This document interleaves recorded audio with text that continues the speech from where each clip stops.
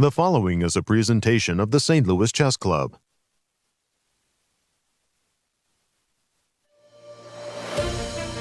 The fourth leg of the 2023 Grand Chess Tour is underway at the capital of chess in America with the St. Louis Rapid Blitz. The GCT's penultimate event is the final chance for tour players to showcase their skills in the faster time controls. Last year's champion Alireza Firouzja picked up right where he left off, defeating current points leader Fabiano Caruana to jump into second place in the event. Wildcard Liem's return to St. Louis has been a triumphant one so far, winning 2 games and sole lead. The rust has been knocked off and players are ready to hit the ground running. Day 2 of Rapid Chess coming up next.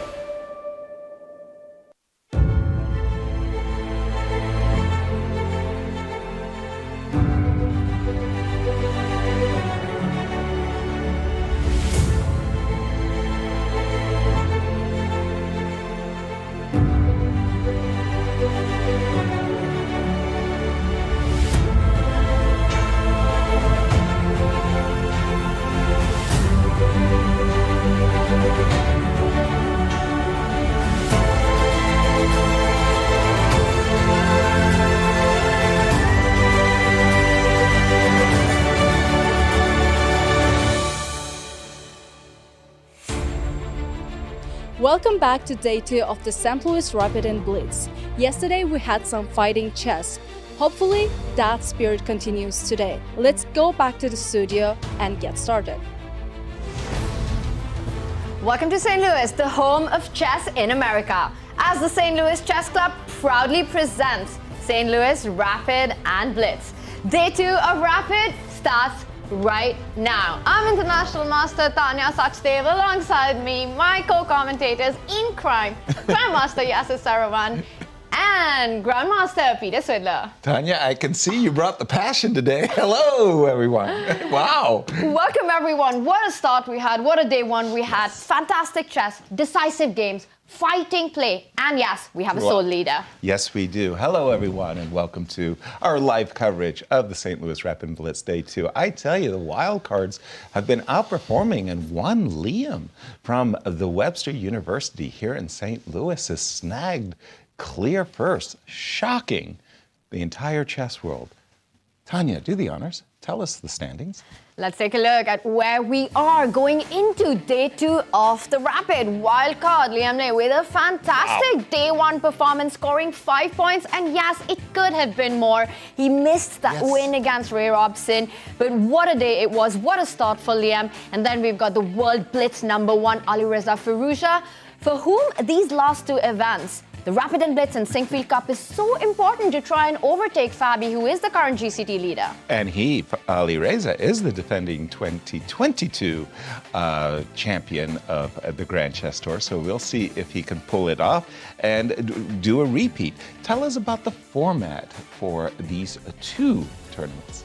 Let's take a look. We are in day 2 of Rapid. It is going to be 3 games today, played with 25 minutes on the clock and a 10-second bonus time every time a move is made. It is the non-standard scoring system, so a player for a win gets 2 points, a draw is 1 point each, and 0 for a loss. And in the Blitz, both players will get 5 minutes to start the game, 2-second bonus, the traditional 1-point scoring system, and no draw offers for either the Rapid or Blitz. Just put that aside and play your heart out. The schedule, Tanya. Got to fight it out till the very end here. And this is our schedule. We are going to have 2 days of Blitz after Rapid, which is day 4 and day 5. Right. The Rapid is a single round robin. Each plays each. But in the Blitz, the players will play against each other twice. So that's a total of 18 games with colors reversed. I always felt that that was the fairest system, to play the 2 games and to reverse the colors. And Peter, marvelous, marvelous, just to have you in studio. It's just a great pleasure. Absolutely. And it's a great pleasure to watch this field in play. And let's take a look at that field slightly closer, starting with the Rapid rankings. There you have them on your screen. The top 10 is very well represented, with Nepomniachtchi currently the highest rated player. in feeder ratings of the field. And there at the bottom you see Ray Robson and Sam Sevian not even assigned a number, which I think is just plain wrong. They're both much stronger than the ratings suggest. And you will see that in the Blitz rankings, everybody in the tournament is in the top 50, not even the top 100, the top 50. Alireza Firouzja, world number 1. Fabiano Caruana also above the 2800 barrier. An incredibly strong field in both disciplines, so very, very exciting to watch them in play. And on that note, we should introduce Women Grandmaster Anastasiya Karlovich. Good morning, Nastya, with more personal stories about the field. Good morning, Peter. Good morning, Yasser and Tania. It's so nice to be here. What a day one we had. It was a really fantastic day with great games and also nice interviews as well. And actually what happened yesterday was interesting. It stayed behind the scene. Anish Giri, who was trying to get inside to the studio, couldn't make it because he saw this interesting sign, which said that he cannot knock the door. So what he did, he published the tweet, and Leonard Oates saw the tweet and he opened the door to Anish. So finally he mentioned, we saw your tweet, so we are coming, we are going to help you. So at the end, Anish found his way to the studio and he gave us the interview yesterday. I didn't know all this until the round was over, until the broadcast was over. And after that, I was passing by St. Louis Chess Club and I noticed there were so many people there. And I decided to come in and I noticed that there were Botes sisters there, Andrea and Alexandra, famous streamers who have, I don't know, more than 1 million followers in their Twitch channels and YouTube channels. And they were playing with local chess fans. It was really nice of them. And I think many people really appreciated the opportunity to play against them. And I also did so. So I decided to play a game with Andrea. And to tell you the truth, guys, it was really horrible.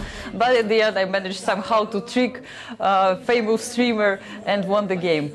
It was a really amazing day yesterday, so I would like to remember to all our followers, please don't forget to follow our social media accounts, Grand Chess Tour and also St. Louis Chess Club. Stay with us, check lots of action here, and I think it's time to go back to the studio because the round 4 is about to start. Anastasia, victory is a victory, right, Tanya? I mean, you win, it's good. It looks like everyone won at the chess club yesterday. That looks like a lot of fun, so definitely drop by at the St. Louis Chess Club if you are around. And in just a few moments, Yasser, we will start with all the action. Our tournament leader is ready to go. He starts today with the white pieces. What is with these wildcards and having these amazing performances during the Grand Chess Tour? It's the tradition that continues. It's an outstanding success as he looks like he's ready for round 4. Do the honors, Tanya, and tell us about the pairings for this 4th round, which we're about to see coming up. Let's take a look. And we start with a bang. Look at those matches. We've got Jeffery Jong playing against the 2021 World Blitz champion, Maxim Vachier-Lagrave. Liem will start his day against Sam Sevian, but the other match that catches my attention, which is going to be fireworks from the start, their style of play, absolutely aggressive and uncompromising. Nepomniachtchi against Alireza Firouzja. That's the one that's got my attention. Absolutely a marquee matchup, no doubt about it. But when you come to Wesley So and Fabi, you think, well, those two could be facing off for first place. Not so. They've only scored 2 out of the possible 6 points in the first day. As Wesley, you see there setting up the white pieces. Do you have that habit? I do, of just adjusting all the pieces before the start of play. I think it's what players generally tend to do, right? You come, you want it to be set up exactly the way you want. But the big question is, how do you want your knights to be placed? Because some of the players want it facing each other. Right. Some look up front with the knights. Exactly. And some even have it backwards. And yes, what was your... always on the side. Always on the side. Always on the side. How about you, Peter? Facing front? I'm front facing, but the reason I was so happy Tanya brought this up is that I've watched Wesley do it, and he, I think, belongs in a category of 1, because both of his knights are facing to the queen side. This is not his board. But we were watching Wesley set up the pieces, and I think both the king side and the queen side knight are facing left, which is not something I've ever seen, I don't think. You're right. That is very unique, actually. I don't believe I've ever seen this before. I have them facing one another, which is, of course... Yeah. And Fabi likes them forward, I see? Yeah. See, everybody's got their little quirk. And yes, but I liked I liked, adjusting each and every one of my pieces. Not my opponents, my own. The players are fighting hard, Tanya. What are they fighting for? They're fighting hard, and what they're saying is, show us the money. And this is what it is. The top prize at $40,000 and all the way down, also big money to be won at $7,000 for the 10th place. But what they're also fighting for, Yasser, are the Grand Chess Tour points, because there is bonus money to boot for the top 3 finishers, a $100,000 bonus for the winner of the Grand Chess Tour. Exactly. So a lot to play for, a lot to fight for, and right now, Fabi is at the top of the leaderboard in the Grand Chess Tour standings. But this is the guy to watch, because last year he won both the Rapid and Blitz as well as the Sinquefield Cup to leapfrog everybody and take the title and the $100,000. I think we calculated something like a $220,000 3-week period there for Alireza. So 1.2 million in total prize fund. Not too bad. As we see the players, what they're doing there, we just saw Nepo, he signed a certificate.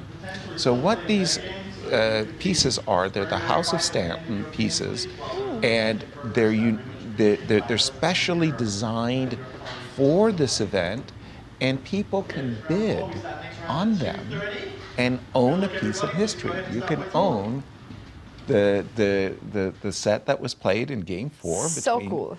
Fabi and it's Wesley. Handshake. So history is going to be written here as well. Who will win the 23 Grand Chess Tour? A big day for the players here. Fabi leading the tour standings, but as you mentioned, Alireza. Both these players have got 2 events remaining, lots of points to be won, everything to play for, and it is the Royal Lopez. Peter, no Archangel. Boo! I mean, for I think the second time already, and we are barely into the second day, Fabi refuses to promote his course. I think Exactly. this is Wrong. yeah. I mean, It's wrong. breaking some sort of an unspoken rule there. I'm pretty sure. Yes, but what you have in front of you actually is That's the a game Scotch. between Jan and Alireza, a Scotch. That's a Scotch, and that's a Scotch, a somewhat classical approach, because I think Jan has been playing h4 in this position quite a bit, which a move I think that was introduced by Alexander Morozevich, who Jan very much idolized as a kid, and I think see him continue Morozevich's legacy even in maturity, so to speak, is very, very nice. But c4 is what you are supposed to play. Right. For me, this is mainline. Break it down statistically, Peter. How does white perform from this position? Reasonably well, as you can see there. There are some moves that are more popular than others, but it's not sensational. You see, Whoa, 50%-ish scores. F4 is definitely a move that exists, but it's one of the sharper options, and it's definitely one of the options which potentially takes the game out of equilibrium as fast as possible. I think even g5 is a playable move here. I don't know if it will be chosen, because without preparation, this is a very committal and very risky move to play. You're not obliged to. You can play g6. You can play, as you can see, queen before check is a legitimate option. Yeah. Castling queenside is always a legitimate option. But I think this is an indication that Jan has an idea for this game, and he wants to surprise Alireza as early as possible, because I think the 2 main moves in this position are B3 and G3. Yeah, those are the 2 I'm most familiar B3 and with. G3. I didn't even know F4 was a move. Are you a Scotch? I play this position from the black side. I quite enjoy playing these positions from the black side. Let's take a look at their head-to-head so far in Rapid Chess. It is absolutely level. That's amazing. This is the fight that we are expecting in this matchup as well. A close one with 11 wins to each of them. And the Scotch promises to be quite a dynamic opening, quite a dynamic play. You mentioned the move F4 that has been chosen by Jan Nepomniachtchi. It might not be very popular at the moment in this particular position, but it's a move that eventually does pop up on the board. You want to keep that e-pawn, the central e-pawn, defended. Right. Very often we will see black go castling on the queen side. The bishop that is on a6 pins that c4 pawn, so you don't need to rush about with your central knight retreating, which often enough, yes, falls to the b6 square. Exactly. Where it puts pressure on the c4 pawn. And we see these positions with long side castling and a break with d6 or f6. Exactly. And that's why f4 at some point does arise. And it looks like Jan's the one who's prepared a little bit of a surprise here. Except when I break down the position for me mentally, what I see is a disharmony in White's development. For example, his queen is sitting in front of his bishop, right? These pieces are all on the first rank, obviously. And I'm sitting there going, how does f2, f4 help my cause? You mentioned, yes, you do need your pawn defended on e5, and so f4 is useful.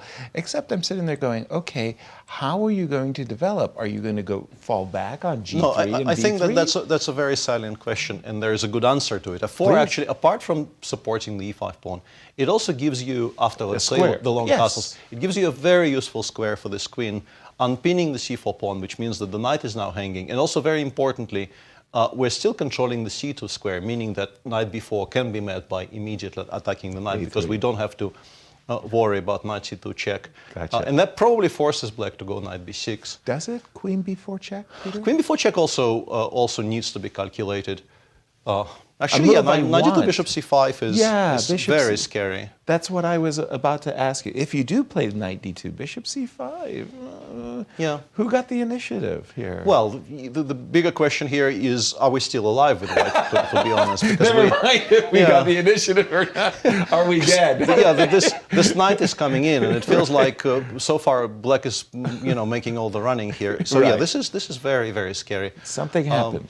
Jan clearly has an idea, and we will. If black We'll does shortly castle, find out. we will find out. But What it is. He looks comfy enough. I mean, of course, castles is, as you said, Tanya, a very natural move. And I think he flicked out g6 or g5. I think that was g5. Yeah. Yeah, he did. I like it. You said g5 can be played and should maybe be played, but only after some preparation. I don't know if Alireza prepared or not, but he's taken an uncompromising approach, Peter. Yeah, he clearly has looked at this at some point, because I don't think you make this move without any idea whatsoever. But the 3 minutes he spent on it, I think, would indicate that he probably hasn't really expected this position to appear on the board today. So he spent some time kind of trying to remember what the notes say, and came to this conclusion. The obvious idea is fg5 already played. The idea, I'm guessing, is to play bishop g7. The pawn on e5 is now a target, so you can't really. Queen f2 is now completely unplayable, because queen takes e5 check wins this pawn. So yeah, this is very, very sharp and very. What does the theory say after bishop g7? How does it statistically? How does white score? And more important, more Queen saliently, e4, Queen e4, almost the only move here. And Queen e4. As you can see, it's split, maybe even in black's favor. It doesn't seem to be very, very exciting. So what happens after queen e4? Just take us through the main... Queen e4, knight b6 appears to be the main move, and now bishop f4. Finally, development. Coaches Development, and around. also, I think... Yes, I thought you were a pawn grabber. You'd be happy with. I was about to say, Development. this has to be a move after Yasser's heart, because it protects the center, doesn't let black Thank you, collect them. Peter. Yeah, and then queen b4 check, I'm guessing knight d2. Right. Queen takes b2. We So probably, this has all been played. yeah, rook b1, let's say queen takes a2, and something like bishop d3. Finally and the king developed. will go kingside now. And black has collected something on the queen side, but both castling queenside and castling kingside with the bishop d3, queen e4 Not a good battery idea. aiming at the h7 pawn don't look that safe. This position looks like an almighty mess. I have no idea what I think about it. Almighty mess. We'll keep this on the boil, because we've got 4 other fantastic games to take a look at. Where would you like to take us, Tanya? We've got to go over to the All-American clash between Wesley So and Fabiano Caruana. Let's do it. Another very exciting outcome from the opening. And you're going to be questioning, wait a second, what is up with black's development? What is the queen doing on a4? True that. and, White's moved the kingside knight plenty of times. The Knight c6. central pawn is hanging, as we see the queen jumped onto a4. Yasser hitting that knight on a5. Falls back. I would be afraid to pick up that pawn on e4. And even though you're a pawn grabber, I don't think you'd approve of that one. No, I think that actually even loses on the spot. Queen takes e4, obviously walks into rook e1. Knight takes e4, invites both queen d5, rook e1. And guess what? Knight c3 is coming with the tempo. Peter, I'm sorry, I'm out of my depth, or at least theoretically speaking. I don't recall seeing a Rui Lopez with a black queen on a4 in No, any of my games. This exists, and there are even some very high-profile games reaching the position after knight a5, queen a4, including, as you can see there, a game between Carlsen and Yesipenko played in 2021, and a draw between Grishuk and Kramnik from 2018. Wow. My big question is, Wesley played knight b3, and Wesley played knight b3 reasonably quickly when Yes. I think most people play bishop d2 here. Even queen e1, I think, is more popular than knight b3, because that knight on a5 is a very, very useful piece. And the queen on a4 can be smoked out. If you imagine black, let's say, playing bishop b7, we can play rook e1. Taking on e4 is still sort of instantly losing. Verboten, Yeah, I think maybe not b3 is the cleanest, but it looks like this should be punishable by something. Maybe knight c3 is very strong. So you probably end up castling. Right. And after b3, the queen probably has to go back. Right. And then we can play knight c3. And the knight on a5 does a very good job controlling the bishop on c8. So I'm a bit mystified by how quickly Wesley chose to retreat, because I think that makes black's play slightly easier in comparison to bishop d2. And these two players, they're such great rivals in American chess. So you can imagine a lot of games, Tanya, between them. 26 to 21 in terms of victories. Wow. Wesley having the upper hand in Rapid. Lots of draws too. Lots of draws too, and still a very close fight. And Totally. absolutely, this is one of those Titan-level rivalries of the chess world. Exactly. We've seen it happen so many times, and we will see it happen so many times in the future as well. Wesley with the white pieces. An interesting opening. Definitely. And not something that we see very often. So we are expecting unique ideas on the board. And we see Fabi there, he gets up and leaves. Times are... Fabi looks like he's the one who's better prepared. 25 minutes to boot and 19 minutes. That's what I wanted to ask. He's been playing his moves all, snap them right out, and he's getting time on the clock. And it has surprised us that Fabi having the opportunity to go in for his Archangels, which is his big course right now. Right. And a really nicely done one. I'm gonna let out. I'm in the middle of that one. So it's very extensive, and it's interesting that Fabi has decided to not employ that in the opportunities that he's gotten. And I want to ask you, do you think there's additional pressure that comes on the players when you vouch for an opening so much and for all its strength? But then when it comes to playing after you're out with the cost that you need to prove a point every time it's on the board? Yeah, I feel that kind of pressure. At least I did when I was, in favor of an opening, and I knew my opponents were going to be very well prepared for it, but nonetheless, I went into those variations and said, I'm going to challenge you. And with the moves bishop e6, bishop e7, and to Peter's point, with the knight no longer on a5, c6 was a perfectly happy retreat square for the queen, and I think Fabi's got a decent position. I think fine. he has to solve one final problem here, namely that you would very much like to castle and finish development immediately, but I think that walks into knight that d5. walks into knight d5, and that's clear. You can still take and play queen d7, but then returning to your previous conversation, the immediate knight a5, it's also possible. I was wondering about knight takes d5, but that doesn't work. I thought there's a very nice little tactic there for black, but queen takes d5 actually protects that bishop, so it doesn't work out. So this looks very pleasant for white. The knight will return to c6. If we can't castle immediately, our options are somewhat restricted. h6. We can start with h6. I've been wondering how good this is, but maybe this is not that much, honestly. Maybe the bishop can just drop back and then we will castle next move. Do I see a pawn? You do, and I know you want ready it. to with all my Because you also see a rook after grabbing that pawn. right, but with all your And feeling. you're going to a3 or? No, I'm wondering if I could provoke you to play f4. So bishop e5, kind of f4. Probably have to return the pawn with bishop d4 check, but nah. But then you're a bit worse, I think, because once worse. again you will not be able to castle because of the fork on e7. True that. So queen c5 is maybe not what you will be exactly supposed ideal. to do here is just to drop it back to f6. With or without f4. Yeah, it's a question because this allows f5, and f5 might be a useful thing. Right. But we're getting, I think, a little bit too far into the weirds here. Bishop h4 is also playable because I don't think it changes very much in the context of castles knight d5. This will still be annoying. But it does. It does, yeah. Because now we can take, right? Yeah, now knight a5 No, will... knight takes d5. Oh, no. Not, Sorry, not the queen immediately. still. You have to wait for knight a5. That's right. But white maybe has a way to prepare knight a5 here. What we're talking about with Yasser is Yes. in exactly the same position. The bishop on h4 is no longer protected by this queen on d5, so this works out for black. Beautifully. All of these little details are, I suspect, actually going through the players' minds right now, because you do have to weigh all of these possibilities. h6, bishop h4 on the board, right? It's on the board, and we will see how Black decides to respond to this one. But let's go back to the leader of the tournament. Exactly. I always believe you have to pay respects to the leader of the tournament. And our wild card coach, Liem of the Webster University here in St. Louis, has snagged clear first against one of the greatest chess fields you could possibly put up. And how is he doing, Tania? And I think very often people tend to underestimate Liem. He might not be a household name like Fabi is, like a Hikaru, like Magnus, Nepo. but Liem and Nepo and Anish.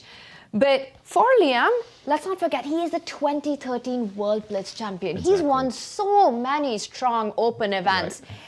He's played in the Olympiad, won medals, board Very medals, experienced. fantastic experience, a speed chess specialist, and he showed that on day one. Yeah. He starts with the white pieces against Sam Sevian. This is the position that we have. Sam's rook at the center of the board is under pressure right now. Attacked, yep. White needs to castle once the rook goes back, and even though the material is balanced, looking at the position, I just feel white seems to be the one with more activity. You'll be getting the rook to d1, the open line with a tempo. The bishop on c3 is nicely placed. Yep. Balanced position, but I slightly prefer white here. What about you, Yas? Yeah, materially speaking, you're right. I mean, it's completely balanced, but the majorities, if you will, white has a majority on what we call the center/king side, so 4 versus 3, and black's majority on the queen side, 3 versus 2.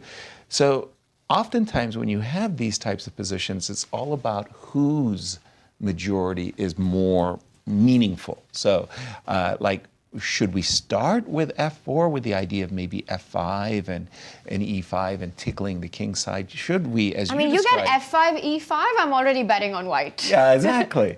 Or should we, like, as you said, just rush to just, double our rooks on the open file? And I do agree with you. I like white's space, and I like more, I want to say, the freedom of his pieces. Peter, weigh in on this one. The majorities, queen side versus king side, center. In this particular one, I'm also picking white. I don't think it's much, but it's definitely more pleasant to play from Liem's side.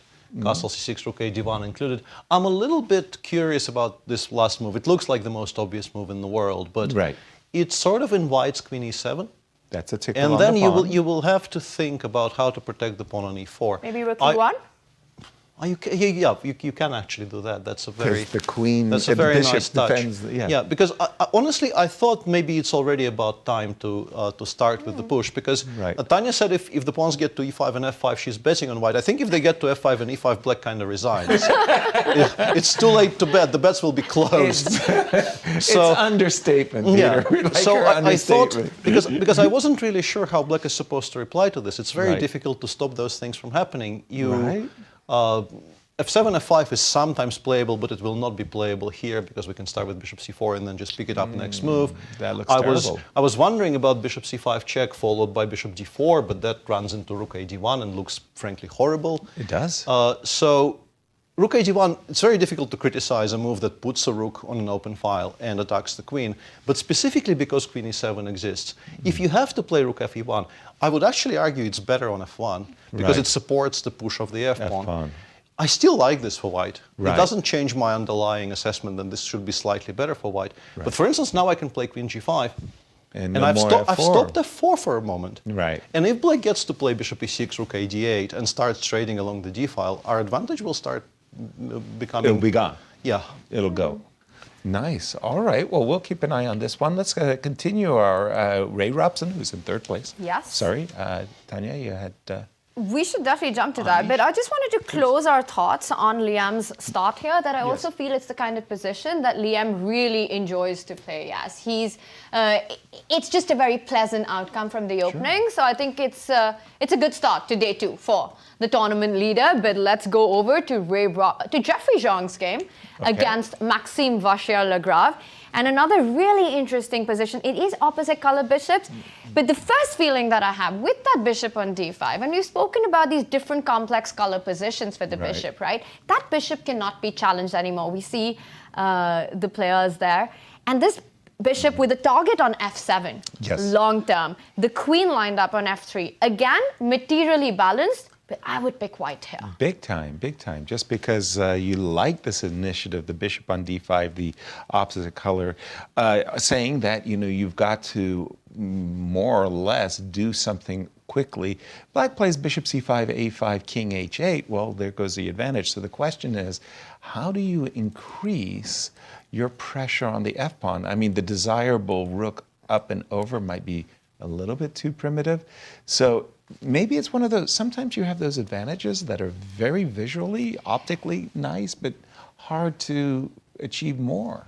Absolutely. And one of the things to remember is that if the major pieces in this position gets traded off, that is just a draw on the spot. Take the queens and the rooks off, and that's game over. Clear. So white has to try to maximize the placement, and one of the ways of doing that is to keep your major pieces on light squares. So ideas like rook d3, double up on the d line. Okay. Try and set up some traps. If you put that bishop on c5, which is a desirable square for black, and I just want to show a small tactic that could perhaps be on the board.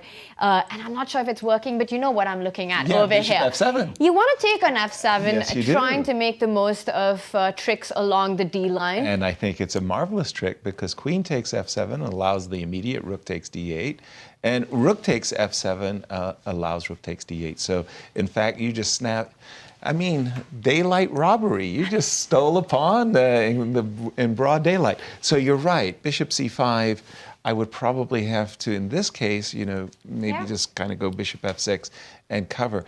But again, the question to my mind is, you've got this bishop on d5, this queen on f3, and it's sort of like you have to be quick about, you know, if you could play rook c1, rook c7, and hit f7. You know, I'm looking for ways, and it's not that obvious to me, Peter. I mean, again, a position that optically looks like white should be doing well, but is there something concrete? I don't see it. I've been trying to find something that I like a great deal while you were talking, and I absolutely agree with your general assessment. And it feels to me that you're just not fast enough here. You will not be able to create enough problems before black stabilizes. And in terms of black's plans to stabilize, rook d6, f6 might be something that just putting a piece on f6, stopping the white queen attacking it would be very useful. And if you start with rook ac1, I think queen e5 is a very good reply, because it's actually very difficult to challenge that position for the queen. You cannot play rook e1 because it drops your own bishop on d5. And then black is ready to play bishop c5.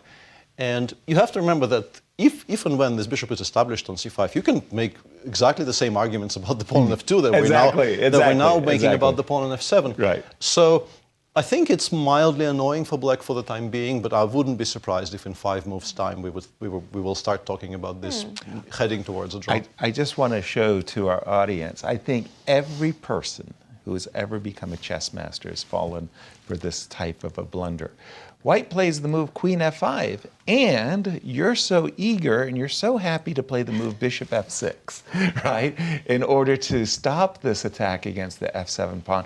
And you further convince yourself that the bishop on f6 is wonderfully defended, and then you get hit with a move like bishop e4, and that hurts. It's the cold shower, because you're going to have to allow queen h7, g6 drops the bishop.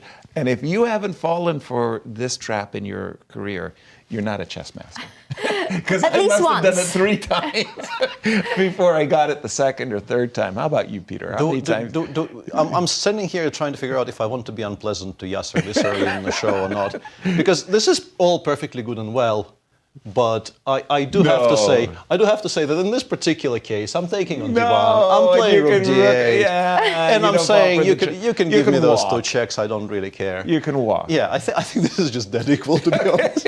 It might be that equal, but I think, Yasser, you make a great point that these are dangers that do exist in the position that Black needs to watch out for. So many of us just think it's an opposite color bishop, easy to defend, easy to play. Sure, it is at the top level, but how many of us have actually messed up these positions? But that said, I think draw is the most likely outcome in this one. So to be Tania, you're definitely getting invited back. I'm not sure about Peter. By the way, no, seriously, Rook E1? Yeah. Oh, the fight continues. Fight. Get out of here. Okay. I think I'm holding this. You're holding wonderfully well. Yeah. Pardon me. Have we seen Ray Robson versus Anish Giri? Let's do it. Ray is in 3rd position coming into round 4. 3rd position, all the pieces and the pawns on the board. Nothing has been traded off. Exactly. So it definitely is a very rich middle game here. And I'd love for you guys to just break it down. What are the different plans in this? We're not in. I don't see any games, so somebody's made a novelty somewhere. But very recently, I think up to Bishop B2 on move 11. So that looks very a move natural. ago, we still have a game between 2 very strong players there up top. Teimur Rajabov played this against Karakin in all the way back to 2011.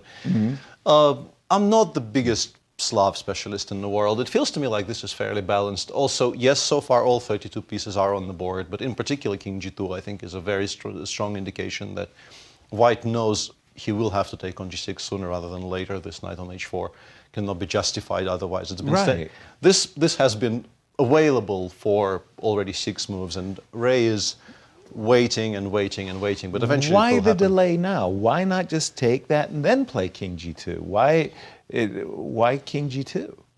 I think maybe there are some edge cases where you might not take. For instance, in this position, I think maybe F7, F5 becomes something you could consider with Black. It's a Dutch establishing a kind of a stone wall, and then maybe you offload one pair of knights and bring the other one over. YF6 to E4. And if you do it with the knight on H4 and the bishop on G6 still on the board, maybe here I actually say, yes, I wasted like 5 tempi, but I will not be taking this bishop anymore because it's so stupid. Very interesting. So maybe you can find some scenarios where you will actually postpone or even cancel the trade altogether. Somehow I feel that's levels of depth that are a little bit too sophisticated. But it's so instructive as well. The bishop on G6 is not going anywhere. You trade on your terms and not your opponent's terms. When you feel the structure is more favorable for you, no rush to take that bishop on G6. Is it important for Black to actually put that pawn on F5, and if Black decides not to place that committal pawn on F5, does White ever want to go F3, E4 in these positions? I think you can definitely dream of it. I think Black will probably have something to say about it. If we imagine something like knight G6, HG, F3, knight C3, bishop C3 here, for instance, if you give White one more, let's make a passing move here for Black. Let's go A4. It's semi-parsing. Yeah. The problem is even let's say if you achieve all that and you're met with, let's say, E6, E5 here, I'm not sure how happy you are. And another instructive thing here, it looks like Black just gave White a protected passer in the center, but it kills off more or less both bishops. Black has a very nice blockading square on D6, and I think Black is not going to be very unhappy about this structure in general. Obviously, depends on where the pieces are, but I would be okay with this for Black. But you can also definitely, in this position, say, no, I'm not going to give you a free shot at a 3-4. I can play F5 myself. I can play knight F6. Another thing that they often do in these types of positions is actually get that bishop pair off the board, because we can chase it forever. Exactly. Bishop B4, bishop A3 would be on my radar as something that I would want to do. Very interesting. And it's one of those positions that once the pawn breaks come in, and as the game develops, it promises to have a lot of these tactical points as well. The position will explode at some point. But as we see it, what do you think about the opening outcome? Who is happier here? I think they're both content. I think it's a very playable position that requires a lot of finesse. There's a lot to play for. And I think when this is your approach against the Slav, you're not aiming for a large advantage. You're aiming for a Right. game where you will be able to try for something. And I think he has achieved that. I don't know what Yasser thinks. Yeah, for me, after the move a5, where I'm focused on is a completely different thing. I'm looking at, and he did play bishop d3, by the way. I was looking at knight takes g6 because, again, I like the 2 bishops. I can't get a classical pawn center. I would like to take because, okay, I've got the 2 bishops. I'm looking at double pawns. I'm going to go queen c2. Now, here's where I kind of stop a little bit. I go f5, f3, and I ask myself, am I happy? That's the key question. Am I happy? That is an If I existential can question, yeah. Well, if I can go e4 and, do this quickly, Yeah. then yes, I'm going to be happy. The question I have for myself, what about e5? What about bishop a3? And that's where this judgment and experience plays in. Absolutely, yeah. Help me on this final position. What did you think about the analysis after this? Yeah, let me put this on my bishop, board, yes. board as well. So takes, Much takes, munch, we much take on munch. e4. Queen c2. Queen c2. More or less f5. I don't know if F5, it's forced. f3. No, f5 Yeah. I think is logical. Okay. After f3, there's definitely an argument for knight f6, but As well. let's get here. Take. I think this is very tempo dependent because I think e5 is very critical, maybe g5 in some cases, but specifically I think e5. Right, and I And was gonna much go depends on e4, e4. Up. Continue breaking stuff up. Yeah, I'm just trying for what it's worth. This I think I will be... Happy, unhappy? Actually, I'm not so sure because my first instinct was to take and then after bishop takes d4 play bishop e5, but you're not going to be playing bishop No, takes I'm not d4. going to help you. I'm going to, I'm going to go for and this is going to opening up become the decision. Yeah, this is going to become very sharp. So It's fun now. I can definitely understand where you're coming from. Right. But returning us to the what game happens at hand. Yes. Bishop d3. Bishop d3 and f5 on the board, and we will keep an eye out on this one, but there is so much going on the Liem board, Let's and I do it. think we have to go over there and do a little bit of an action replay from when we left it last year, when the rook on e5 was hanging. Take us through this because the current position is quite fascinating. Exactly. Well, we left it at bishop c3. We envisioned that the rook was simply going to drop back, white was going to castle, maybe on a good day get in f4 and stuff. Rook g5 actually happened. Rook d1, castles, and now Sam he's kind of got his rook stranded. Frankly, if white plays f4 here, you might just be lost. So you're kind of forced. You're on a. Do you say that riding the tiger? You're riding the tiger. Yeah, you can't get off You can't anymore. get off. You've No. got to play bishop h3. Excuse me. You've got to play bishop h3 and continue your attack as if you've had it all worked out. This is all a part of your script. Bishop f3. Now, I can't play g3 because of bishop f1. I must play bishop f3, queen e6, and now you're intimating somewhat that you're ready to reinforce your attack against g2. Rook e1. Now, white is... Liem is about to play g3 against further attacks on g2. And also let's point out, yes, Yes. the defensive resource here, that if you were to sacrifice on g2, that queen on c2 plays a very important role, Yes, because it after does. bishop takes pawn, bishop takes bishop, the queen jumps in to h3 or to g4, but the f-pawn moves forward and everything is under control. So the sacrifice doesn't work right now. Yeah, that queen on c2 is like with or without the check. It's not important that queen on c2 covers g3. Peter, when you're sitting there riding the tiger, as we're discussing, and you very much understand that black's pieces could be, misplaced, and that's being kind. Yeah. I think it's time to pull the plug on the attack on the king side. Yeah. And it's also, I think, time to consider getting some pieces off the board. I would be looking at the move bishop g4 here. Right. Which I think more or less forces white to... I mean, you can play queen e2, but I think provoking the black queen to g4 is probably useful for white more than it is useful for black, because after takes on g3, I don't think there is any mating attack. No. But this rook can be rerouted back to civilization via maybe c5, c6. That was my question. Is the rook stranded? It looks so awkward on g5. It does look awkward on g5, but on c5 there's a famous Lasker game, which I'm sure you remember, where Lasker at some point, very famous was the game. board boy. Yeah, where he provoked a lot of his opponent was trying to capture a rook somewhat like that, and that didn't quite Didn't work work. out. I think it goes back to c6. The queen at some point drops back to e6. The rook from a8 will come out probably to e8. And you have to remember that black has no structural issues. There are no weaknesses. There's nothing wrong with Sam's position in those terms. So if he survives the slightly awkward 2 or 3 moves here where he will have to reorient his pieces to decent squares, he should be okay. Well, he's gone for a different approach in the position, and he No bishop continues d4. to what looks like ride the tiger. I'm Yes. more of a don't even get on the tiger kind of player. Right. But of course, these players know no fear. We will come back to this. But speaking of rooks, Wesley so has given up, sacrificed, blundered. An exchange for compensation. I don't think it was a blunder. I think it was play for compensation. But to me, it doesn't look enough. And let's do an action replay and see how we got here. When we left it, we saw the move h6, and Peter was actually going through some of the variations.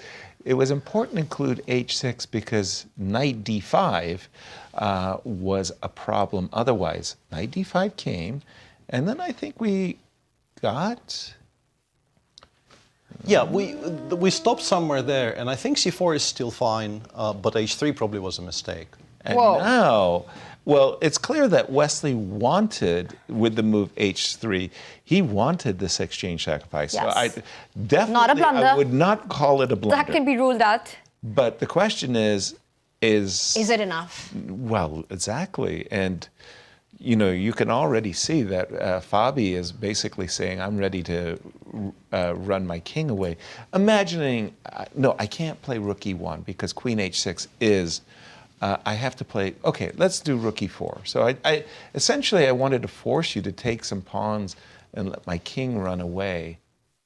Let's take it. Let's go for this line. So queen takes pawn. Which one? Not F6, I was F6. thinking. Okay. To stop so king e7. Fair. And I'll take a pawn. You don't care about knight d2? I do care about knight d2. I think we should, yeah. I think you should. I think I should. But I think Fabi did play rook e1. As far as I can tell, king h2 has been met by Rook e1. Wow. rook e1. Because queen takes h6 check, king g8. For some reason, I really wanted to play king e7. But trading rooks, I mean, if this knight, no, seriously, if this knight was anywhere close to the king side, I mean, I'd be all over this. I'd be going like, oh my gosh. Put it on f5 is just game over. H5. G3, getting to f5, but on b3, that's a long way from civilization, Peter.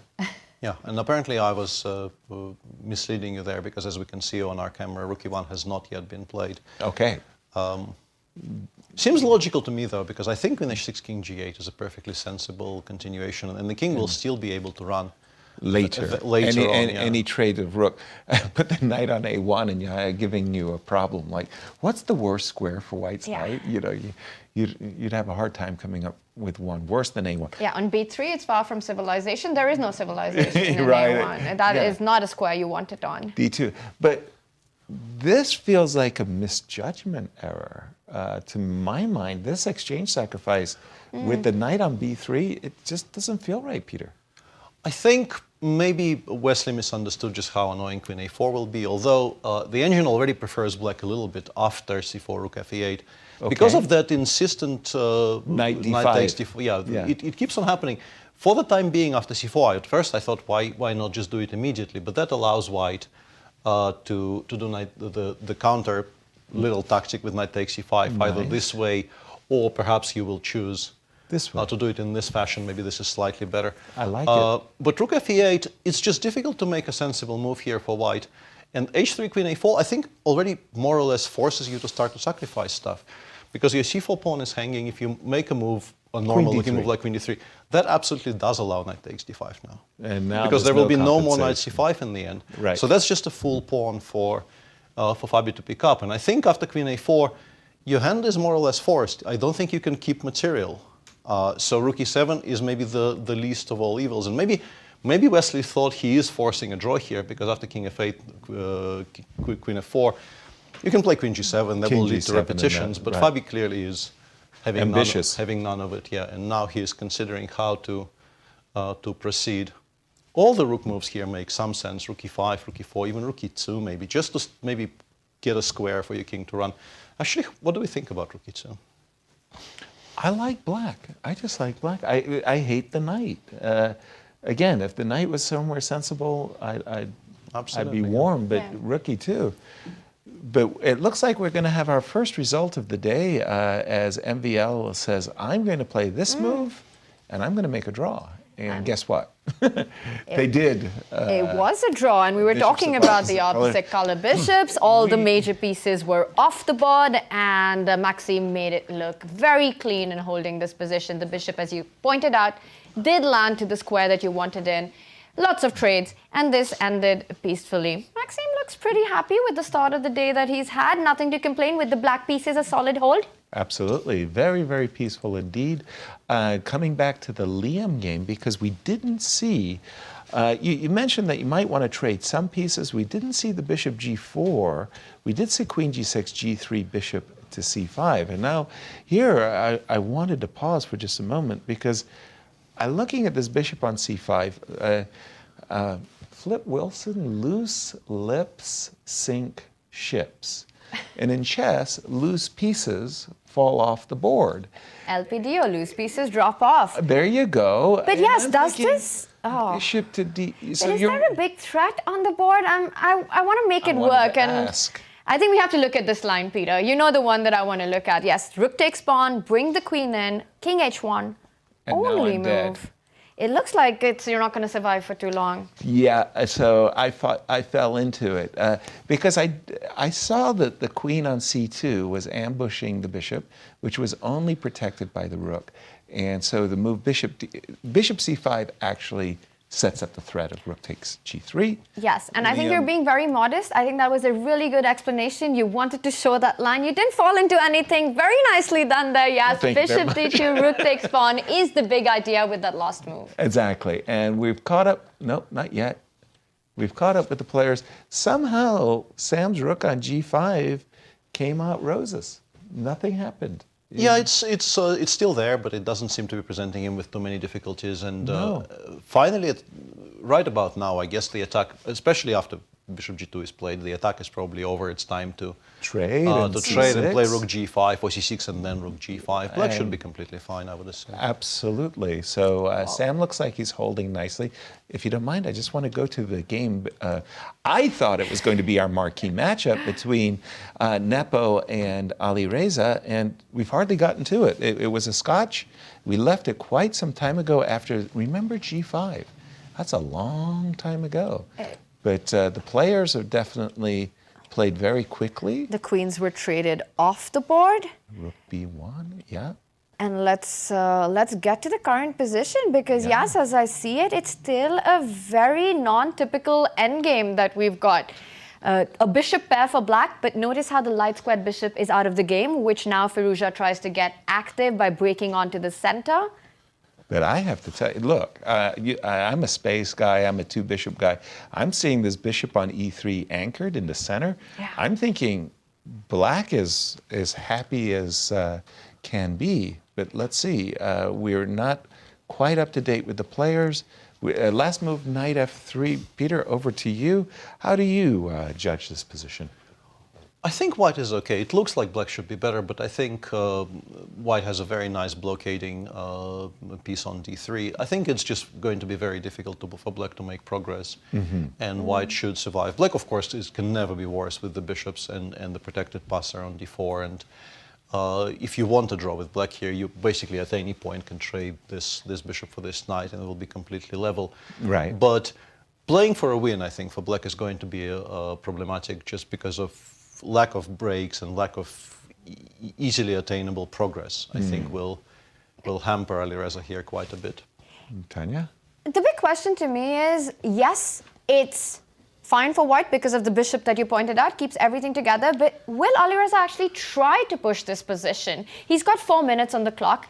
Knowing Alireza, even though the position might be balanced and fine for white, I think as long as there's something to play for, and he set up a little bit of a trick here. In some positions, bishop takes pawn is a deflection to that g2 pawn that supports the knight, so there's a little trick on the board.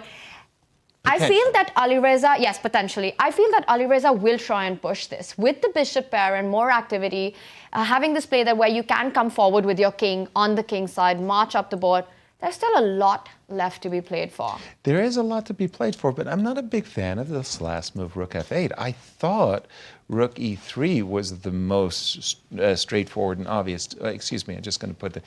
you're mentioning bishop h3, Tanya, as what the move rook f8 did. I thought rook e3 did the same thing, but maybe even a little bit more convincingly. I mean, after all, rook g3 is a better square for the rook than the f8 army. Yes, absolutely. But I think what he didn't like about this move is perhaps the move rook to f1. And you hit the bishop, and that bishop doesn't have a very nice square. Right. And maybe this is something that, because you really want your rook on e3. Yes, you really want it. I did want it, I guess. But let's just catch up with the players. Sorry. Instead, he went with rook to f8. Because it seems like the players actually know what they're doing very quickly. Very quickly. Bishop e4 stops any potential threats on the f3 knight, and now black starts expanding on the king's side, controlling the b4 break that would have given white activity. King d3. But the question is, who has made more progress in the last two moves? It feels to me like with the bishop on e4 and the king on d3, that was a serious improvement from white's side. There's no bishop b7 to tickle the knight anymore, Peter. Or am I splitting hairs? Is it too balanced? I think it's very balanced. I also wanted to play the role of the resident posture, body language expert, because I thought the way Jan played those bishop b4 and king d3 moves indicated, at least to me, and I've watched him play a lot over the last couple of decades, that he was maybe getting a little bit interested there. I think you can sort of imagine white.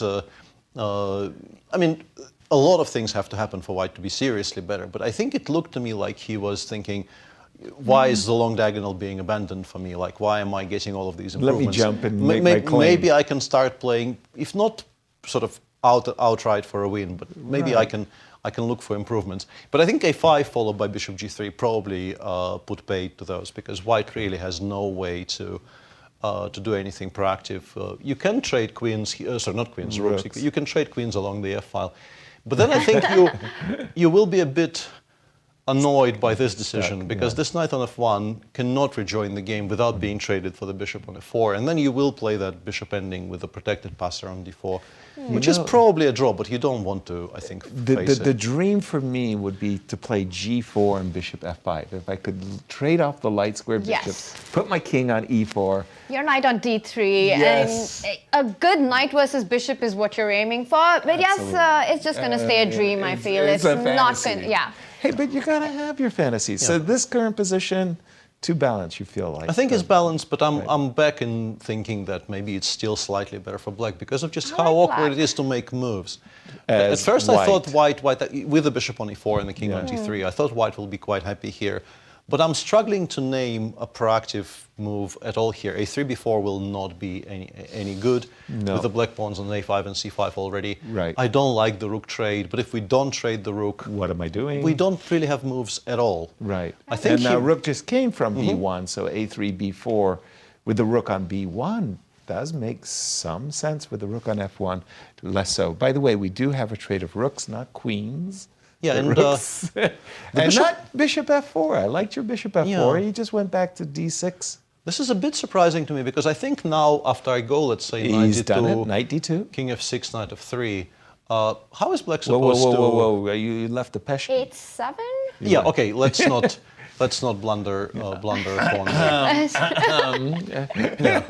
My larger point was this creates a barrier. I just don't see how you bridge. Your king. Because we just control all the squares for black to try and enter into the structure, and this seems like this is just white also has no progress to make at all.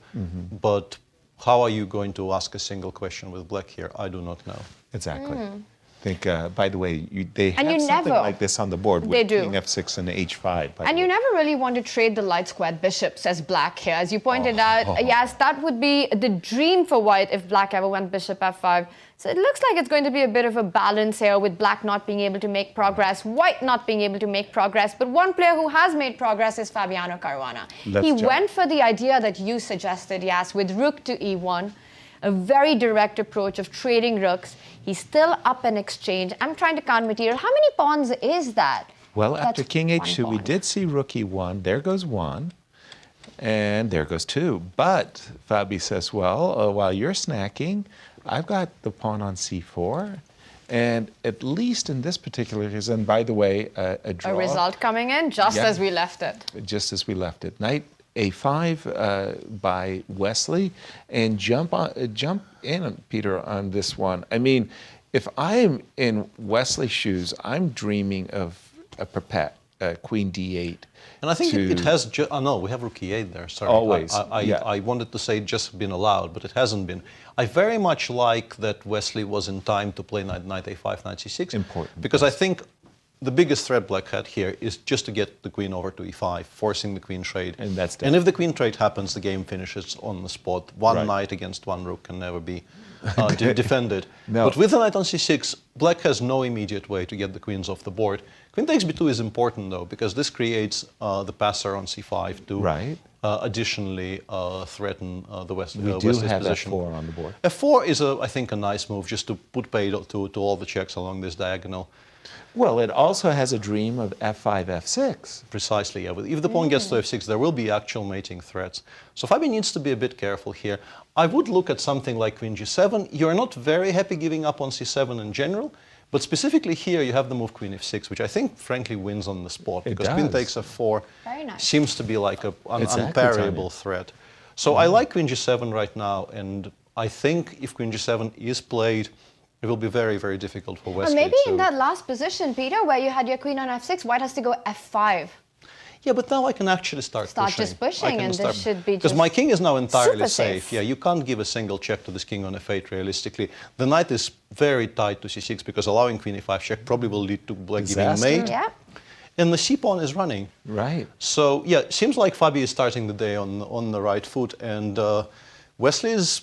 Let's put it in different Grand Chess Tour continues. Once again, to remind our viewers of their head-to-head, Wesley and Fabi have played each other. They're great rivals, and Wesley is the one who has a little bit of an edge. As I remember, it was 27 victories to 21 victories in favor of Wesley. And lots of draws. Lots of draws. And yes, that is true, as we can see on their... 26 to 21. Yes, their rivalry, lots of games. But if you just compare the kind of year the two players have had, it's so different. It is. Fabi has been so in form, winning the U.S. Championship, the medal at the World Championship. But it was the way he won the U.S. Championship. Convincing. Yes. It was just amazing play that we've been seeing. Was a participant, but not a big factor in the event. And it was like sometimes you put your stamp on the tournament, and that was Fabi's tournament. It was Fabi's tournament, and it feels like it's been Fabi's year in many tournaments. The Superbet Classic, the first event of the Grand Chess Tour as well. But speaking of Wesley, somehow we've seen, I'm not able to find the right word, so I'm going to go with uninspired performances throughout the year, whether it was the World Cup, the early exit from there. Right. We've seen him in the speed chess events throughout the year. He has been struggling a little bit with his form. Yeah, and I also want to say, I feel like the ambition is lacking. There was, in particular, it was the candidates. Was it the candidate? Yeah. No, or pardon me, I apologize. It was the World Cup, where he mentioned that his cat had kittens, and he was anxious to return, but his opponents were losing, and somehow he was going on to the next round. But it was sort of like, I'm not ambitious to be a candidate. And I was like, Wesley, where's your head? And the ambition's not there. Sometimes you lose focus. Kesa, as we know, is a jealous mistress. She wants you to be focused fully on chess and only chess. Peter, what do you think? What is going on with Wesley this year? I want to Team Kittens right here. You're on Team Kittens. I'm very we lost Peter. It looks you like can't win against kittens. Yeah, you can never win against kittens. He didn't go for the c7 pawn. That's a very, very strong play by Wesley, by the way, because queen takes c7 was losing on the spot to the move queen f6, which we mentioned. But queen h4 sets up, for instance, a very important trap. If you play c4, you allow f5. This is suddenly not that clear, because f6 is a winning threat. Even with the queen on g7, it's a winning. If we continue c3, f6, this is winning a full queen, because otherwise you get mated on the h6 square. So Fabi, recognizing that, played f6, Now the connection between the queen on h4 and the square on d8 is broken, and the big threat here is rook e2. Right. Which will force white, in order to protect the pawn on g2, to trade queens, and that ends the game, as we know. Yeah. So something needs to be done about the threat of rook e2. If you have to make a move like queen f2, you're obviously massively unhappy. So maybe queen h5, Queen and this is what h5. he plays, yeah. And at least by having provoked f6, Peter, sorry to interrupt you there, c4, knight d4, and I can maybe But reroute. maybe rook e3 is winning, though, because queen g3 check is a very, very strong Oh, threat. that's a killer Not a threat. check, that's a checkmate. Although maybe we have a perpetual there. So as long as it's not a check, we can allow Right. queen g3, because if you play queen g3 here, queen h8 check will force the queen back eventually. And then I've got... So it's not over yet. And Wesley, I think, is defending more or less perfectly, but it might not be enough, because I think with precise play there should be a way here for black to get the king to safety somehow and win. Are the clocks a factor? It's hard for me to tell. So it's 2 minutes, it's under 3 minutes for Wesley and just under 6 minutes for Fabi. Fabi's had the upper hand throughout the game, up an exchange, but winning a position that looks winning is one of the most difficult things to do in chess. And Wesley, the hardest player to beat, definitely coming up with resources. I still think for Fabi to have those extra 3 minutes on the clock, It's very meaningful. so meaningful in this position. Exactly, and I love that move, rook e3, just reminding Wesley, who has the initiative. Rook e3, king g1. And maybe you can just play something like king to g8.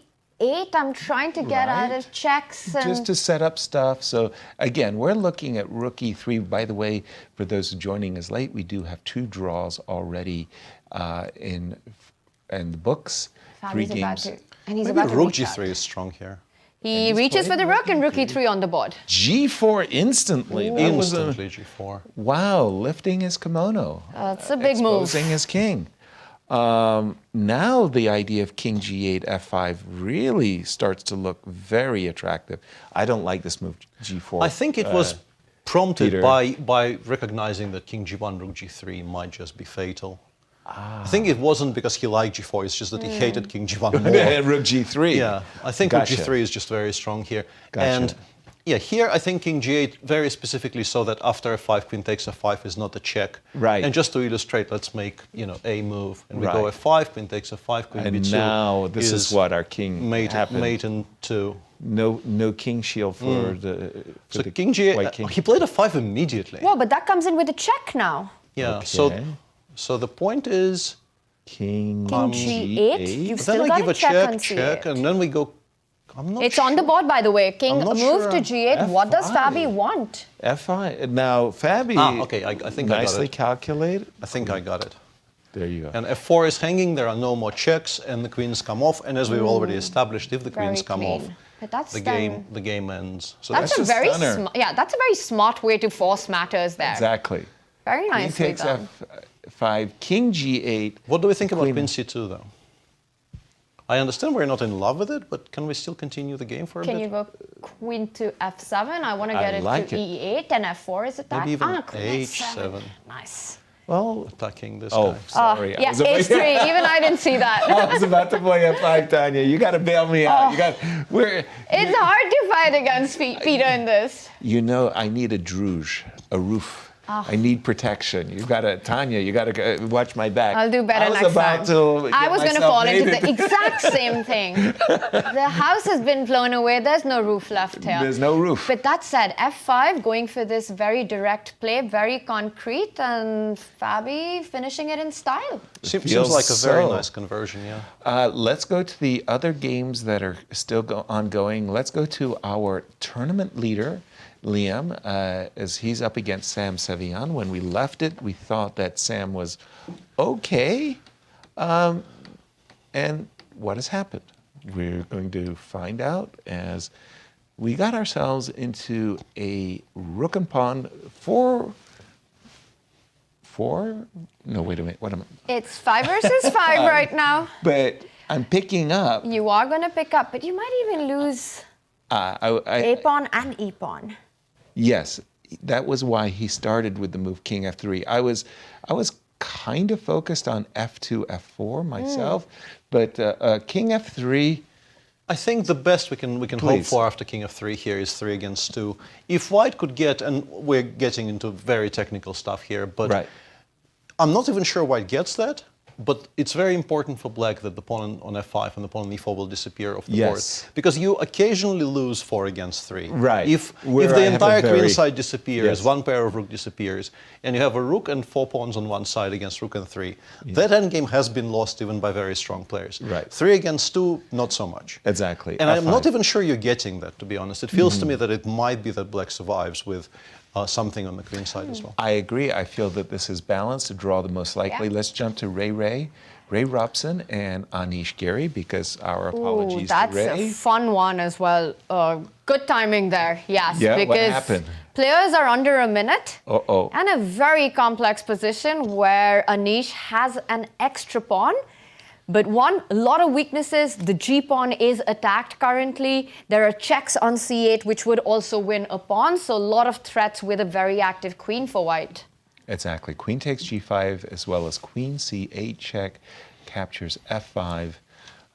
Now, then the question is the remaining pawns. Okay, black has a passer. Should I be including G4? Let's start with obvious questions. It's a big question. I'm going to leave Peter to answer that. But that said, I'm going to say I like white's position here. like I white? feel that it's got more threats. And I'm down a pawn, but I would want to be white here. What do you think, Peter? What's going on? You're going to lose membership into the Pawn Grubbers. The Pawn Grabbers Club. Yeah, I think the extra pawn here has to be as we see. A draw Liem. was agreed between drawing. Liam and Sam. So Chess far, is a simple game. Two players play amazing chess, and it ends in a draw. There you go.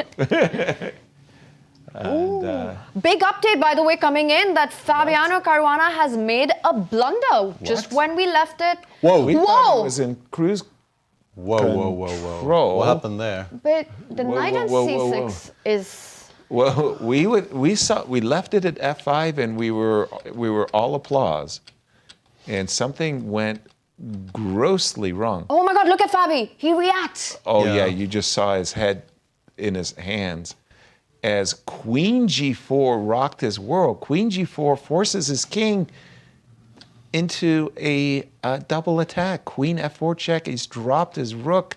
And oh no, it's now a draw. Easy draw. Easy draw for... And he can't believe it. he can't believe... Wow, I haven't seen Fabi throw away such a winning position in a long time. Yeah, and it's a sequence of very uncharacteristic mistakes by Fabi. I think Wesley found, in the position that we last saw after Yes. Queen f5, Queen g8, Wesley found a way not to resign immediately, which is the move Queen b1, which is better than Queen c2, specifically because it does give us a check to give of our own, meaning that Queen h7 no longer works. Queen f7 is a very strong move, though, attacking the pawn on f4, attacking the pawn on d5, and giving your king some squares, f5 played. And here, if Fabi goes Queen e8 here, Then we can and then gives happily a stop the check clock. by a rook Yeah. and comes in with the queen, that would end the game on the spot. But his Right. choice isn't much worse. He took on d5, white played Queen b8 check. Only And he had to here, find- I'm guessing he missed that final check that happened in the game. Because had he played King g7 here, Queen takes e7, Queen f7, this forces the queen trade more or less, because Queen takes a2 and Rook e1 I still mate in 2 if that happens. And Queen f7 reminds me of the Queen f8 earlier. So Queen Yeah. f7 would have won the game. But instead he played King h7, depriving himself of that Okay. option. And And that this you will see is that the in a key moment. moment where he could have just played, as you said, And After- this... He takes the pawn, yes. Queen takes d5, check. Now all he needs to do is go King g7 and Queen f7, and almost instantly. He clearly Sure. decided on that when he took on d5. And, Right. And then I'm guessing he missed very specifically Queen G5 f4 check? No, you can't miss g5 check. It's the only check in the position. That is true. You just can't miss that.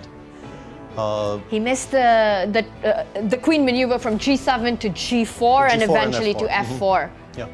Wow. And Wesley, of course, the beast that he is in these positions of resourcefulness, he finds it Queen g7 and has the game ended already? No, they're still playing. They're still playing. I always found it Unbelievable. playing these 2800s. The moment you give them a window of escape, they find it. Yes. And that was a remarkable find there by Wesley, as that game will likely end in a perpetual check queen ending. But what about the Anish game with Ray Robson, Peter? Apparently completely balanced now, and was We it have a even- result. Yeah, and it seems like they completed Completely draw just now. balanced, sure, In the position we were all unsure about Tania picking the side with fewer pawns, and I like giving checks. Shame. I think the points have to go to Tania there because Yay! you know, if the position is completely Tania won, yes, 0. yes, if the position is actually completely equal, apparently, Right. whoever picked the side with fewer pawns has to win the moral That's argument true. there, right? That's Yes. the pot. That's Yeah, the pot. so yeah, and Ray apparently assessed it correctly and defended very well, and the game ended in a draw, and they're now 4 out of discussing 4 it. games have been drawn. The remaining game, Wesley So versus Bobby, queen ending, and We'll also He just played potentially end in H4. a draw, right? Yeah, Which we- means we might have 5 draws. And this miss by Fabi, yes, it reminds me of his game against Jan, where he had an extra exchange. Was it Jan where he played Bishop E7 on day 1? yes. And then again, it felt like he did everything right out of the opening, Right. gets a winning position, but then somewhere lets go of that very big advantage. And that's it. We've got handshakes. It's game over. Wesley So survives. Yeah, Wow. and Fabi looks very understandably dejected there because he Right. knows he left a lot on the table. a full point on the table there. Yeah. Well, we're going to say 2 points. And, No, he did get a point out he of it, did so get a it- point. yeah, Yeah. Wow. Well, 5 draws. They were fighting draws, and A very happy Wesley. very happy Wesley. So they're.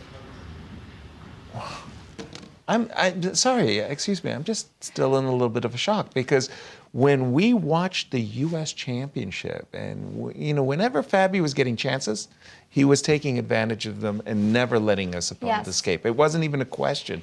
And this one, Peter, that's So really far, shocking. really has not been his tournament. That game he lost to Alireza, it never felt like he was in it, frankly. Right, And and with white. Yeah, and for Fabi not to win the position that he just before our eyes hasn't Achieved. won. Yeah. Yeah, it's very rare. So he'll have to, and winless after 4 rounds is not something he's very used to. And you do want to win a game at some point. It just makes you feel much better about life. Yeah, and one thing is the scoreline. It's Confidence. also the positions that he got. So many missed opportunities there. He's got to find his rhythm and he's got to do it quick. Wesley So very relieved after that draw. There alongside Ray Robson. We against come to that Fabi. time in our show where we're going to be taking our break, but before we do that, we always check in with our friends at Q Boutique. And I get this, nice little flyer to tell me what's up, and usually we have a discount, 5%. for What am I friends getting and today? 5% discount, maybe you play a card. This is the World Chess Hall of Fame athletic jacket. It's the newest edition of the World Chess Hall of Fame jacket is here, and it is not to be missed. Jackets are 95% polyester and 5% spandex. Wonder where the spandex goes. Anyway, iron features Yes, a an family-friendly show. outstanding, durable, hot press logo of the World Chess Hall of Fame on the front, available in men's and women's styles. Check out all your chess shopping needs at it's QBoutiqueSTL.com. And before we go on break, once more, let's review our standings. Nothing has changed because we have 5 draws. 5 draws, and Still Liem in first. Liam's got to be in first after that. But some draws, players were able to hold in a solid way, while others were big hits and misses. And there we are going into round 5. Liam keeps his lead at pole position with 6 points. Alireza, Firouzja, Ray Robson with 5. Maxime, Anish, Sam at 4 points. And Fabian, Wesley, along with Jeffery, at the bottom of the board with 3 points. They need to start scoring, yes. Yeah. Still a long tournament to go. For me, if I'm in Alireza's shoes, draw with black against Nepo, yeah, I'm going to take that result. I feel that he's the one who won the most, and maybe Fabi is the one who earned Definitely. the least. The most disappointed with that draw has got to be Fabiano Caruana, but there are 2 big rapid games coming up. Don't go anywhere. We'll be right back.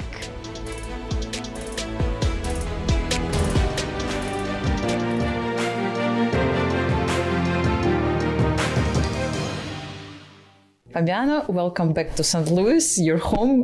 Welcome back to Grand Chess Tour. How do you feel to come back here after Grand Swiss? It's just 1 week ago, the tournament has finished. How did you assess your result? Yeah, it's good to be back. I right before Grand Swiss, I was playing an event here, the US Chess Championship, and I had this event in between, which was a very, very big and influential event for a lot of players. And for me, there was a little bit less riding on it because I wasn't trying to qualify for the candidates. But it was a very exciting event anyway, and decided 2 places in the candidates tournament. So that was very important. Vidit and Nakamura made had their success there. And yeah, for me, it was a little bit less of an exciting event, let's say. It was going quite decently, and then at the end, I kind of ran out of steam, and the finish was very disappointing for me.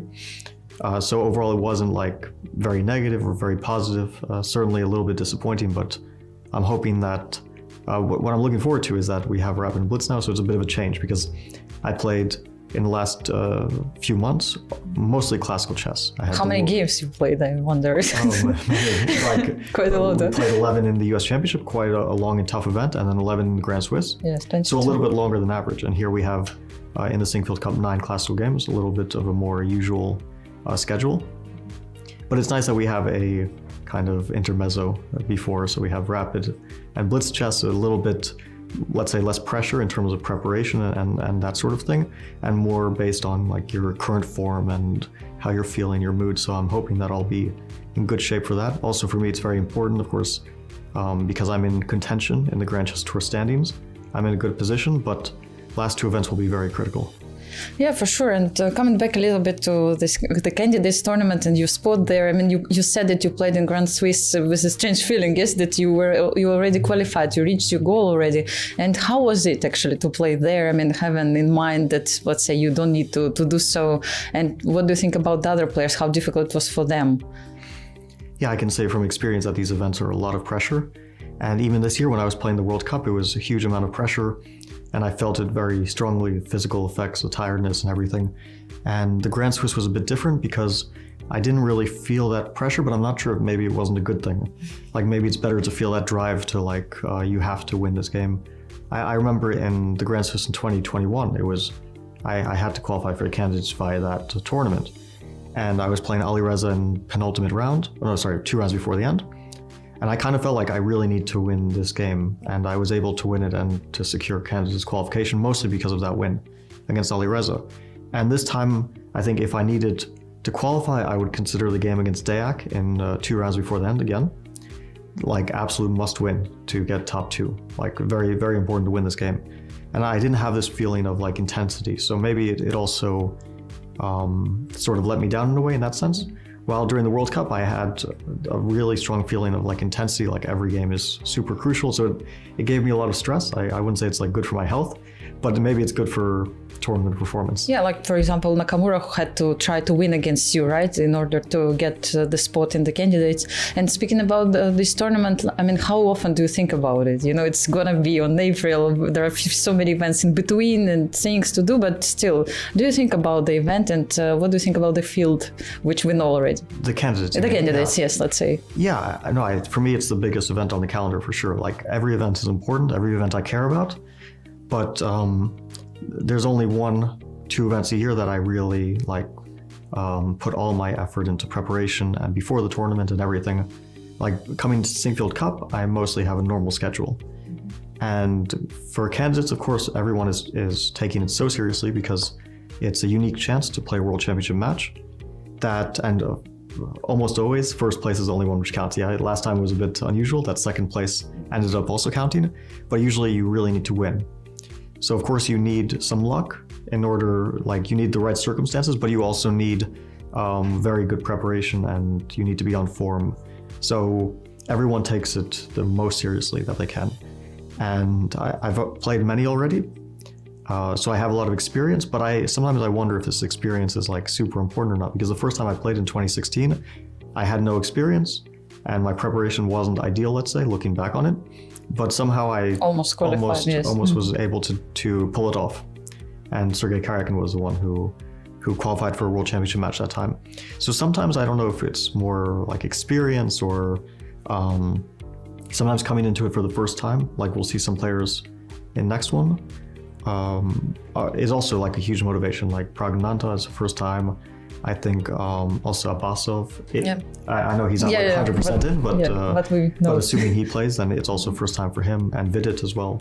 So we see a few first timers here. I think it's both the most interesting event of the year besides the World Championship match, but also for the players, of course, takes on a unique amount of stress and pressure. Yes, so this is what I wish you. I mean, all the best of luck in this tournament. Thank you. Thank you. Thanks. The 2023 Grand Chess Tour reaches its epic conclusion with its 5th world-class event, the 2023 Sinkfield Cup. It's back to classical chess with front-runners settling in for the final push to the finish line. However, 2 of America's finest stand in their way. Joining the fray is wildcards who will try to cash in on the opportunity while making things as difficult as possible for hopeful tour players. Who can win the illustrious cup, and will it be enough for them to emerge as the 2023 Grand Chess Tour champion? Follow the St. Louis Chess Club's Twitch and YouTube channels to tune into live coverage of the 2023 Sinkfield Cup, November 21st to December 1st to find out.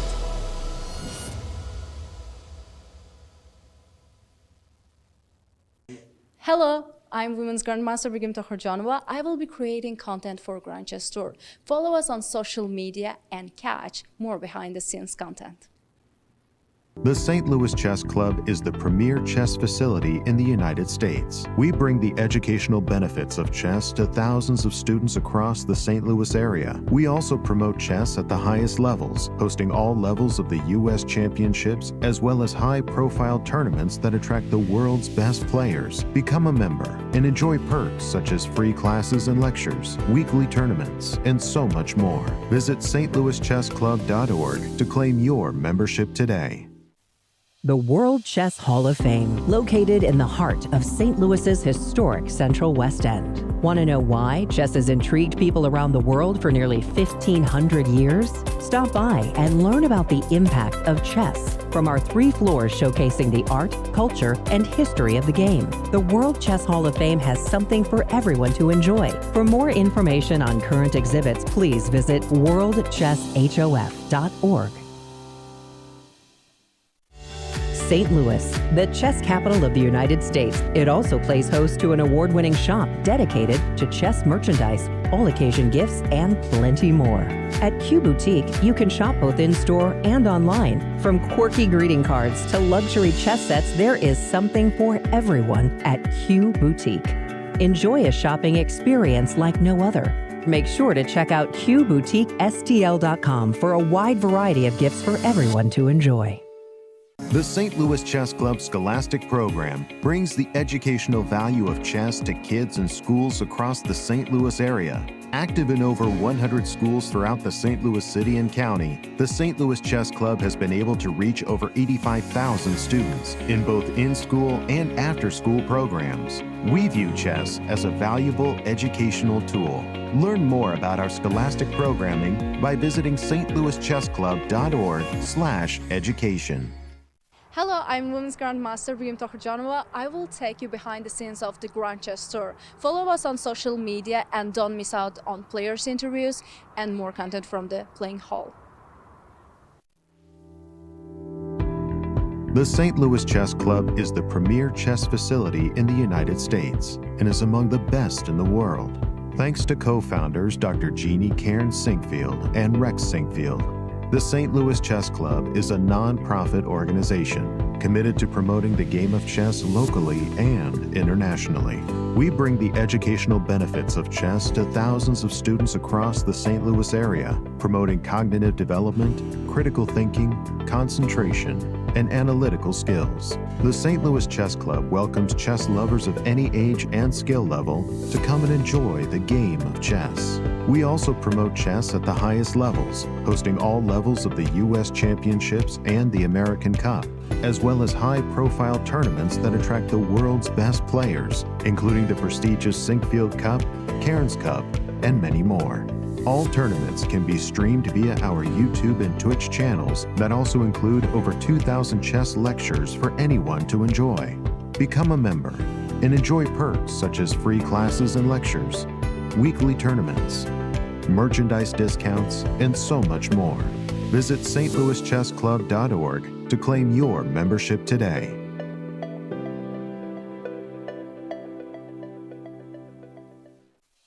The World Chess Hall of Fame, located in the heart of St. Louis's historic Central West End. Want to know why chess has intrigued people around the world for nearly 1,500 years? Stop by and learn about the impact of chess from our 3 floors showcasing the art, culture, and history of the game. Landmarked by the world's largest chess piece sitting outside our front door, the World Chess Hall of Fame has something for everyone to enjoy, including various exhibitions, monthly concerts, and much more. Whether you are a beginner or a professional, there is something for everyone to learn here at the World Chess Hall of Fame. Enjoy free admission to our rotating exhibitions in our galleries and sign up for chess events, family-friendly programming, and art classes. And don't forget to stop by our award-winning gift shop, Q Boutique, and shop a wide selection of chess-related merchandise. For more information on current exhibits, please visit worldchesshof.org. St. Louis, the chess capital of the United States, boasts the world-class St. Louis Chess Club and the World Chess Hall of Fame. It also plays host to an award-winning shop dedicated to chess merchandise, all-occasion gifts, and plenty more. At Q Boutique, you can shop both in-store and online for chess merchandise, autograph collectibles, chess campus souvenirs, and much, much more. From quirky greeting cards to luxury chess sets, there is something for everyone at Q Boutique. And all purchases go right to benefiting new exhibitions and programs at the World Chess Hall of Fame, dedicated to exploring chess and its immense impact on art and culture. Located on the first floor of the World Chess Hall of Fame, enjoy a shopping experience like no other and become everyone's favorite gift giver. If you can shop in store, make sure to check out QBoutiqueSTL.com for a wide variety of gifts for everyone to enjoy. The St. Louis Chess Club Scholastic Program brings the educational value of chess to kids and schools across the St. Louis area. Active in over 100 schools throughout the St. Louis city and county, the St. Louis Chess Club has been able to reach over 85,000 students in both in-school and after-school programs. We created the Select Chess Training Program and the Junior Select Chess Training Program in order to elevate the skill level in students across the St. Louis area. These students receive professional training from Grandmaster Firouzja. Other programs include Chess Cops, a partnership with the St. Louis Police Department, looking to improve relationships between at-risk kids and police officers in the St. Louis area, with over 600 students playing chess over the board since 2019. The St. Louis Chess Club has also created a Chess Merit Badge for the Scouts BSA, quickly becoming one of the most popular badges, with more than 250,000 Scouts earning the badge since 2011. Students of chess can also pick up a copy of Read and Write Chess. Thanks to club co-founder Dr. Jeannie Cairns-Sinkfield, anyone can learn how to understand chess notation in no time. We view chess as a valuable educational tool. Learn more about our scholastic programming by visiting stlouischessclub.org/education.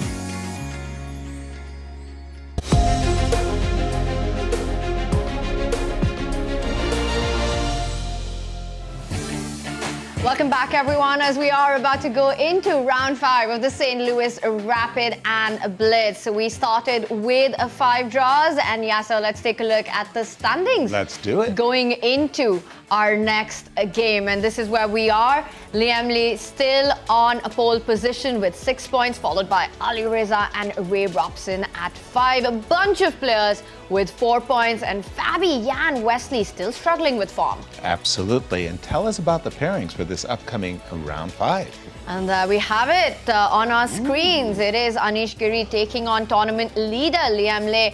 5 hard-fought pairings right there. Which one stands out to you, Yasser? Firouzja, Fabi, Ray, MVL, Nepo. I would have said MVL and Nepo would be a marquee matchup, but I'm looking at Fabi, Ray, Firouzja, Wesley. All around, and also for Firouzja and Wesley, as you say, this is going to be a clash of styles. Yes. The very dynamic Alireza Firouzja against the so solid Wesley. And Wesley with that big save against Fabi. Yeah, he's feeling very good. Sam Sevian's feeling very good as well. Jeffery Jong needs to find his form. Tied for 7th there. No, that's not going to cut it.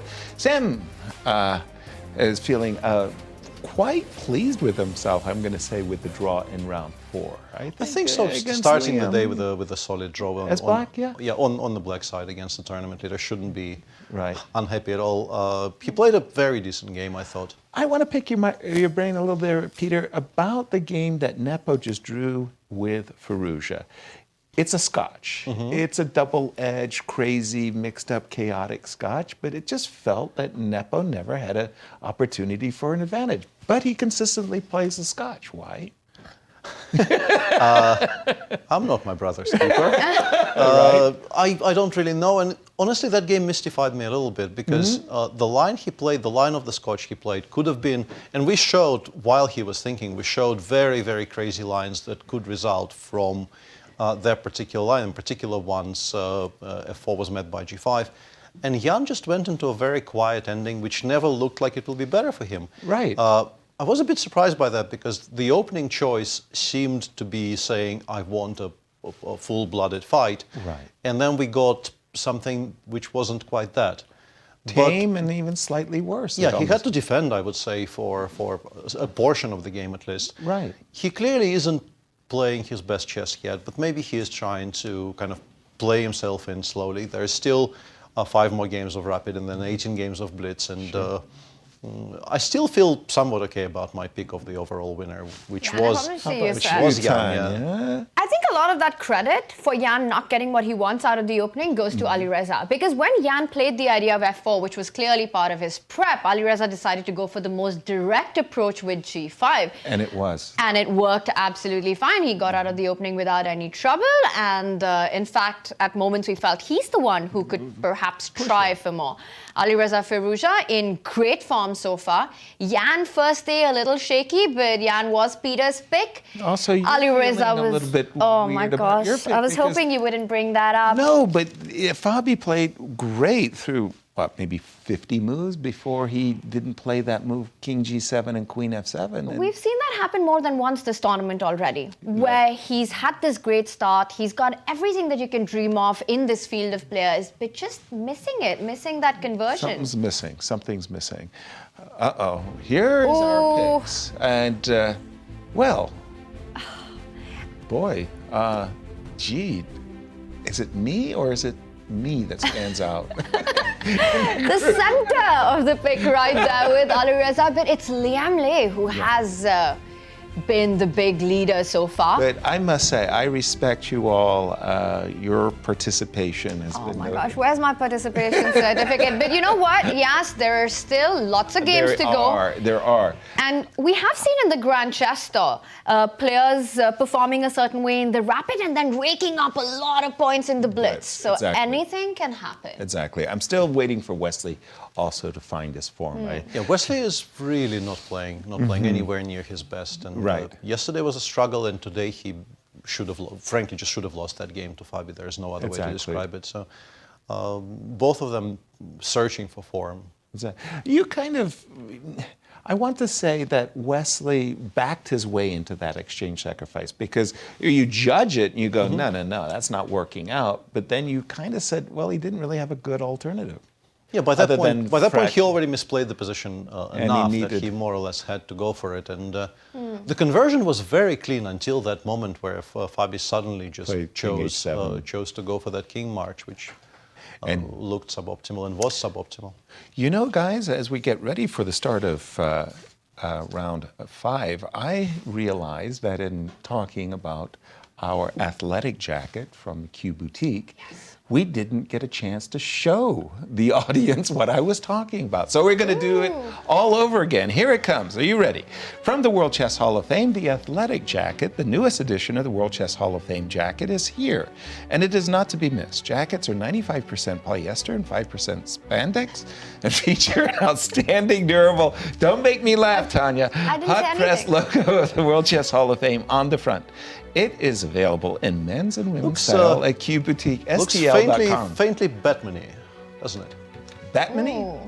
Yeah, Like, I like a jacket Batman. that Batman would wear? yeah. Yeah. I like that. There's this hint of Nice. ears there up top as well. I know in those they are not Oh, I ears. see it. Yeah. Nicely noticed. Once you notice it, you don't miss it anymore. That very good, very good. All right. Well, now you know how to get it done. As we get ready for this round 5, we see Sam taking a seat. Nepo just making sure that I'm at the right board. That has happened to me as well. Has it happened to you that you sat down at the wrong board I have. during the game? Not before the game, No, not during the game. I but think I've done that once. Miguel Najdorf once sat in my seat, and he was the arbiter of the tournament. And he was like, dude, excuse me, but can I take my seat? Oh, yes, sir, my seat. Yeah, there are some fantastic stories, but we have rounds starting. So Right. The best ever arbiter story I have is probably from one of the European Club Cups in recent times, but it requires for me to be able to set up a position, and Yeah. we don't have time for that right now. I But that's a remember it gorgeous was a story. tournament in Yugoslavia. I was a spectator. The gong had sounded. The gong had sounded. And the arbiter went to make sure all of the boards and clocks were in progress. And he came to this board and he said, "Gentlemen, the game has started, no jokes." And he put the pawn back on E4. That story is somewhat hampered by the fact that your board is not on screen. But Oh, okay. So the pawn is on E5, and White says, "Not only is my pawn on E5, Mr. Arbiter, but it's also my my move." turn." The arbiter's interfering with the game. That was quite amusing. Where shall we go? Well, we're going to Let's I start guess. with the players on our screens. And we've VL got and Nepo, as they have started as classically as possible. Is it just me, but Joko pianos seem to be missing so far? Bishop E7. Peter, what? okay. What? What? And my misclicks. You can do it. Choose this moment to happen. reappear. Yeah, A6, Bishop A4, Bishop E7. Not something I have seen, but apparently still more than 100 games from this position. I think what this does is it wins you, depending on which time control you're playing, I don't know. 30 seconds on Maybe blitz. a 3 minute and a minutes half, in. maybe a minute and a half to 2 minutes in rapid, maybe 5 minutes in classical, and then you go knight f6 next move, and you're perfectly happy. Right. That would be It my has- guess, but maybe Jan has something else in mind. But But it has won Jan a few seconds as Maxime is still Right. thinking, and the reason why he's slightly surprised is because the normal move is that you first develop the knight before you take out Of the bishop. So you course. want to bring your knight out to f6, which would be the normal move, but instead, 5 Jan million mixing games it up. with knight Yeah. f6 instead of bishop e7. Now, there is, with bishop b5, there is is it the Janos gambit with f5? Okay. Is that without a6 or with a6? That's without. I think with a6 it's called something else. Yeah, that's Exactly. not a pure Yanish. Yeah. So then you get some crazy lines like this, right? Where, wow, I mean, it just goes, it's deep. Now, is there something that maybe MVL is thinking that he could be sucker punched with an F5? No, I mean, that's It's so making him ridiculous. think, This though. this looks really, really bad. Ridiculous, right? Yeah, it's not great even without the inclusion of bishop e7 and castles, and with the inclusion of bishop e7 and castles, this looks like it's something that should lose, not Lose. just lose. Right. So I'd be shocked if that was the intention. I'm fairly certain the intention is to reply to castles with knight f6, but Of course. And then we could go be to proven standard wrong, territory. Yeah. We could be proven And wrong. by the way, it wasn't a minute and a half. I think it was closer to 2. With the move bishop e7. Look, I've been around. Yeah, and there we bishop have it. e7 is not on the board in any games that I've but ever played. he hasn't castled though. He played He played something c4, else. or what did he do? Yeah, looks I'm not like sure. maybe he played c4. Yeah, Yes. c4, and whoa, c4, and almost instantly, knight comes out. no, almost instantly to c4. After playing bishop e7, what's the most natural move, Tanya? Well, he did play knight f6 He first. played knight f6 Oh, did he first. play Yes, the knight. He played knight f6, but I know what you want. C5. On the next move, yes, and of course, what is the course. most obvious move in the position? Bishop e7 to c5. Forcibly reminds me of the game c4, the English with bishop b4, and then after playing d6, you could play bishop b4 back to c5. And I think it was Nepo. Absolutely. Yeah, it was also Nepo's game against Fabi, which he hasn't lost despite being completely lost by move 18. He was trying hard. He was working very, very hard at creating a miniature that goes into opening mistake books. Right. But in comparison to that English, the big comparison is the bishop is on a4 and not on f1. Right. And I'm not sure if that is good or bad. I think it's probably more good than bad because you're not hampering your own castling. You don't really. Right. It probably stays on a4 for a while, but it's not in the way of your play in the center. I want to allow the players because they have done something that in the history of chess is extraordinarily hard to do. They have reached a novel position in a Ruy Lopez by move 6. Which I think is just impossible. The Lichess database says there was one game which featured the move c4, and knight f6, although it looks very, very natural, is technically a novelty. And castles has been added to the position in the meantime. And the interesting note here is that you can play knight takes e5, which is a very, very typical little tactic in all of these types of positions, right. to which I think in this particular case, black is likely not to recapture. I think black is likely to play something like knight d4, and play for positional compensation with some d6, bishop g4 ideas. The engine is also suggesting, for some reason, starting with the move b7, b5, which I don't quite understand. I don't know why that improves black's case I would be so much. very tempted to play knight e5, Tanya. What about you? Especially with black having spent 2 tempos to get the bishop from e7 to right? c5. But that said, I think for many, you know, it might not be easy to understand, but there is a lot of sense behind it as well, because white has committed the c pawn to c4, creating the dark squared weaknesses. On the d4 square. On the d4 square. You want to try and control that. Very often in these positions, white has the idea of instead going c3, d4, which now is not possible. Right. So the bishop on c5 is a very tempting point, and we see that knight e5 is now on the board, and this is the drawback of spending bishop c5. 2 tempos. Yeah, and also bishop c5. So what are we so excited about for white?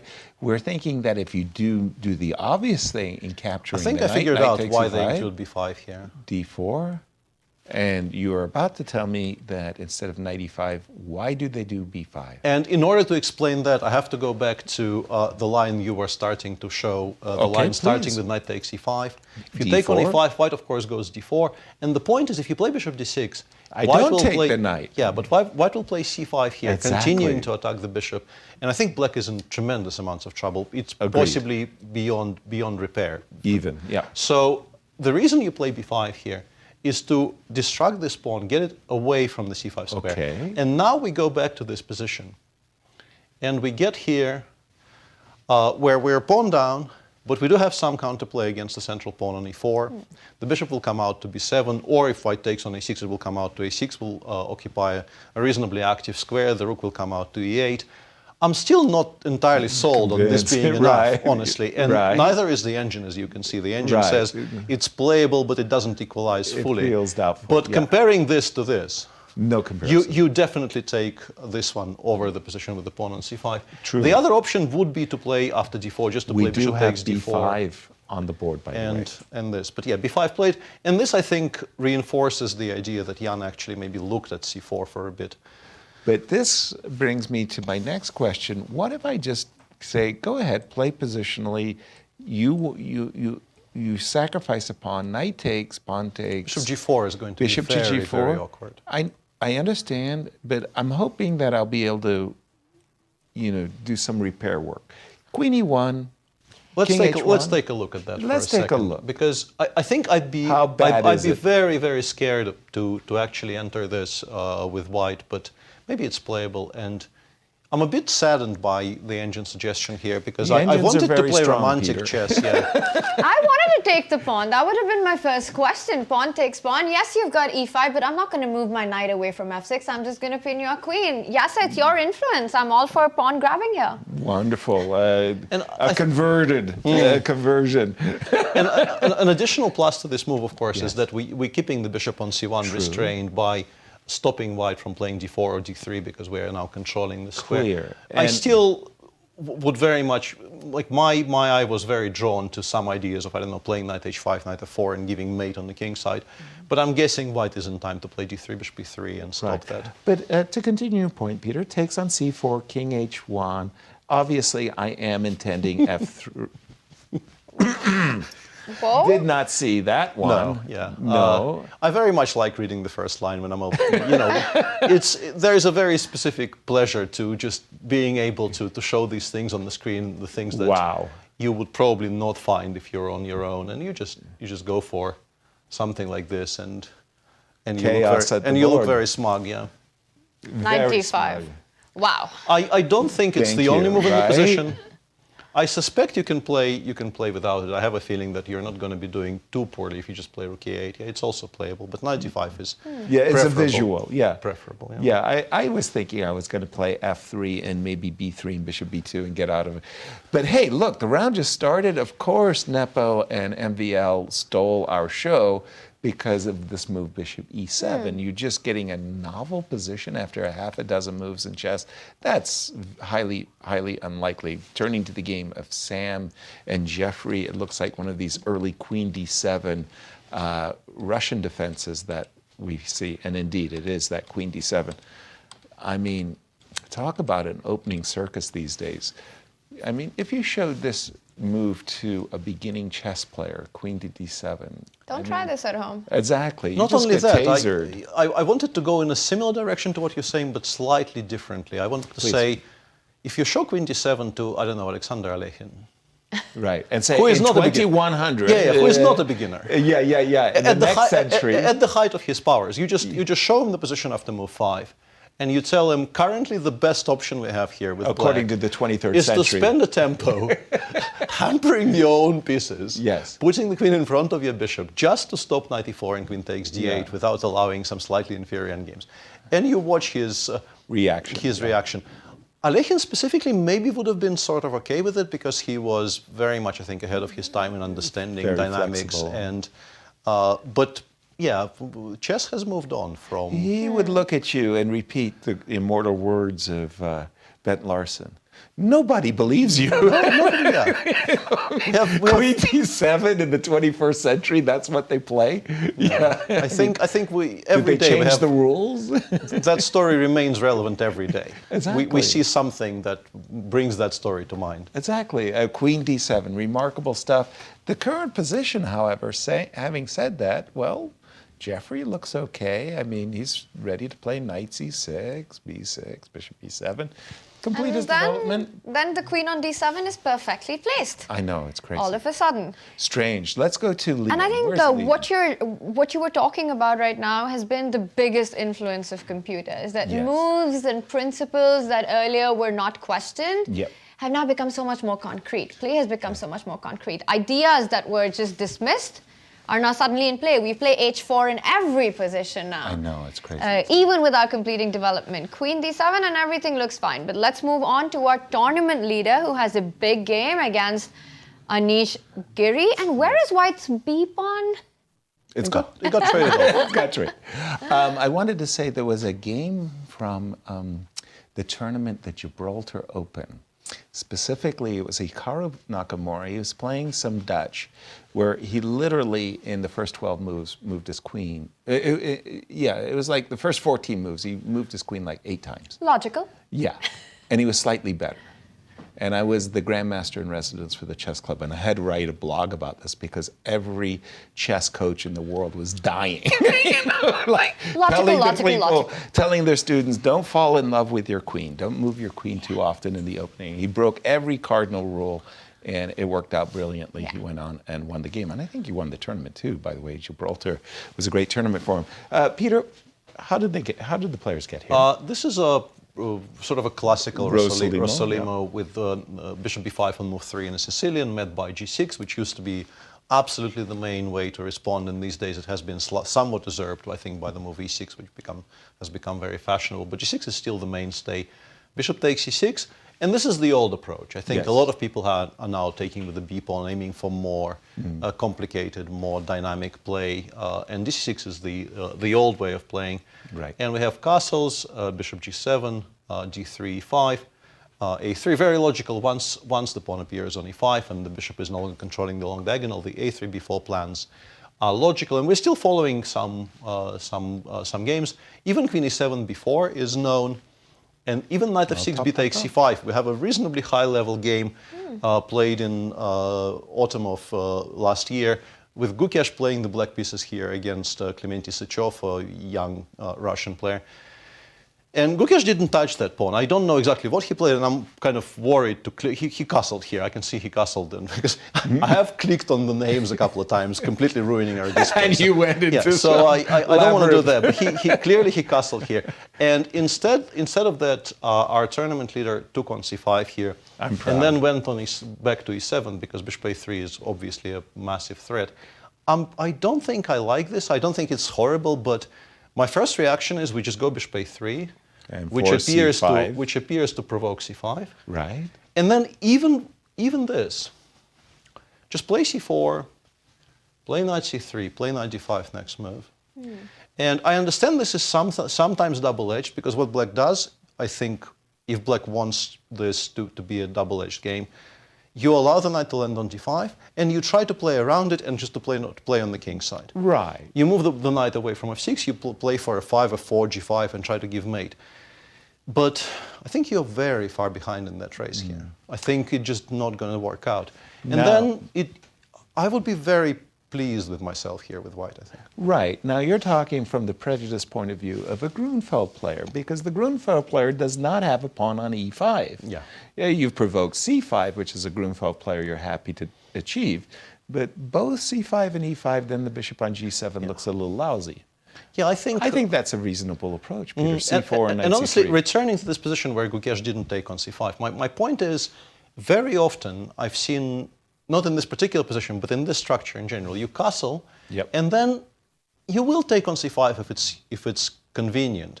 But I think it's very often possible to just ignore it, leave it there, and go for that play, just saying, you can have it. You can spend 3 hanging on to it. Right. In the meantime, I will give you mate on the other side of the board. And that approach appeals to me much more than what Liem is doing so far. Completely different approach by Anish. He's played knight d2. Bishop may be coming to a3, but his knight is definitely intending to land on c4. How do you like these apples? It's a more restrained approach, I would say. I think bishop a3, c5, c4 was sort of very much defining the structure for the rest of the game. This is more flexible. Okay. I think, honestly, I liked what I showed. I thought it was very direct, and I really didn't like black's position there. But this should still be quite pleasant for white. Tanya, early moments, but I feel like maybe Liam's a little wobbly here. He could be seriously at a disadvantage. I thought the question about the c5 pawn was really instructive, because many times not grabbing the pawn is more beneficial, because you don't end up opening this very critical diagonal and the d6 square where a piece would land with even more power. So it is, sometimes you just leave your opponent's pawns on because they're more useful to you on the board than off the board. Now that's a concept, by the way, what you just said, that I was very proud when I realized that could be the case, that my opponent's got a pawn right directly in front of my king, and it's helping me. It's your defensive shield. The opposing pawn is defending my own king. So in this case, bring us up to date, Peter. The knight on c4 looks impressive. It still looks very, very harmonious for white. The knight on c4 is very pleasant. The pawn on a5 is doing a very good job keeping the knight safe and also restricting the black structure on the queen side. But the knight on h5 will at some point jump to f4, and you will be faced with a somewhat uncomfortable decision, because it looks like it's very annoying. But if you take it, just to illustrate the point, these are not very forcing moves. You can do it. We're back to me not being able to make a move. I think it's maybe because I can do it for you. Because it's not white's move. I understand why. You got an h3. You missed the fact so let's say knight f4. And yes, you can tolerate it for a while, but even if you leave it there, g5 already becomes something black could consider, g5 followed by h5, g4. And if you do take, you definitely will start at some point. Maybe not immediately, because knight h2, queen h5 might be a good reply, but let's say we start with bishop e6, and then, let's say the knight goes away, your king side starts looking a bit bare. And if the pawn storm eventually comes, it could be quite dangerous. So, once again, I don't want to overstate the point, but choosing between bishop a3 followed by c4, knight c3, knight d5, and what Anish got in the game, I would have chosen my approach. All right. I just have to say that we saw the pawn sacrifice by Nepo a moment ago. Well, he's followed up with Another pawn sacrifice. another pawn sacrifice. Why sacrifice One pawn? when you can sacrifice two pawns. Right. Knight takes e5 is where we left it. You had mentioned, Peter, this idea of playing positionally, like you've sacrificed two pawns, not necessarily because you want to checkmate your opponent, which is a good idea, sacrificing two pawns. Does win the game. Or because you want to defeat your opponent by forking them tactically, but you're doing it positionally. So the idea is our knight takes up residence in the center of the board. Please develop my piece. Very play bishop Benko-like. takes and rook e8. But excuse me, two pawns. Two pawns. And Two pawns. Is I it think worth also it? the problem is you would normally want to follow it up, and now that, in particular, now that white played d2, d3, Especially- you would want to follow it up with d6, let's say knight f3, bishop g4. A dream. And if that is the case, it's dramatic enough that white starts shedding material here just to deal with this pin. Very awkward. But there's a very, very large problem with this Knight plan. c6. Because now that we've played b5, white just goes knight c6 here, and That's all, over. all That's- the same attacks just lack any kind of bite if there is no knight on d4. Right. You just play queen c2, you play bishop e3 next move, and you're just 2 pawns up with a very healthy position. So it seems like this is slow. It seems like he will have to play, the engine goes rook e8 and then 8 takes b5. But we can even take, we're not really in any particular discomfort. And it's two pawns. And it remains 2 pawns. Black will have some play. Some position like this is never entirely lost. You can definitely find some compensation, but it's 2. I think if it was only 1, I would take this with black. I think Yes. I would think I have enough. Take the b2 pawn off the board. Or Imagine something. that, Yeah, for instance. yeah. I would feel that I have enough for a pawn. Okay. I probably don't have enough for 2. But how do they score against one another, Tanya? Very close. Wow! This is their head-to-head. Again, 2 speed chess 13, specialists. 13. 13 wins, 13 losses, so an absolutely equal score with 20 draws. Have played each other a bunch of times. A really exciting game to boot, and I think that balance that we saw 13-13, I think we're going to see that shift today. Okay, well, with the 2 pawn advantage after the move d2, d3, we'll keep an eye on that. I wanted to go to our tournament leader. He is, that was the game we concentrated on, knight f4, rook b1, queen c7. Liem is basically saying, if I don't have to play c5, I'd prefer not to. I would prefer to play bishop to e6. I like this approach. I like that knight on f4. Anytime white captures, tries to get rid of it, it opens up the bishop. Things looking good here for Liem. A white pawn structure on the queen side also can be weak. The knight on c4 is tied down to guard a5. We will come back to this, but the position that catches my attention is one that I know you are very interested in as well. Yasser with Alireza with the white pieces against Wesley. And this also started as a Petrov, as the Russian defense. But I see a pawn on h4, I see those knights on the king side, and I think we have to break this down. What's going on here? Exactly. Well, Wesley, unfortunately for white e2, e4 players, is really one of the toughest players to get out of his, I want to say, Russian/Berlin 4 versus 4, 3 versus 3 type of games. And he virtually never loses them. And this is one of those cases where maybe it appears more menacing than it is. Knight on g4, knight on g5, bishop f4. A lot of white clouds hovering over black's king. How difficult is it, Peter? It's very difficult to judge. I think you need to calculate properly, to analyze properly. It is very heavily theoretical. Even 2 moves ago, this is still massively. I mean, there's not very many games, but they are very top-heavy. There's a victory here for Fabi against Shakhmamediyarov. There is also a very nice victory for Ante Berkic against my friend Maxim Vachier-Lagrave, which was, I think, the 2021 Grand Swiss on Isle of Man. I think I remember that game. So you do see good players actually make progress here, and it's not really such a shocker, frankly, because the black position on the king side does look somewhat shaky, exposed, and you still haven't gotten all of your ducks in a row. Knight f5 is a novelty, though, as far as I can tell. This is a new approach by Wesley, and Hard to say if it's something he just chose over the board or Previously prepared. played was? Instead of... People played Queen d7, people played f6, some kind of natural-looking moves were preferred. Queen d7 in particular looks very normal. Stopping knight g4. Or making knight g4 harder to realize. Yeah, no, I White agree. often continues with h5, tries to sacrifice something on the king set. And the score between them, Let's take a look. And also very, very close here. 10 wins to Alireza Firouzja, 9 losses against Wesley. So with 21, that's a lot of draws. I would have said Wesley played Alireza when Alireza was young, got an edge and kept it. I would have been wrong. 10 wins, 9 losses. So knight f5 novelty, knight g4, and the current assessment is? around equal, and black apparently can even afford to make a move like bishop d6, not challenging any of the knights, but trying to exchange some pieces, trying to connect the rooks.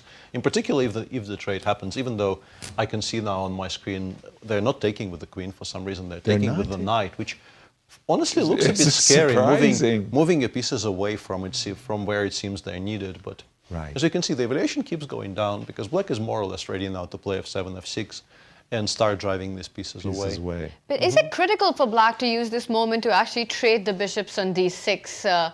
If he doesn't find it, could it mean that white can also potentially look at sacrificing the rook for this? Yeah, one motif bishop? which I think might be relevant here. I didn't really check it properly, but if you play f6, I have there's a simpler refutation which Bishop I should c7 show. and knight e6. Bishop c7 followed by knight 6 just wins a lot of material. But the knight tactic, h7 caught your eye. yeah, the tactic I wanted to show was this, which is also very nice. strong. Yes. So you probably aren't ready yet to start chasing these pieces away with your pawns.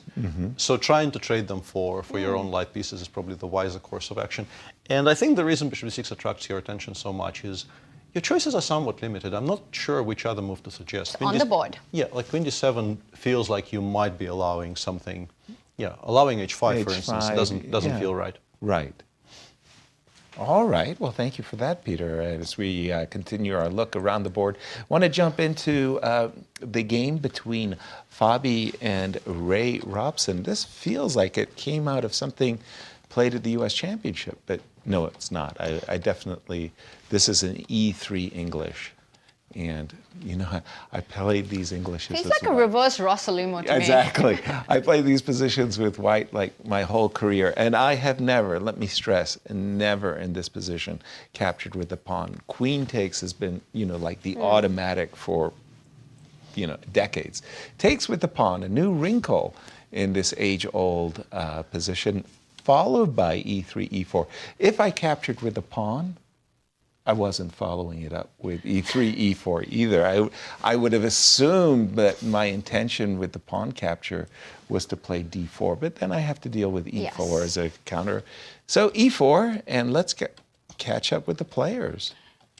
And you know, somehow at the end of all of this, I'm going to say I actually have a preference for white's position. Slightly I think it's better. fairly level, but white could you can definitely imagine white becoming a bit better there. Crazy. d3, d4 on my agenda. I've got the two bishops. Knight on h5, maybe it's a tactic. Yeah, definitely black needs to find a decent solution here, immediately here, because as you said, knight on h5 feels a bit iffy, and d4, d5 is a push that needs to be addressed. But there's probably a decent way to address it. The engine says supporting the rook on b5 so that d4 doesn't hit the rook, and also creating the idea of rook b5 before. Looks like a natural start. Yeah, it seems like a perfectly sensible way to proceed here. You do have to wonder about the move like knight d2 trying to play against that knight on h5, but bishop g4, the heartless machine says we have everything under control here. Not to panic. And if you take the move back and I go ahead and play d4 and you go ahead and play rook d2 and I find a square for my queen, I don't know, e3. Let me just throw queen e3. I will start liking this for black a bit, like bishop c4 followed by h6, and your bishop on g5 isn't such a great piece if. It's a good point. Somehow my pawns on d3 and on d4 and e4, my central pawn duo aren't scaring anybody, are they? Not if we have a good square for the bishop to avoid the fork. Queen e3 was wrong. Queen d3, Peter? Probably a better move, yeah. you can take and somehow hit me with a rook b3, but then my You central probably pawn have to duo draw back, but yeah. might be I doing guess we can maybe do something like this just to solve the problem of stopping d4, d5 And if you mechanically. go e5, you've got bishop f5. This looks like black's piece activity. It compensates for white's play in the center in many of these lines. Just to continue, knight e5, let's just, I mean, I don't think I'm getting anything out of this, but the knight on h5 still feels a little offsides. If this knight was on any kind of a normal Agreed. square, d5, d4 would win the game probably. But, Probably. But we do have it on h5, so Yeah, I'm, where I'm it's a reluctant. little bit I'm awkward. reluctant to suggest it. Machine still suggests playing d4, bishop f3, g6, but Wow. I would be. Okay. I would be hard pressed to advocate for that. Frankly, Yeah. like with the bishop already on g5, doing this to my I king. have to imagine I am the trainer for Peter Svidler, who's about to play for the World Championship. And I say, Peter, I want you to play this position as black. And his firing me on the spot. That's not the, Well, that's not the scenario. surprising. Yeah, that's not the scenario I had in mind. I was going to say that if you do this when you're 11, you just get kicked out of whichever school you're attending. Exactly. And you never become a challenger for the World your coach Championship. says, please take your child back. He has no talent. You get to kind of dishonorably discharged from It's very surprising that the evaluation just remains balanced even in this position. Right. But I think crazy. it's also concrete because your queen really doesn't have a good route into the attack, and I still feel the piece activity over here for black. I wouldn't mind playing this position with the black pieces. With rook b8, rook b2 coming in, there's still a lot to play funny. I mean, it goes to show you that there are certain positions that we as humans just will don't not want it. tolerate. We just If we are to continue discussing this position, I will say that I would definitely think white is close to winning here in 1995. yes. Right. But by now, in 2023, I think most of us have analyzed positions with computer assistance enough. enough that we know just how strong defensive resources are. possible to So play. honestly, I think it's possible to sell this position to people now. It wouldn't have been possible at all 20 years ago. Exactly. But now I think you can sell this by telling them, I've checked this, it works. If you and give this it's- position it's- to 10 juniors in the world, I wouldn't be surprised if half of them actually pick this with black. They're like, we can defend this position, and we give us two moves, c5, c4 coming in, I'm a happy camper. Wow, too much talent. Let's jump Whoa, to the big game of update Firouzja. coming in, Yasser, that What's there happening? is a queen Whoa. sacrifice on the board. The knights that we were talking And about. Wesley, so What is happening here? when we left it, we saw the position after bishop to d6, and shame on us. Nezhmedinov is not in studio, but his spirit lives on, Peter. Yeah, this is a very, very interesting sacrifice, and apparently a correct one as well. It doesn't win, but it definitely is very playable. But Peter, before we go deep dive, let's just get our head around this, that Yep. it's queen for a knight. That's it. Two minor pieces. Ah, because- queen for two minor pieces. Yeah, Because, Nezhmedinov was famous for sacrificing his queen for two minor pieces. yes, but We're, here, we're going to pick the bishop. he's on going to the pick up the bishop. At the moment, it's queen takes knight, which is just for one piece, but it comes back with a check on f5 and picks up the bishop on d6. Exactly. So we get a pawn. And two minor pieces. and That's two seven. minor This pieces. is completely unplayable Yes. because Right. this costs like more pieces. Right. So you have to go to g7, knight takes a5, and now you have to choose a square, and white will take on d6 with something. I think that actually depends on where the king goes. Okay. Because if the king goes to h8, I'd Take be with the tempted knight. to take with the knight. Even though the engine disagrees and says after queen d7, I still have no good follow-up. I was wondering if with the f7 pawn, as vulnerable as it looks, maybe it would be better to take with the knight. But it prefers the bishop capture everywhere. You hit the rook. And this By the apparently way, is extremely strong. Wow. I'm seeing your computer evaluation going through the roof. Computer seems to think king g8 is box, or king g6 is box. Sorry. King g6. Are you getting mated after some... Yeah. What if we go back to another normal-looking square? We're busted once again.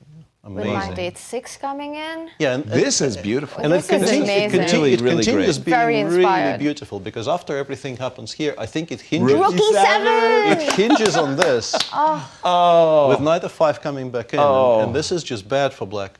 That's So stunning. yeah, if you actually have to play king g6, this is not going to be an easy find for Wesley. Because So after king h8, white has got an advantage. After king g8, white has got an advantage. So right now, Wesley has to find the move king g6, which is the most unnatural move in the position. A move you don't want to play, which is walking up the board, walking the plank. Take us through the variations, Peter. Knight takes d6, and now I think knight b5 is findable. What I'm curious about is, now I guess he has a choice, because I saw the engine at first suggested immediately trying to get rid of that knight on d6 by attacking it with our own knight, but now it also says, and he did play king g6, fantastic, fantastic play by Amazing Wesley. find by Wesley, the only move in the position, and he finds it. Let's just take a step back. We've got two minors, a bishop and a knight, and a pawn.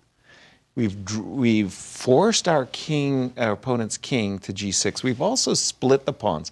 I think if the h pawn was on g7, we might not be as, but you know, you enjoy the initiative, Peter. You're one of those dynamic players that like the, from afar. You suddenly spotted that you could play queen f5. Now you've gotten here in your mind. Forget about the computer valuation for a moment. Do you go, oh, this is just too beautiful, I got to go for it? I will be angry with myself if I don't on a good do day, it. yeah. Like if I feel good about myself, if I feel good about how my calculations are working. You in had the a tournament, nice breakfast. Yeah, or on that specific day. I think I'm going for this just because of how fun it looks. My biggest issue here so far is I'm trying to answer a question for myself. What is my threat here with white?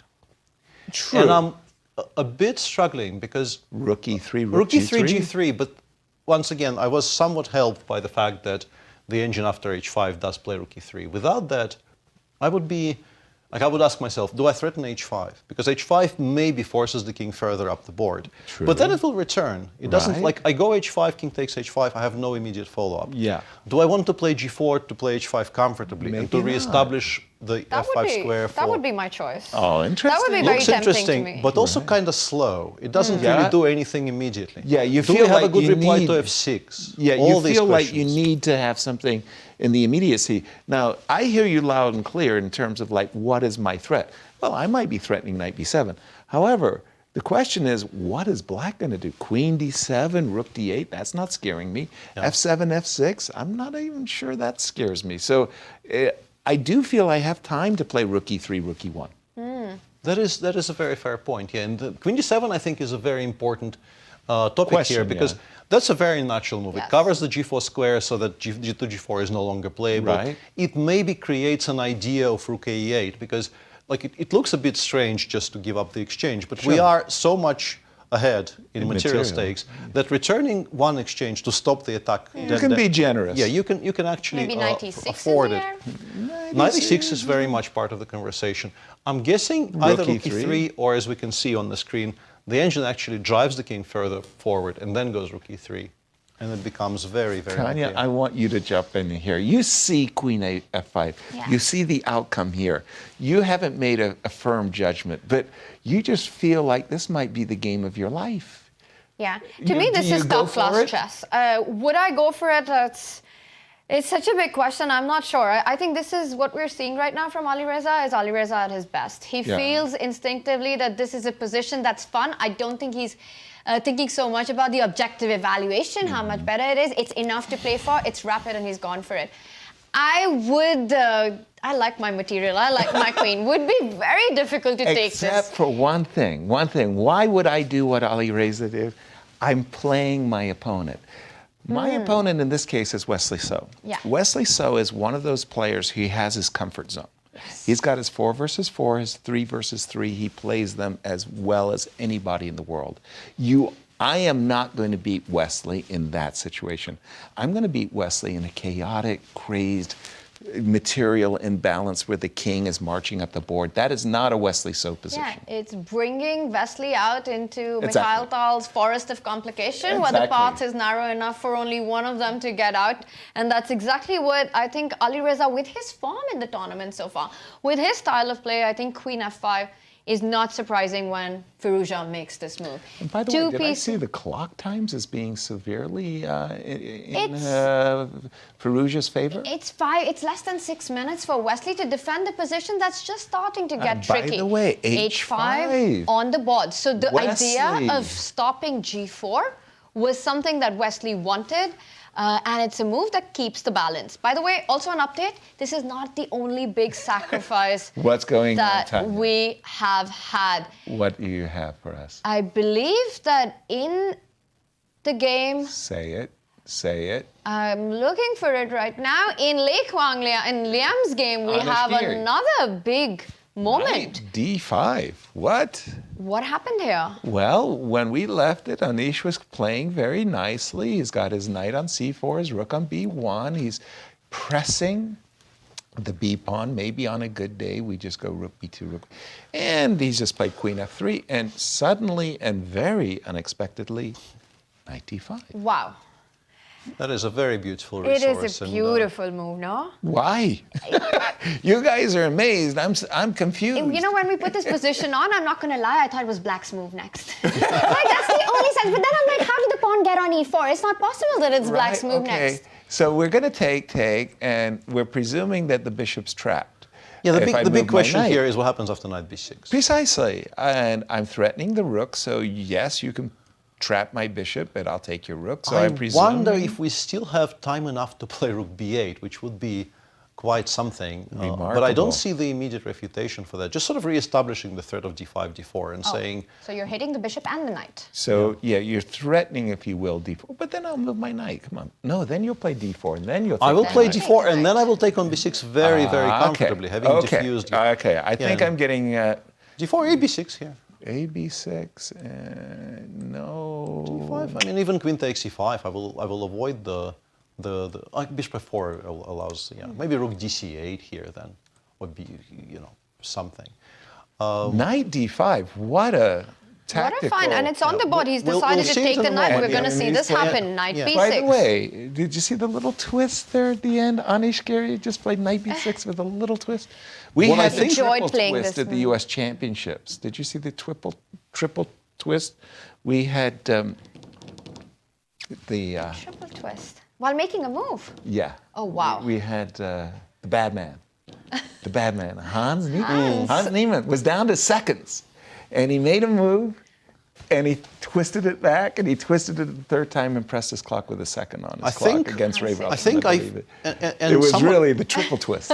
Somewhat shockingly to me, I think I was introduced to the idea that this is called the Smyslov twist by, I think, Martin Amis. I think in a book by Martin Amis, chess played a small part, and this particular way of finishing your move was referred to as a Smyslov twist. Yeah. And I even played against Vasily Vasilyevich, Right. and I was not aware that it's called that. So Yeah. yeah, that's. Well, I when haven't seen that happen. well, I played Vasily a number of games and the candidates and so on. And Vasily, I always had this idea that the world champions, especially the world champions, had a grace, like a Paul Caress type of languishing grace, and they moved and put their pieces accurately on the board. Vasily's opening move against me was like d2, d4, and it was rumbling around, and it came to d5, and it landed a little bit off of kilter to c4 to d4. And I realized that later he was going blind. And he was literally having a trouble finding the squares for his pieces. Because he would be fumbling, tumbling. I was like, what's going on? So I would be adjusting, and he would, thank you. Pieces on the squares. What's going on? This is a crazy position. In the meantime, yeah, knight b6 was met by rook b8, and a very nice touch here. We didn't discuss the move c2, c3 here properly. Okay. Yeah. And it's a very clever move, stopping d5, d4, and sort of reinforcing the idea that you eventually will have to Keeping the take on bishop b6 open. and give me the rook on d8. Right. But very, very importantly, after c3, black can very quietly, Get lost. very quietly play queen c6, And the saying knight on b6 is Your only trapped. Taking square. away the only square for your the only knight. square Can is you believe a4, this? and we are also It's stepping. so pretty, though. We're also stepping away from bishop b6, attacking both the queen and the rook. That's so we will remarkable. play 8ab6 next next move move. and be completely fine, apparently. Instead of capturing the knight, you're trapping the knight. That's remarkable. Queen c6, really By nice the way, touch. as far as a pattern is concerned, if you go back, put the knight on f4 for just a moment. When I see this position, Peter, in my experience, the move knight f4, d5 with the pawn on c6, I've never seen before. I mean, you don't get Yeah, this And is to even have this awareness that I could play knight d5 is remarkable. either he had seen it before in similar positions, because I think this exists in some types of positions, but it's, as far as tactics go in reasonably standard structures, this is very, very unusual.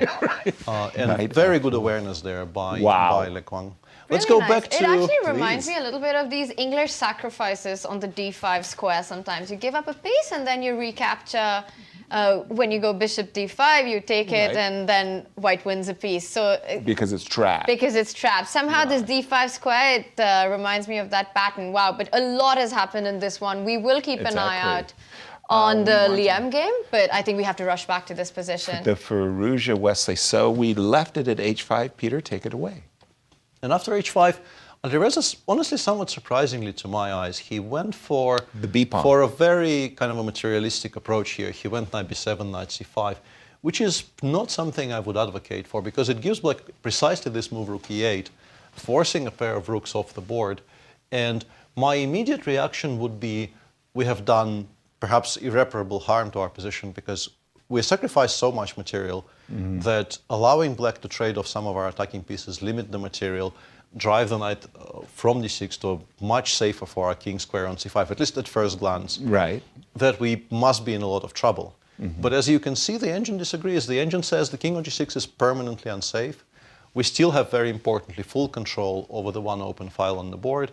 And this knight on c5 can drop back to d3 and threaten checks from both e5 and f4 squares further down the road. So this is still very, very unclear. For me, the fact that white is playing it so slowly, positionally, I'm with you 100%. I thought the move rook e3, rook e1, it was absolute. After h5, I'd almost embrace the move h5. Thank you, you're not playing f6, you're not playing h6. You're not, I want to play rook e3 to g3, rook e3, rook a1 to e1.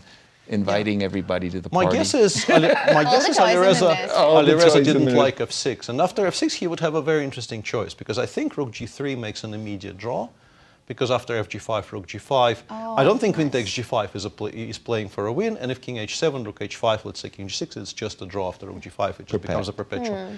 Or, interestingly, you can play knight e6, rook e6, follow it up by bringing the other rook over to e1, lifting it to e3, giving a check from g3, and so on. And we are continuing to play for this kind of a slow positional compensation based very much on the fact that the e8 square is covered by the knight, meaning that we have absolute full control over the one open file. And that gives us enough play, at least enough play. As you can see, it says Black can equalize, but Black is not better, despite having a queen for two light pieces and a move. It's even Black's moves here. And it's still zeros. And I suspect it might be the kind of zeros you prefer with white. Exactly. That's the thing. When the engine, when you have lots of material, and the engine is going 0 zeros, it's one way of saying you have to play accurately to draw. You would actually then prefer the side which has the material deficit, because engines are materialistic, and that's good news for you. But I still feel that the position that we have, the live position that we have, it's not without danger still. Yes, you want both rooks. One has been traded off, which is good news for Black, but it still goes on, and f6 hits the knight. Peter is laughing. He's got something for us. Yeah, what I'm reading the first line. Okay, you can find rook e7, because f takes g5, knight e5 check is very findable, followed by bishop takes g5. And you win, So bishop g5 and rook f7 you put in. You have to see rook f7, but it's not really very difficult. Nice intermezzo. But after rook e7, you spot knight g7, and now h7 square is available for the king, so fg5 becomes a massive threat, and the engine just goes bishop e5. Whoa. Because one piece hanging is not going to be enough. This is getting very tricky. F4 check on tap. And this is where I started giggling. I wonder if we can just take, and if this is maybe a draw. Yeah, this seems to just be a draw. All right, we will keep an eye out on this one. Very spicy stuff going on, but Ray Robson in huge time trouble against That's not immediate. Fabiano Caruana under 30 seconds. Look, Ray doesn't feel any pressure under 3 seconds. That is true. We've seen him make 20 moves, was it yesterday, with 2 seconds on the clock and playing it to accuracy. Exactly. No, Ray is a remarkable blitz player. Sorry, Peter. No, I just wanted to say that compared to some of the stuff he's already done in this tournament, yes, he is very much down on the clock compared to Fabi's very comfortable 11 minutes. But this is just such a comfortable position for black. So despite the time deficit, it should be fine for Ray to make the required moves here because not so many weaknesses. Right. Everything under control. Pieces nicely placed, but big news coming in from the Anish board as well. Well, let's go back to our tournament leader, Liem. When we left it, he had just played this remarkable retreat, knight to d5. And when we got rook b8, c4, not c3, queen c6, but after c4, d4, okay, that was kind of what we expected, right? And this is all logical, but queen takes a5 honestly boggles the mind. Like what? f7 is hanging. Right. Is it possible he didn't realize f7 was hanging? Because you never allow queen takes f7. It just You would not trade such a beautiful pawn for a lousy a pawn? A side pawn for a pawn that defends and shields your own king, and now it we feels get- like. we get But it's the queen takes possible, d3. Peter, what you're saying, because the e3 pawn was on f2 just a move ago, and the file has opened up, and sometimes you get these. Your mind shifts. It Yes. doesn't realize that suddenly the rook is in the attack. It's opened I up. think that's just a huge mistake. A blind spot. Yeah, because I rook think f7 is just killer. It's a killer threat. if you add black a pawn on c6 and another pawn on b5, this is probably lost. Right. And he's only one pawn up. It just looks lost from absolutely every direction. I really don't understand what happened there. Because he is just way too good of a player to go for this willingly. This has to be a blind spot. This has to be a big miss that the f-pawn has just opened up. And these ghosts in the mind, they happen. They've happened to everyone, even the best in the world. And I want to praise this move, king to h2. In the midst of attack, you make a quiet move like that, just sidestepping not only the check on e3, Yas, but also the check if the rook on b1 was captured. Exactly. So, I mean, you desperately want to play Yes. rook f7 and win the game instantly with rook f7, then play king h2, and maybe the move rook g8 kind of likes you, because you had prepared knight I was about to f6, say it. forgetting that you're queen. So the move king h2 is a beautiful preparation for the move rook f7. And boy, for Liam, I mean, It's a you cool kind shot, of yeah. feel that for our tournament leader, that was not nice. No, that wasn't nice. good at all. And yeah, I have to think this just was a blind spot of weird the- moment of chess blindness. Yeah. because Exactly. You can't go for this willingly. No, It just no. looks horrible. I apologize. I'm gonna pull in some capital here. MVL Nepo. This is a game that we have two of the greatest chess players in the world, and we've kind of ignored them. Why? What's going on in their game, Peter? Let's take a look. Yeah, I think there was a That was moment. the 2 pawns Yeah, sacrifice. Jan had a brief moment where he could have gotten a playable position. Let's briefly go through what happened there. I took a look earlier. He played ab5, knight takes b5 on move 10, went back to e6. White retreated with his pieces. And in this position, I think the engine slightly disagreed with the option, which I think most of us would play in an instant, the move bishop b3, which MVL also chose. There were probably slightly better moves than this. And now, after queen b6, queen d2, if Jan played d7, d5 here, he would have had, it's still not a good position, but using the fact that for the time being, the bishop pins the pawn on d3, you do get to play the move d5, d4. Nice. And that breaks the white structure open and gives you some play against the somewhat weakened white king. You get rid of all of your slightly weaker pawns on the queen side. It's still not great, but it's playable. And instead, Jan collected a pawn. He played knight c5, queen takes b2. And yes, he is now 1 down instead of 2 down. But the position becomes very, very ugly. And then we've had a lot of moves since, and now by we're the in an way, endgame if we get caught up with our live knight board. ending. A knight endgame with still a pawn deficit for Jan. But it's not just that. It's not just the pawn deficit. It's The just activity of the king as well. Everything. It's like these pawns are beautiful. White is about to go knight to d4, knight to f5 establish. The old canard, is it true? that knight endings resemble, or they are king and the most resembling of the king and pawn endings. Yeah.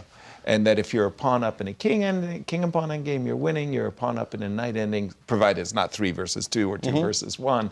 This should be a win. This should be a win with correct play. You still, I mean, knights are tricky pieces, and in particular, if you go down to very low on the clock, you can make mistakes. And of course, Jan still feels like he's in the game because you still require precision here with white. So but you should win this. For the defensive side, it's really important to try and trade off as many pawns as possible to try to get that draw. We will come back to this and see if Maxime is able to get the job done. But let's head back to our tournament leader because we could have a big shuffling on our standings with that Anish game. Win the game, yes, then he will actually tie Liem. And we've just, I was about to say, I'm so desperate to play the move knight f6 when the queen left this diagonal, but with this last move, queen takes e3, he did have queen f4. Yeah, we should point that out, that knight f6 would have run into queen f4, losing that knight on f6. I mean, at first blush, it's mate until you see this. Please take my rook, by the way. Please take my rook. Rook f7 on the board, and even though materially speaking, it's not that bad for Liem, it's actually totally lost. If white gets knight f6, it's game over. This is finished. It's resigns on the spot, and rook f7 renews that threat because now the knight on f6 cannot be captured after queen to f4. Check. And you think it's going to be a perpetual. We do have a result, by the way, that Jeffery, Jong against Sevian has finished in a draw, but it's all eyes on this board. So knight f6, you're saying there was still a threat of perpetual? Queen f4 check. But he stops it anyway. Yeah. He goes queen to d3, pinning that knight on e4. How are you making progress in this beautiful looking position? Exactly. I think it's just completely lost because black's pieces are going to be so tied up. I'm thinking rook f3 to g3, and white has to, black has to keep his queen. Let's play a move. Let's do it. So rook f3? Rook f3. I put my queen on d4, just to demonstrate your idea. Why do I need to keep the queen on the diagonal? Knight f6 is takes and queen f6 is checkmate. Right. So you have to keep your queen on the diagonal, and we get some position, let's just say here, right? And now I just have to coordinate my pieces. So let's play rook g4. I always like these building, solid moves. I know what you're building. I do nothing, and now I have to. You want to go rook h4, and then you're threatening rook takes pawn? Thank you. You're welcome. So rook h4 would be, and then your queen. Tanya, that's what I was waiting for. You're supposed to have my back. I got this. You did it beautifully. On cue, too. And the problem is that your queen is the only defender. And once you leave the diagonal, the knight f6. Yes. Yes. It's busted. It is busted. Terrible. I've been trying. I think the engine might be defending against these sort of simplistic threats. If you give this to a human player against the engine with black, you probably still win it, but you will encounter more problems than you would expect because it looks like black will never make a move. Yeah. And one thing I noticed, which kind of surprised me, but then stopped surprising me, is that the engine very often wins it by what I think, I haven't really clicked through enough, but I think what it likes is getting the king over to h5 and then playing g4 and h4. And then black will never have any perpetuals. And then we can do whatever we please, basically. Like it completely So you make a king walk first. Yeah, like you drive the queen away from d3. Yes. And then at some point you just play king g3 sort of up the board to a good square.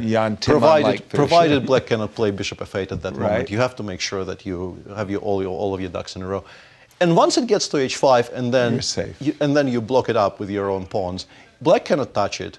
And eventually you will create one threat somewhere, and that threat will be winning. That's hilarious. How easy is that over the board? How easy is it? Yasser, your move on the board. So great idea there pointed out by you. Anish does go for rook to f3. Yeah. So he is rerouting the rook to that h file to try and deflect the queen from the diagonal. We're seeing this being played out. As we see rook f3. We get in those cheapos.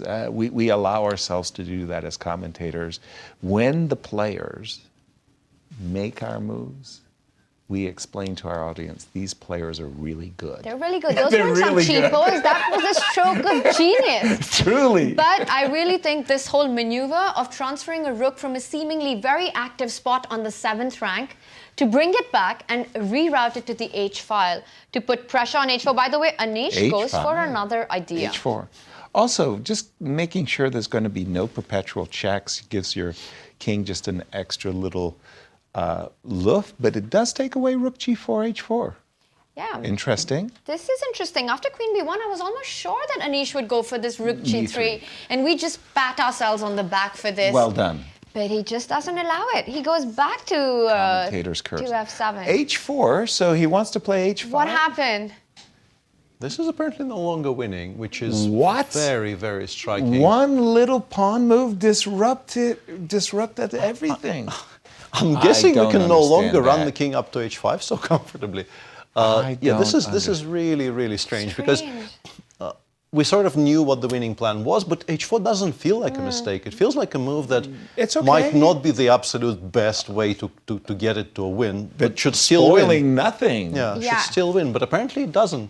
The only thing that explains it is the clock. Anish Giri down to 5 seconds now. No. Yes, so not finding the rook g3 maneuver, he plays h4, a big inaccuracy, letting go of most of the advantage. We should and now probably be he's watching coming that, back. yeah. And the thing is, when you play rook f3, rook f7, rook f3, you can feel that something's gone wrong. Anish is feeling the nerves here with just seconds on the clock. Absolutely. Well, Maurice Ashley said it best. Time trouble makes fools of all of us. And you don't know what ghost you suddenly see as you're about to make a move. You suddenly see something for your opponent that distracts you. Tanya. Yes, I'm just trying to understand what was his idea of h4. Is he trying to get that knight to g5 so that he can take with the pawn? Why do you include h4 though? That's a mystery. peculiar. Unless his thinking was, I'll play h5, which secures the defense of my queen, which means I can move my knight. So imagine I'm going to make a bad move. Well, I'm not going to make bad moves, but I'm just going to make these moves, right? So we get something here, and I know this is wrong, but maybe in his mind, he you gotta had, show it. something of this nature. So like Yes. the h pawn gets transferred to g6. I've still got these checkmating threats. Maybe my rook is on, I don't care, b7 or d7 when I'm doing this. Something like this is in his pattern is in his mind. But he's going to need a lot of cooperation from Liem for all of that to happen on the board. I am just going to flash back and forth because I got the Wesley So game that I'm so anxious to jump to as we've got seconds on the clock with Anish. How is Liem Seconds on the doing? clock for Alireza as well. So we can actually take a quick look at that one, Yas, if you want. We can quickly jump to I do want it. because look at this. It's a king. madness on the board. It's a king on F5, Peter. You don't see that every day. Yeah, after knight g7, he found a way not to play bishop b5 and offer a draw. He played rook f7, which I don't know if that's great. Apparently, knight e6 was now playable with a very good position.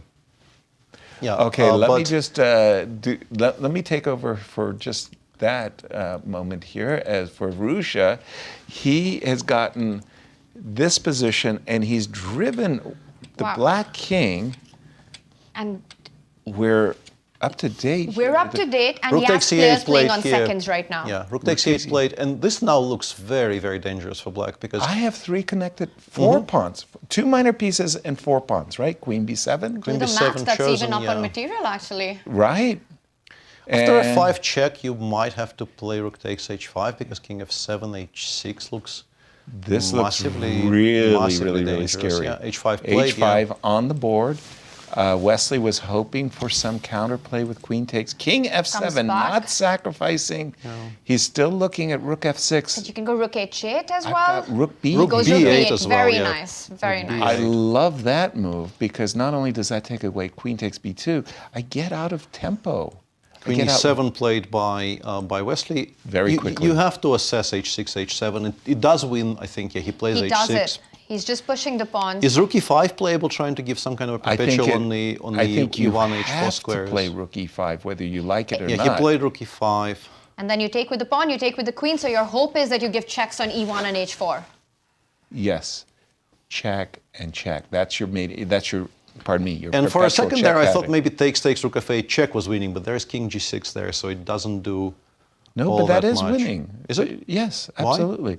Rook f8 check. It's on the board, by It's the on way. the All board. of that is happening. And then the players are just knight playing it out. g4. No, knight g4 still allows the No, perpetual. just h7. Oh, 8. No, that's Perpetual the still, perpet. perpetual is Queen still e1, there. queen h4 is the That idea. is the perpet. How do we stop the perpetual? We can play king f1, but King it looks F1. just so vague, honestly. I like king No, f1 king is King f1, I'm threatening 7, h7. 6, King h6, 5, knight g4. Whoa, 3. He four, needs to make a 3. move, and he goes h7, Draw but that's on a the draw board. on the spot.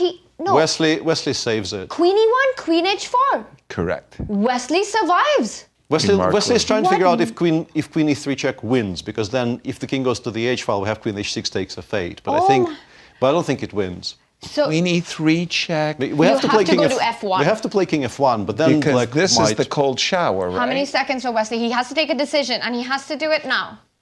This is the cold shower for white. Now He goes queen e1. He Now, does. now it will be a draw. What would have been one of the most beautiful games, and that is it. We see the repetition and the smiles. A save by Wesley.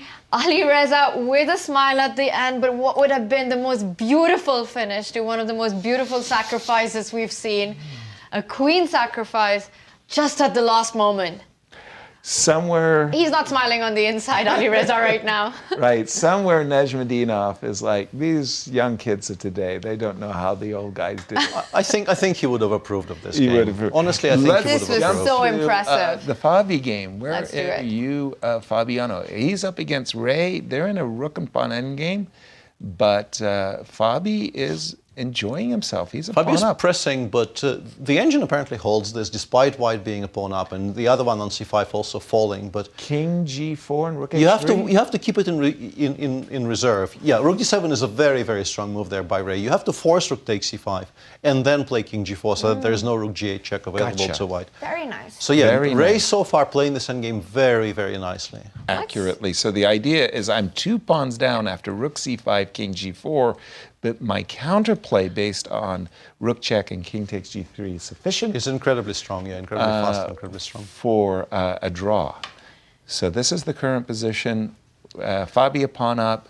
Time, what's the clock situation? 2 against 12 seconds? What you mentioned, Ray Robson playing superb chess with just seconds on the clock to boot, made the last move with 2 seconds. It's Rook to infuriating. d7. It's infuriating. He only has seconds on his clock and And he he's keeps... not collapsing, yes. Exactly. He keeps finding the best moves despite the time troubles. And I think rook d7, Fabi as well, he's gone into a bit of a think after that. It's Exactly. been about a minute, but it might not be enough because king g4 is a big threat if you take on c5. Otherwise, the rook is anyways jumping onto d2. Yeah. And your king will be forced to drive back, otherwise you lose the c-pawn. And wow, I've got my eye out on the Anish Liem game as well, because that's our tournament leader we're talking Right. about, and he's down 2 pawns in a queen and pawn endgame. And I see that ending, and I think it's that one that John Yeah, Nunn it's, says it's draw. the famous one. The yeah. table-based It's the draw. famous It's one. crazy. But what about the human base? The human base, humans lose you it. hold? You lose no, it. of course, we lose it. I just want to say, we're seeing incredible games, but we're not getting results. I mean, that sacrifice that that Firouzja made was fabulous, but not enough. 7 out of 7 so far. We have 3 terms games of running, draw. but 7 out of 7 are drawn so far. What drawn games? They're fantastic, Peter. Yeah, they're very good and we can't complain, but the results do Matter. matter, and we haven't had a decisive game yet so far. In Is today's MVL rounds. winning against Nepo in that? That night was ending? that was a weird one. There's By been the way, very he did many. take in King G4, King G2, and they are in the night ending. Sorry, I interrupted you. Yeah, MVL's game is now equal, but he was winning 3 moves ago, maybe 4 moves ago, Wow. and he blitzed out a move which gave away the win. But the win wasn't that straightforward. You can't blame him too hard for it. But And yeah, that's H3 now makes a very Clinically comfortable done. draw. So he gets rid of the last pawn on the board. Amazing. An extra piece, but not enough material. Big smiles from Nepo as he's saved 2 lost position. Let's just jump to Anish's game. Liem. Apologies. Ding's replacement. Ding's Yes. replacement. Thank you. That's what I meant to say. King H3.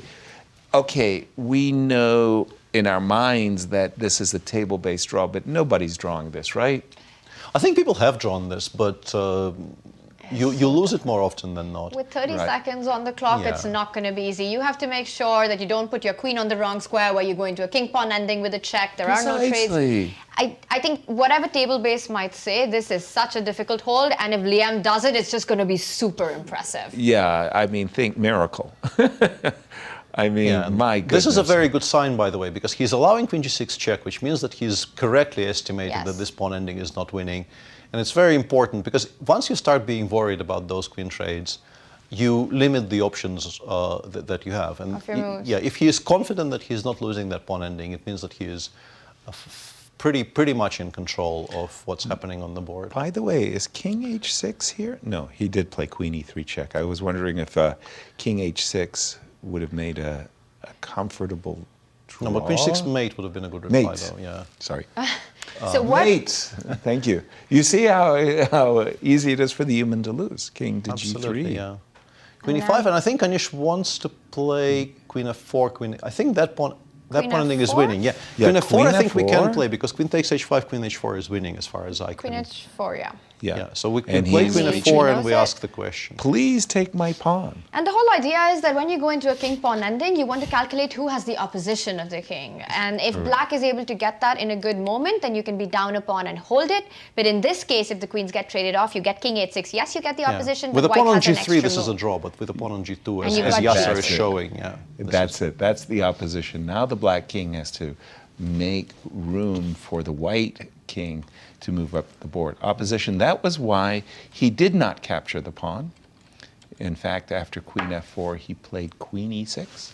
Well, he's doing everything right so far. So Liem playing it really well, but he needs to keep this up. And Anish is going to play this till the very end. Of course. There's no question of that. So Liem will really have to earn this half point. In the meantime, Ray is very comfortably holding his position against that rook ending. against Fabi, so no real reason for us to switch back to that. And now Anish is also under a minute on the clock. King h2, queen d5. When do you start pushing the G pawn? Now. Now? Yeah. It's time? Like, it's time. You put your pawn on g4, you put your queen on f3, you put your king on h3, and then you hope that queen f5 check will be a winning threat. So you go g4 and He's thinking queen about it, yes. Is he going to do it? He's reaching for the king. No, Yeah. he doesn't want to. I think he wants to go king g1 and then queen h2, but that might not actually win. That might be a bit too fanciful. Yeah, He comes yeah, back. we already had this. Liam already played queen e6 here, which is a good move, so it will not And be. we do have a draw. Ray saves it. Ray's got some smiles. He and Wesley from the earlier round were sharing their happiness. that 9 out they- of 9 so far. Not 9 bad. out of 9 draws so far. It's incredible, but the chess has been very different from the results that we've had. Absolutely. For me, that Alireza game, I think for me has been the game of the tournament so far. Agreed. Absolutely, yeah. Stop right there. I mean, sometimes you have a tournaments that seem like everybody's playing a Catalan there and Berlin's, and we're seeing so many draws and not big fights. But that one between Wesley and Alireza. In the meantime, I'm keeping an eye on the table base Sure. here, and the options are contracting. Black is still, there's 7 moves here which make a draw, but considering how many there are, at some point I think pretty much every legal move was making a draw. This is no longer true. You can definitely see Black misplaying this. The path is getting narrower, Peter, to hold this position. And that's what very often happens in these kind of endgames. Yes. 21 is fine. 21 is definitely not a mistake. But not a certainty behind that hand. Victor Korchnoi had a line. He said, with trembling hands, we played the move Queen D1. And you mentioned that only 7 moves hold for black in a certain position. There will be a moment where Liem will have to find the most accurate move. And with seconds on the clock, that's where humans slip. Yeah. Queen Absolutely. D8, I think, or Queen G7 is also completely fine, just restricting the path forward for the white king. And I think Anish will probably... it's 20 moves since the last pawn move, by the way, since H5 was played. And I think relevantly, Anish is now down on the clock consistently below what Liam has. Really? 8 against 34 currently. Well, the move King F5 is an indication he's probably going to pick up like a minute very quickly after a series of checks. What's our he'll prediction begin. here, Yes? Are we going to see a decisive result? If Liam holds, really, you just have to tip your hat and say there's this miracle on the chessboard because it's so incredibly difficult when you're under pressure constantly, every move, and you feel like your life hangs in the balance with each move. It's impossible to keep calm under that duress. And it's impressive to see him do just that. He's playing confidently. It's He's picked up remarkable. the seconds on the clock as well with the last few moves. I think he can claim. Yeah, I think he's doing the right thing here. He He's just claiming. stopped and he said, with the move Queen C3. No, I think it's Queen E6 specifically. I think it's Queen E6. And Anish Queen cannot be happy right now. Oh, if this claim is accurate, and we'll ask our production as well if that's accurate, that would be. I think it is. Yeah. We're getting a accurate. confirmation. Wow. It's the correct claim, which Amazing. means And this continues the story of Anish not winning very, very good positions. He's had a bunch of them yesterday, and today again he. Hold on. He said Anish Giri Queen had in D5? hands. Queen D5 is a 3-time repetition? No, it's Queen E6. And if he's claiming Queen D5, I think But that Queen might is on not be D5. correct. Yeah. I see the queen on d5. I do too. So Yeah. so Peter, you're saying queen. Queen E6. Yeah, I was pretty sure it was Queen E6. Oh, Holy smokes. I don't think I've seen that kind of a repetition. unbelievable. So Liem claims correctly, but with the wrong move, so he's With the not going to wrong be move. awarded. And he's smiling right now. Does he realize that he's I claimed think with the wrong move? he's being told And that you are it's- not. You cannot adjust your claim to the correct move, right? And for those who are new to the game, I think we should explain this. What I that- really meant to say was Queen E6. You didn't let me write down my move. I misspoke. Oh, Fuck. wait, is that or did he Oh. claim queen d5 or did he claim queen e6? Okay, well, let's see. And look at Anish, he's actually thinking about the position right now. Ignatius Leong, the deputy arbiter from Singapore, Chris Bird, our chief arbiter, are showing the. Oh my God. It was this position right here where Liam stopped the clock. And yes, I think for those who are new to chess, we should explain what really is going on here. The Exactly. threefold repetition. A player is allowed to claim a position, but he has to speak the move that he intended to play. That's right. That this is the position that's occurred thrice and a draw is awarded. Exactly. Now, according to what we're seeing, the queen move to e6 would be a correct 3-move. repetition. So the idea is, if Liam had said, I'm intending Queen E6, and we've reached this position, this precise position twice before, this is the third time, his claim would have been upheld. Yes. What he did, it appears to our eyes, is he said, this is a 3-time repetition, and I'm playing Queen to D5. And the arbiter rejects the claim because queen to Rejects the d5 claim. is the wrong move for the threefold repetition, and he gets a time penalty as well, which means Anish gets an additional minute on the 1 clock. minute, that's correct.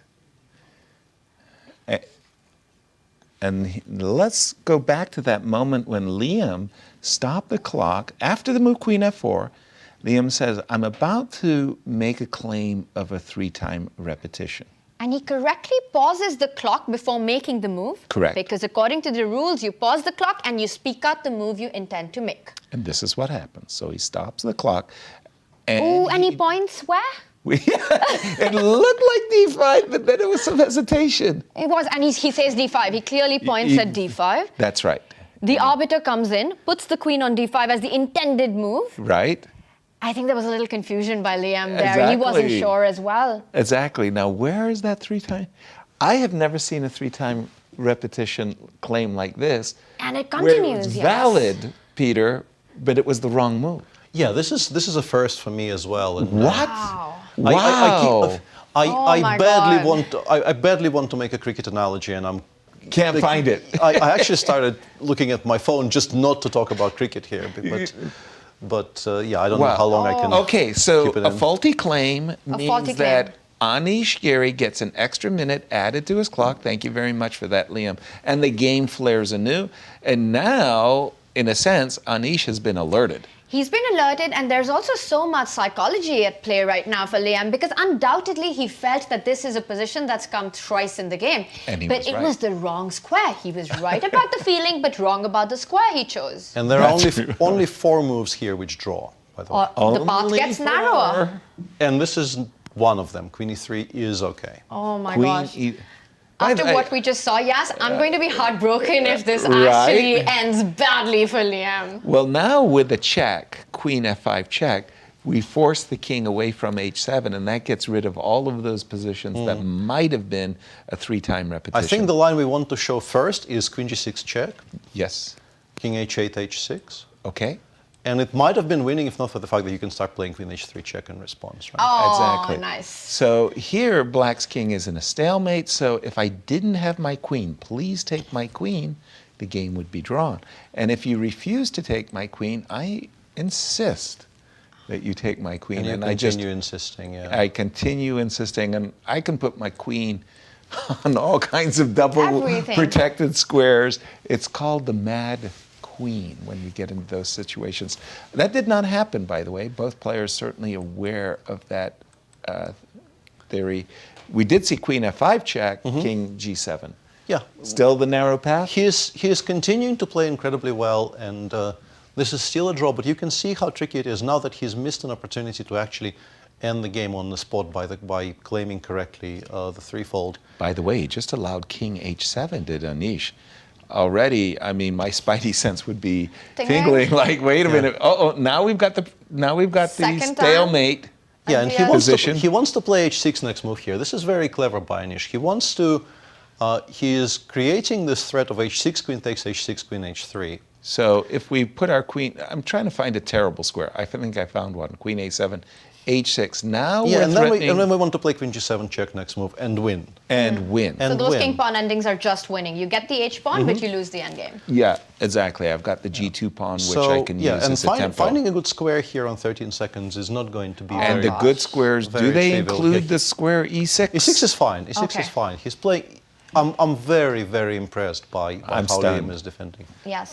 How do you, with 10 seconds a move, how do you consistently find the narrow path? Queen c7 time.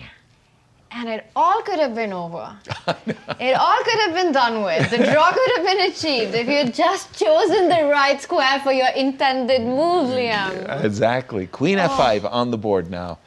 I'm kind of surprised we haven't seen g4 with the queen on f3 and just get the, Yeah, he had options. He definitely had a moment where he could have played g4 without allowing in the media perpetual. More than once, maybe even, but he is choosing to keep this in his back pocket.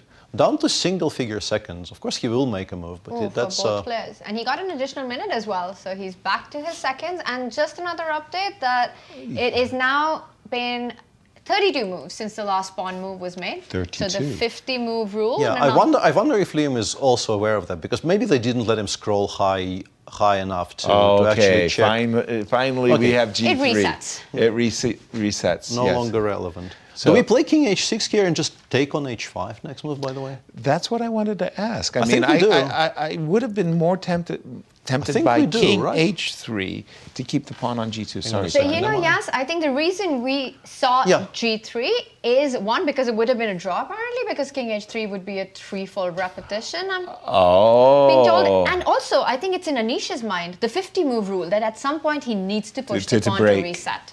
By the way, this last move, king h6, I think it does set up for queen. And we just take on h5 now. Take on h5. We can take on h5 quite safely. And this is no longer difficult. Because there's no opposition to be won. And he's going for it, and he does it. Now, I think we can say... defense by Liem. Amazing. And look at that. He did offer. He offered him a draw. I think Anish said, okay, I had enough. Yeah. I offer a draw. And Liem said, I can't accept. This is fantastic tenacity by the coach. Wow. And that means 10 draws so far today, but what a round we've had. Alireza's queen sacrifice, Liem's a wrong claim with a wrong queen move, and eventually holding this exceptionally difficult endgame. Amazing. Great stuff, guys. I mean, it hasn't affected our standings one iota. I mean, nothing changed since they started to play today, but what games we've been treated to. Oh. Shall we have the worst handshake in the history of chess? Here it comes. Okay, I trade the queens. Play, play, play. Take my pawn. Play, play. Okay, I'll take your pawn. Now can we shake hands? The worst handshake ever. Just keeps on, He left not it happening. hanging. Hey, that's not done, Anish. Oh, come on. That game deserves a high five, let alone a handshake. Exactly. What bumps. a performance by both these players. Anish pushing as well, but Liem, incredible defense there. No. I don't know what's more impressive, Peter. Alireza's queen sacrifice or Liem's hold? I think I'm still taking the queen sack, but people lose these queen endings every day. And Yeah. I think And they're supposed to lose them routinely. Yeah. They're And not supposed to put up that kind of on resistance. 10 seconds as well, he made a number of very difficult decisions. And Agreed, Peter. honestly, once he claimed, I was so sure he will claim correctly as well. And I've never seen that. this really is a first for me. I've not seen. Yeah. The claim was correct. Yeah. The square was the wrong Yeah, move. that's a very unusual occurrence for sure. Yeah, because of course we have our score sheets where we see from our score sheets that, Queen E6 is the one that's been played Yes. twice before. Let's take a look at our standings, which again have not changed What since a round 3. round that was. I yes, know. just unbelievable drama, And start here it to is. finish there. Liem keeps his lead after surviving a very difficult 2-pawn down queen endgame. Alireza Firouzja with a fantastic game, but couldn't convert it to a full point. What could have been the game of the year for Alireza had he won it at the end? So close, yet so far shares second place with Robson, and then we've got 3 players at 5 points, including Maxime and Anish. And for Fabi, he's kind of feeling like, well, that was 2 pawns up against Ray. Jan still needs to. But if I'm in Wesley's shoes, I'm feeling really good. Like this kind of puts some wind in my sails. I've made a draw from a very difficult position.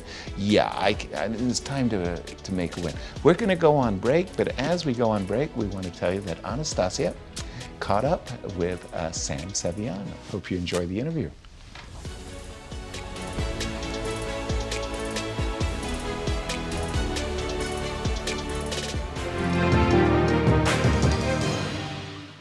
So, Sam, welcome to St. Louis. It's actually your first event in Grand Chess Tour, if I'm not mistaken. It's the first time you are taking part in St. Louis Rapid and Blitz.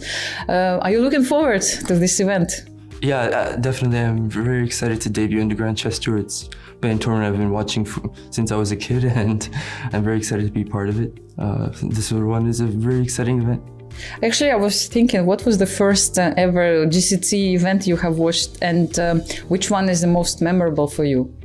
I mean, I've been watching since the Sinkfield Cups began, I think in 2013. Exactly. And probably the most memorable one is definitely the one where Fabi started 7-0. I'm not sure that was a GCT event, but it was a Sinkfield Cup. Yeah, it was Sinkfield Cup, and let's say the 7 out of 7, I mean, did it make a huge impression on you? How old were you?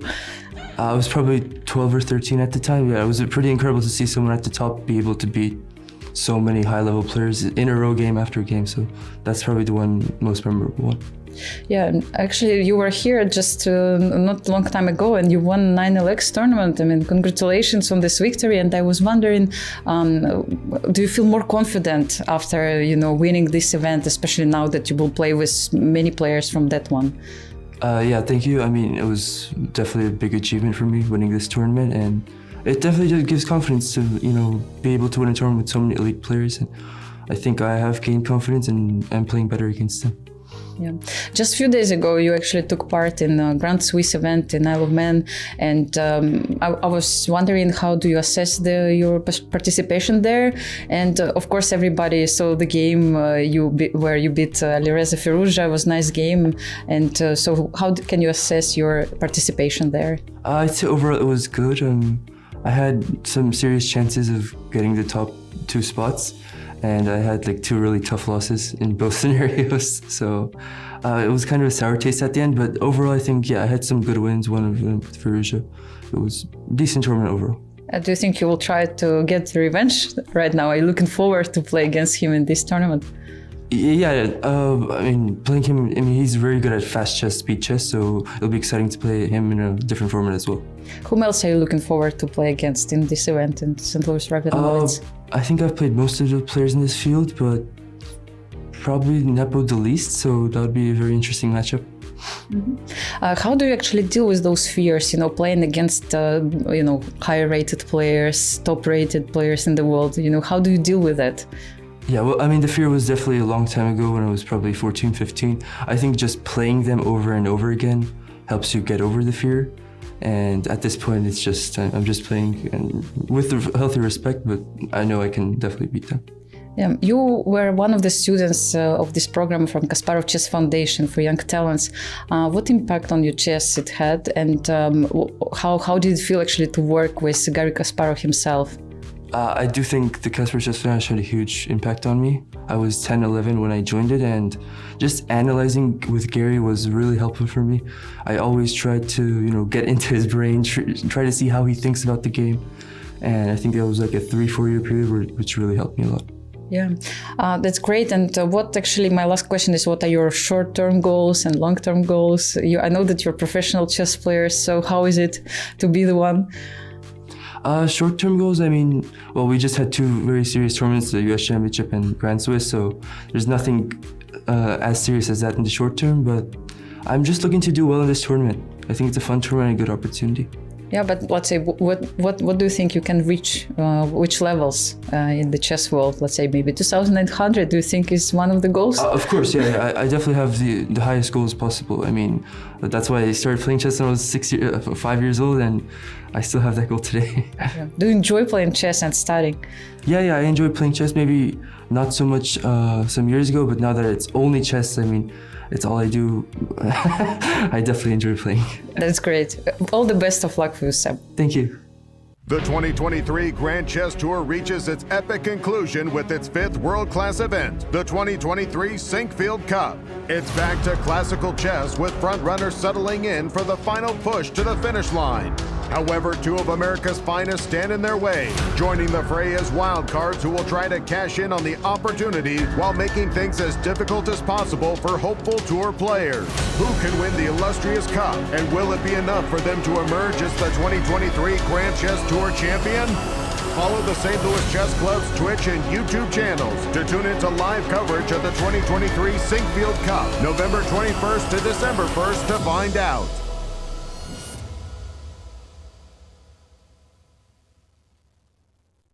Hello, I'm Women's Grandmaster Begim Tokhorjanova. I will be creating content for Grand Chess Tour. Follow us on social media and catch more behind-the-scenes content. The St. Louis Chess Club is the premier chess facility in the United States. We bring the educational benefits of chess to thousands of students across the St. Louis area. We also promote chess at the highest levels, hosting all levels of the U.S. championships, as well as high-profile tournaments that attract the world's best players. Become a member and enjoy perks such as free classes and lectures, weekly tournaments, and so much more. Visit stlouischessclub.org to claim your membership today. The World Chess Hall of Fame, located in the heart of St. Louis's historic Central West End. Want to know why chess has intrigued people around the world for nearly 1,500 years? Stop by and learn about the impact of chess from our 3 floors showcasing the art, culture, and history of the game. The World Chess Hall of Fame has something for everyone to enjoy. For more information on current exhibits, please visit worldchesshof.org. St. Louis, the chess capital of the United States. It also plays host to an award-winning shop dedicated to chess merchandise, all-occasion gifts, and plenty more. At Q Boutique, you can shop both in-store and online. From quirky greeting cards to luxury chess sets, there is something for everyone at Q Boutique. Enjoy a shopping experience like no other. Make sure to check out QBoutiqueSTL.com for a wide variety of gifts for everyone to enjoy. The St. Louis Chess Club Scholastic Program brings the educational value of chess to kids and schools across the St. Louis area. Active in over 100 schools throughout the St. Louis City and County, the St. Louis Chess Club has been able to reach over 85,000 students in both in-school and after-school programs. We view chess as a valuable educational tool. Learn more about our scholastic programming by visiting stlouischessclub.org/education. Hello, I'm Women's Grandmaster.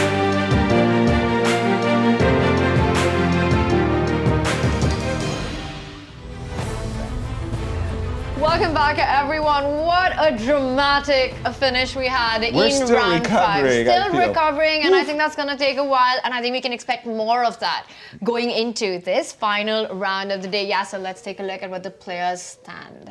Yes, indeed. No changes at the top or the bottom. Because we've had 10 draws today. Exactly. 2 rounds, all the games finished in draw, but dramatic chess there. Liem still at the top of the table after a fantastic hold against Anish, Giri, Alireza. What a game he played. Perhaps could be one of the best games, and I'd love to know in his interview later if he considers this one of his best games Maybe of all times. Revolutionary idea. Let's introduce a standing game into chess. if they make like 10 draws in a row, they all play standing up, and if you win a game, you can sit down. Right. And the pairings for this, the final round of the day.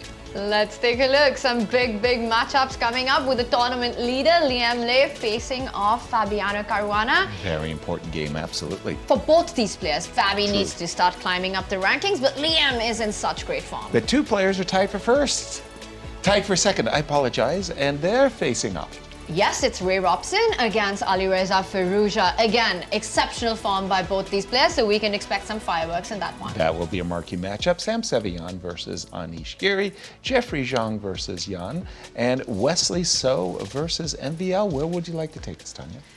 I really want to start with the tournament leader. Let's do it. Liem He's up against Fabiano Caruana. It's And a Queen's Gambit decline. let's take it from the top. We're getting a move that I have to give Magnus Carlsen credit for. When he played A7, A6, I thought this was a one-off, two-off type of thing.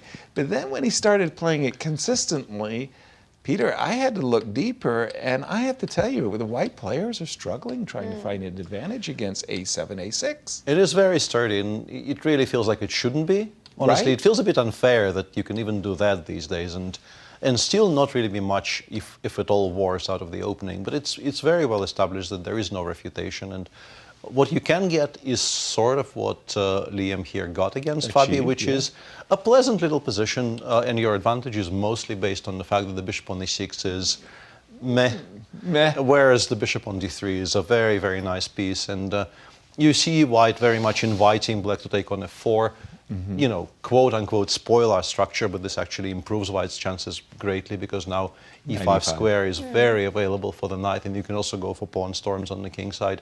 So I'm not sure Fabi is even considering taking on f4 here. I'm sure he's not, in fact. You could maybe think of playing knight c8 and then taking and immediately putting the knight on d6.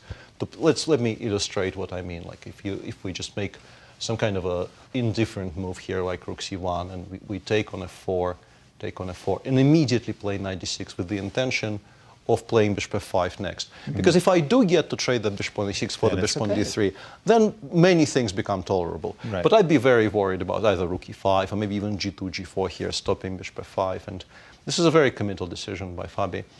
And yeah, he is continuing to make waiting moves for now h6, rook a d8 maybe coming next.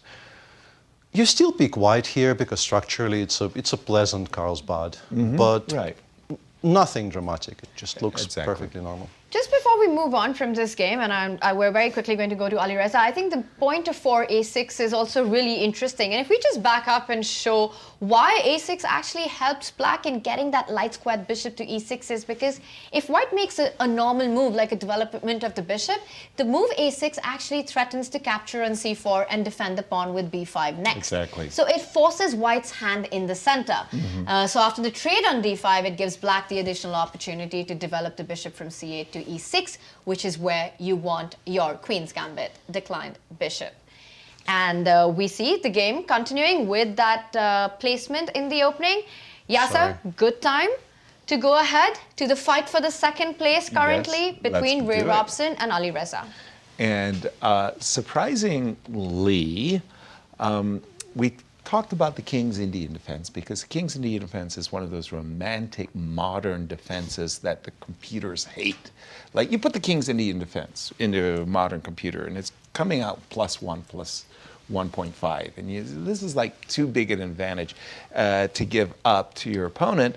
And yet, when the King's Indian defense is played, it's sort of like, yeah, the human spirit overcomes, the AI. The commentators love it, the fans love it, and Alireza loves it. And We've Alireza seen him loves it. play the King's Indian so many times, and it just shows the kind of mood that he is in. He's coming in for a fight. Exactly. Now, Ray also, with the move H2, H3, like in my repertoire against the King's Indian, I favored the Averbach system, which was Bishop E2 and Bishop G5, and I absolutely love the Samish as well. That's mine. It's a beautiful line against the King's Indian. Well, I'm so happy.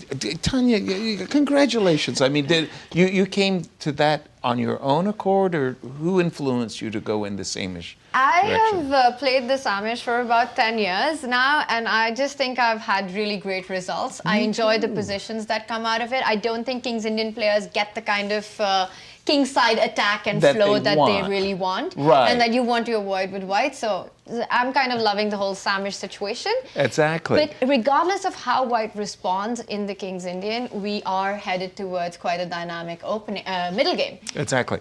But in this particular case, instead of the pawn on f3, we had the pawn on h3, and Ray kind of threw down the move d5, knight e5, f4, and this is about the most consequent way that white can play, Peter. I wanted to step in, and I've waved to my colleagues there that I needed a little time on my phone, because before this round started, there is also another important chess event going on right now, and that's the European teams, in which Magnus is playing. And Magnus today was black against Ivan Shitko, who famously was a giant killer in the World Cup, knocking Sam Shankland out in the first round.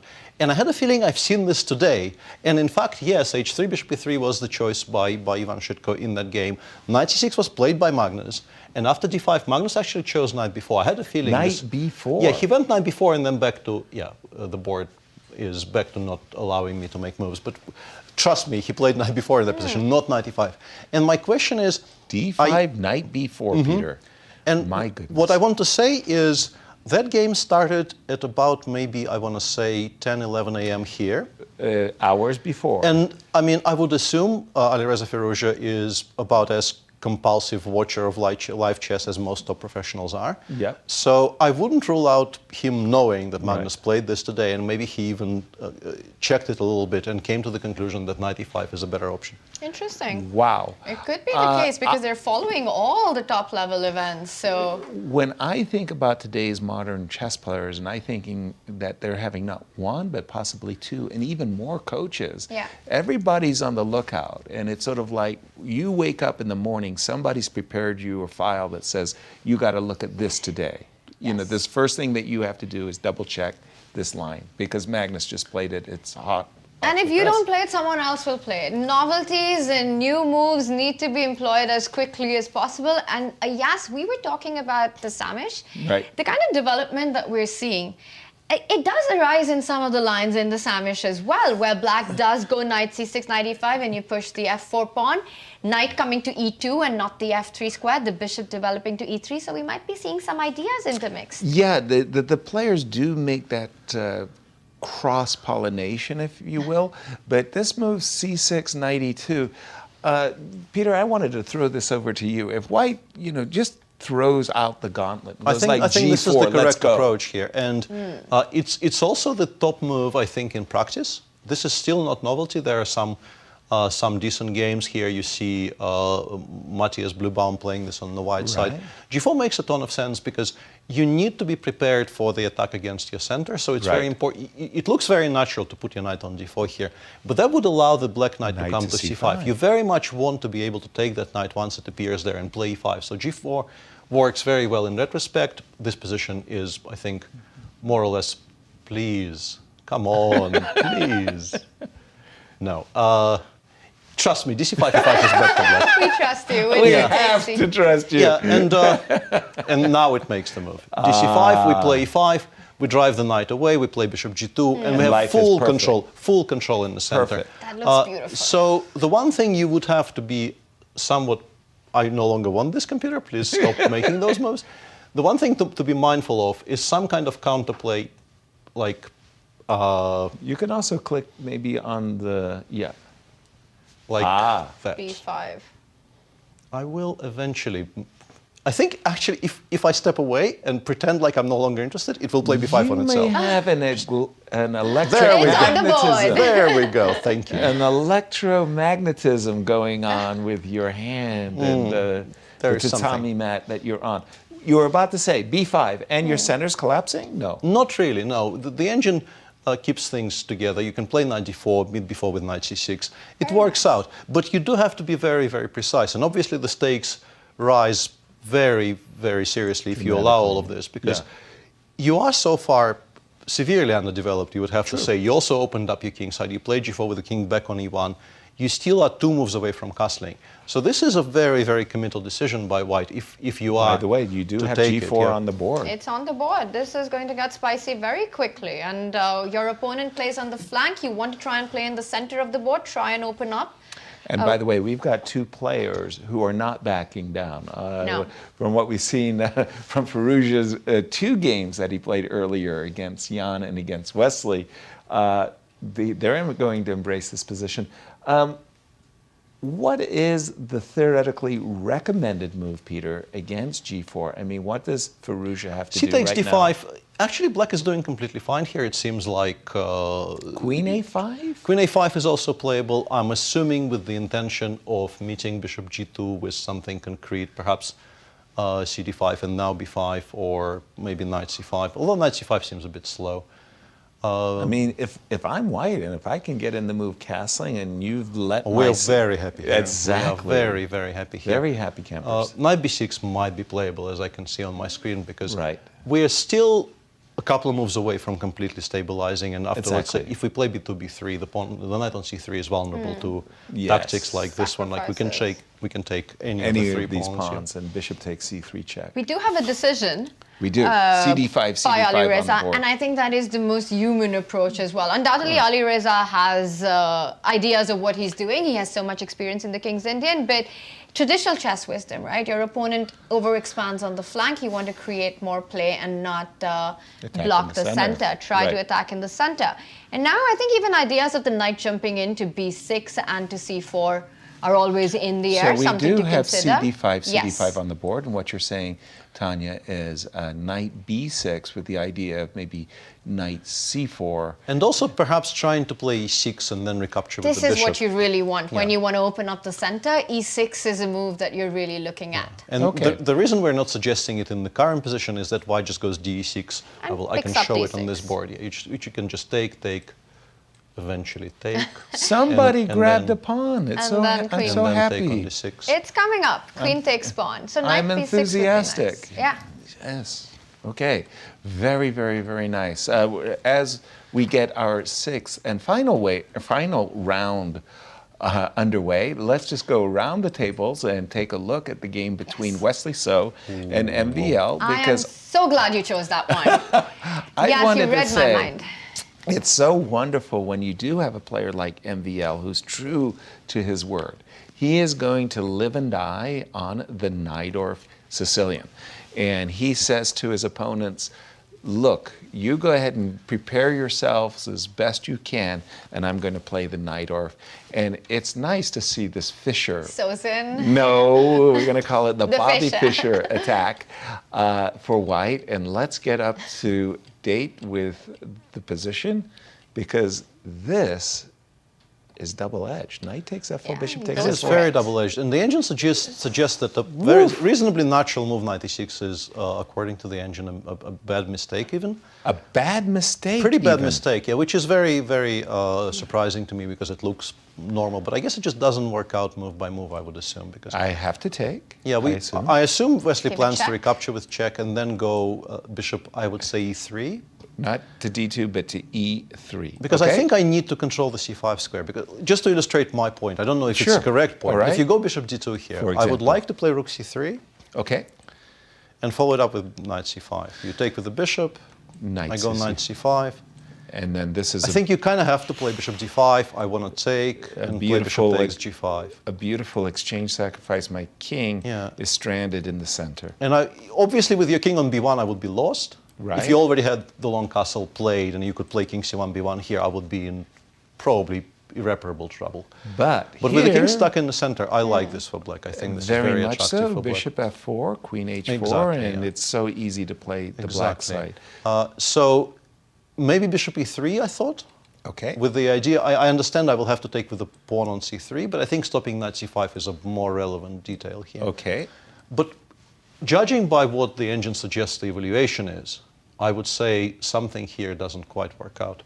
Knight e6, f6. So bishop e6, king h8, bishop e3, and apparently you can take on g5, which is a wanted bit to surprising. say Yeah. You're hanging d7, right? Yeah, exactly. Let's check. So we take on d7. I guess we start by queen h4 check. King has to go to d1. We go rook f2. And yeah. You kind of sense a little compensation, but you're not certain. What's happening for queen g4? Your idea is to go queen h6. We still have a bishop on d7. This is the... No, I mean like white. White go queen. Yeah. Sorry. Like I want to, and maybe queen h6 is the problem here because you start threatening. I like that. Reminding you that the bishop protects Thanks, d4 of the queen. I apologize. It's okay. No, you were brilliant, Peter. You were your best. Loved it. You can sense another round of apologies coming, right? But this is bad, apparently. Queen d3 is a bit stronger, I guess, but for some reason, the engine suggests after rook d8, the threats, which I can't even name. Honestly, to me, it's not obvious what the threats are, but they are strong enough that the engine was suggesting just playing b3, rook takes d7, king c1. And running. So I'm seeing the -2, by the way, so on your... Obviously, if bishop takes g5 is playable, it changes the whole complexion of the position. But because now can we try bishop takes d7 in this moment? Well, we just go bishop h4 check and take on d7. I apologize. That doesn't work at all. Bishop h4 check. That doesn't work at all. So I guess That's maybe the very best case for white is just to Yes. castle and admit that we are pawn down, but we'll have some compensation. But knowing Maxime, this position he doesn't even blink and takes on c3. Yeah, take on c3, Yeah, knight that's c5. Maxime. But hold Knight on, c5 I is just want to available. say, I'm Wesley So, and Wesley So is an incredibly well-prepared player. He may denigrate himself and say, you know, like these players, they study so much, and I'm not so good, and you know, but he's very, very well prepared. He doesn't play the Fischer attack in order to sacrifice a pawn and get a worse position. We never call it the Sozin, do we? No, never. Never. And why would he do that? Why would he? not- Because knight e6, fe6, it's not like Maxime is reinventing the automobile here. I think he didn't really realize he has other options. And the engine suggests you can just play h4. The engine suggests keeping the pawn on g5 It's a alive useful by pawn. force is much more important than ed4, knight d5. With a That's very, a good with a very compensation. unclear position, yeah. I Before would knight be- d5. Even though, honestly, like even this looks like it might, on a bad day, just completely collapse after knight c5, creating a threat of d4, d3, and you have to be very sure this is good. Honestly, I don't know why the engine likes it so much. By the way, it's a just delayed goes bishop a2. delivery. I noticed that you make a move, and 12 seconds later, when it feels like it, it'll play the move I you think want. it's It's like some twisted anti-cheating measure by the computer. 12-second delay. I think he just wants to show me who's boss. Right, that I too. will make you move, but don't think I will make Not you on move. your terms, Peter, on my terms. Exactly. Yeah. Right. I love it. Peter with a computer with its own mind. It's nice, nice. And how do Let's they take a match up look. head-to-head? Let's take a look, Yasser. Wesley So against Maxim Vachier-Lagrave, as expected, played each other a bunch of times. Another one of those epic rivalries of chess. Really? And it is 18 wins in favor of Wesley to 16 losses. Look at that 43 draws. 43 draws. I'm telling you, you could write a trilogy on those games alone. But does that surprise you? Maxime, such a speed chess specialist, a 2021 World Blitz champion, and he's the one who's trailing Wesley on that score in Rapid? I'm telling you, Wesley is so underrated what he does in Rapid and Blitz. And we talk about a golden period there for him, maybe 2016 through 2019, where he was in the top 3, maybe top 2 in the world, and seemingly untouchable. When he's in form, well, all of these guys, I mean, that's unfair. When any of these guys are in form, you sometimes feel, Peter, like these guys just see everything. It's like they're monsters. Absolutely, yeah. On that note, rook takes knight has been played. The exchange sacrifice is on the board because white hasn't stopped the knight to this is a c5. mistake, by the way. And this is exactly the line that we were showing earlier. And bishop takes c3 is actually worse than b takes c3. The engine was suggesting, despite you seemingly having played bishop d2 to take with the bishop, you still should be taking with the pawn. Regardless. Yeah. And this is... And allowing knight c5? No, yeah, because I think it actually wants to be able to castle queenside more than anything else in these types of positions. So it's and now he will not be able to. So b takes c3, knight c... It goes bishop d5, allows you to take on g5, but compared with the other position, you can immediately castle long. And it looks scary, but... It looks scary, and bishop c3 is just such a natural response in Queen this a5, knight position. a4, You yeah, don't it looks very, very scary. It does, right? You really want your bishop recapturing, which is what Wesley did.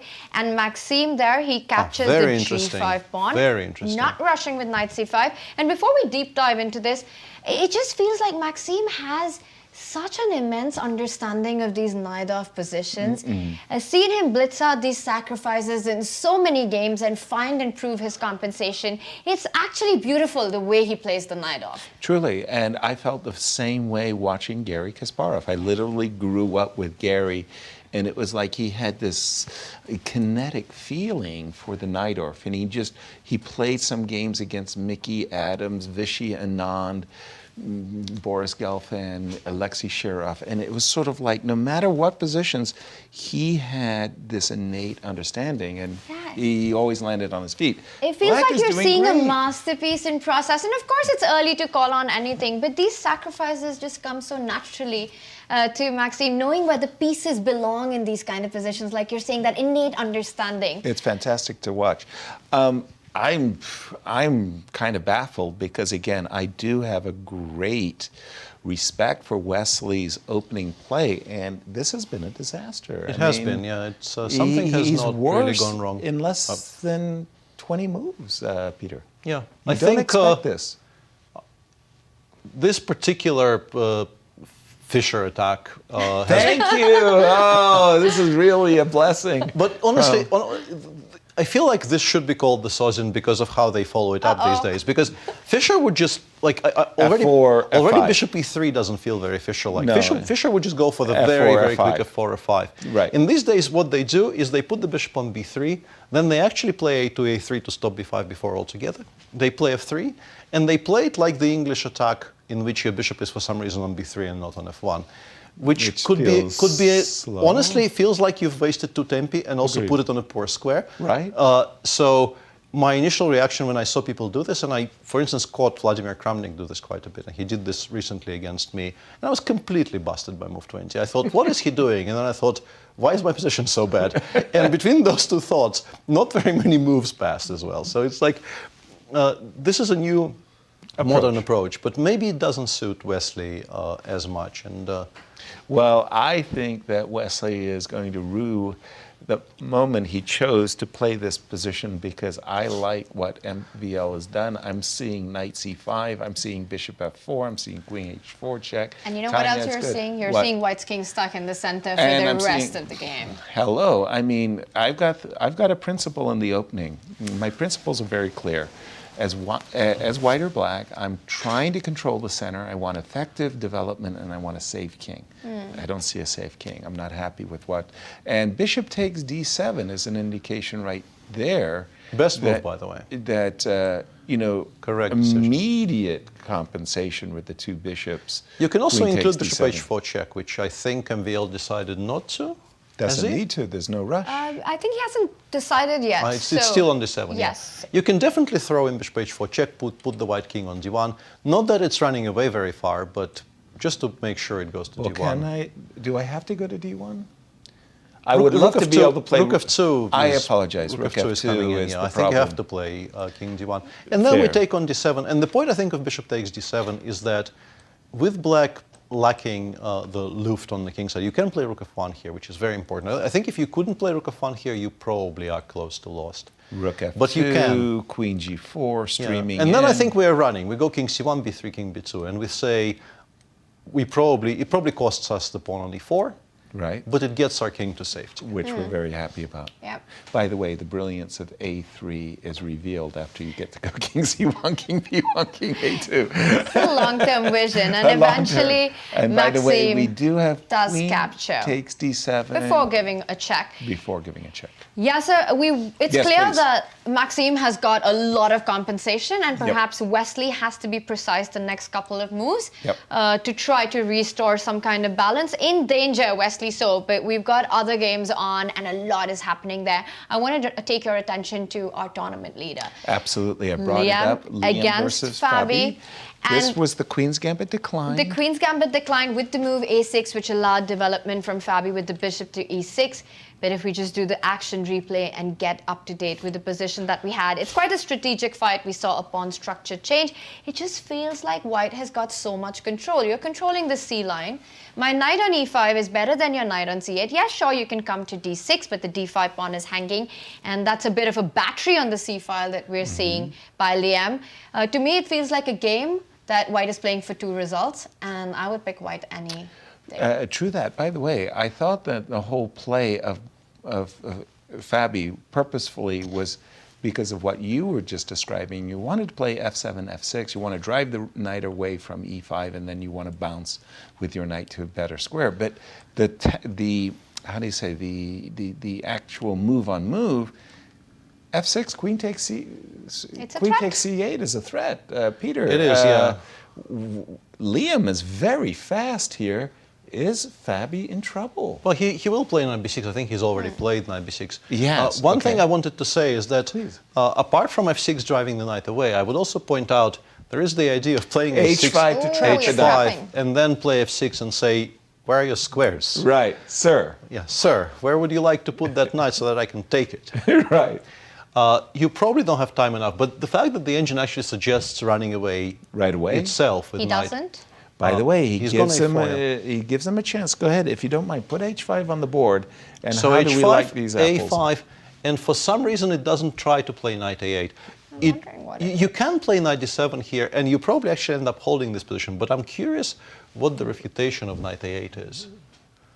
Okay, queen B4 with the threat of rook rook C8, C8. with the threat of rook C8, and Because suddenly... E7 is hanging. Yes. Yes. So this is a very, very important detail. Very I nice. suspect I didn't see it either. I suspect Queen without queen b4, black might be okay here. Because if you play queen a3 with a similar idea, you will be allowing knight c7. And then that's a you'll massive, be- massive improvement that goes to b5. It gets Yeah. to good squares. Now you're But queen fine. b4 is basically winning here Because you're rook targeting c8 B7, yeah. so knight C7 is not possible anymore. Exactly, yeah. And the fact that Liem has played A4, I think he has seen this idea. Mm-hmm. Because otherwise, this trapping of the white knight on E5 can be very scary for white. Exactly. A2, A4 on the board. We'll keep an eye on this one. Impressive. Let's just go back to Ray versus Firouzja We gotta do for that. a moment. The king's in because, defense. Even though they were in a theoretical dispute, I was more than curious to see he did play B6 and knight C5 and allowed, you know, in my time, the knights on C6 were considered glorious beast. We didn't Game ending, pretty much. Game-ending But beasts. here, it feels like black just needs the knight on c5 so much that he felt this is his best shot. And guess what? We've got a tricky check, and Ray captured and went long.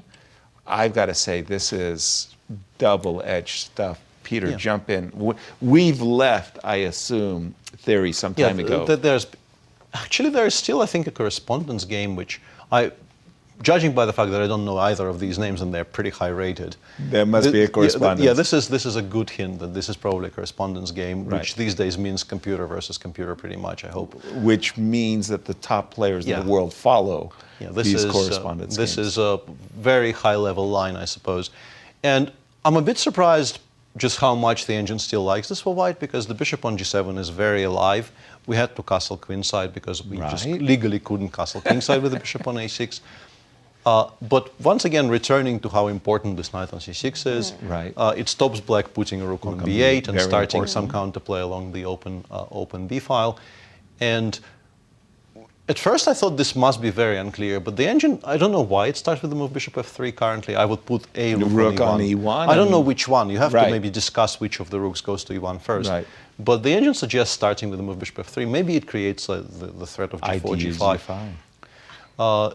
But yeah, this is still supposedly good for white. That knight on c6 that you're talking about, it's a monster piece. And I'm just wondering, can in these kind of positions, because you've got this bishop on g7 eyeing b2, can Alireza have in his mind to actually sacrifice an exchange on b8? Rook b8 would be something that would be on my mind, because I feel that knight is so much worth getting rid of, and I'm sure the computer kind of doesn't completely... The evaluation dropped by 2/10 of a pawn. We gave up a full exchange, and we don't have a direct threat yet. So I think the engine actually agrees with you entirely. I would say this is a full agreement. And yeah, I think this is just a good idea. People used to do this in dragons and in all kinds of situations where the bishop on g7 is so valuable. It's so thematic. That's my partner. That's what I got this. I got this. And yes, Alireza's I giving up agree. the queen. What's a rook right now? Come on, especially amongst friends. No, seriously, the bishop on g7, those monster kings, Indian bishops, we actually used to call them dragon bishops, but I like it. That bishop on g7, eyeballing b2, and forget about it. You control b8. Yeah, bishop f3, by the way, would not be in my repertoire. I would be playing rook e1 to play rook e7, like in a nanosecond. The assumption has to be black plays Rook E8. a rook to e8. Well, and thank I think you, but now I don't have to worry about rook b8 anymore. True. Now I might think about bishop f3. Sorry. Sure.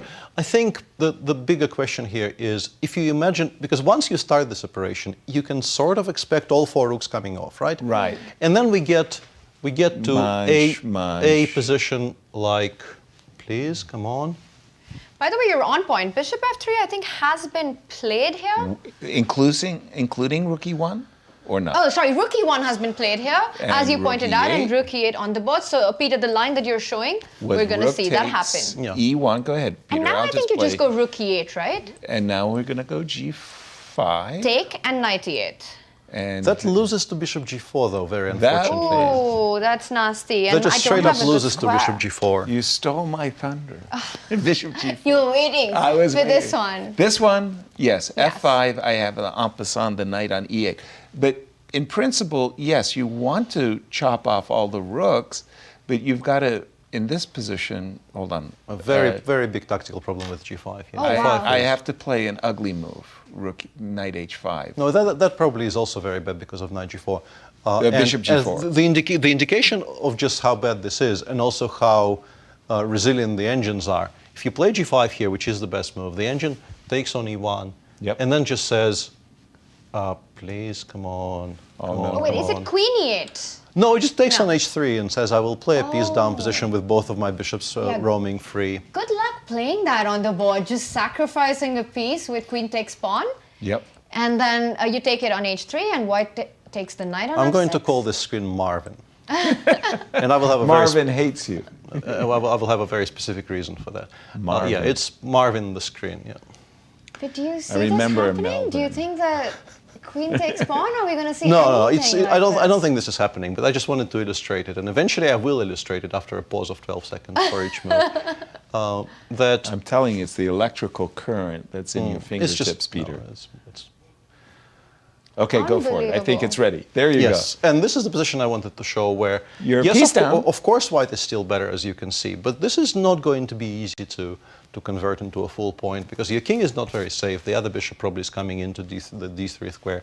You can start pushing your king side quite safely, because the king on g7 probably will at some point Looks come to pretty g7. comfy. It will be pretty comfy. And as long as we, like, the way white wins, as I see it, is the pawn on a7 actually falls very quickly, and then white starts pushing. As well. Because if this becomes like a protracted battle where black survives, the pawn on a7 survives somehow, I would say black draws this more often than not.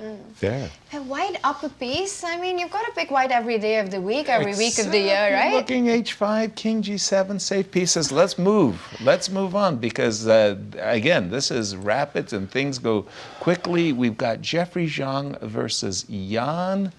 We're seeing lots of bishops of opposite colors.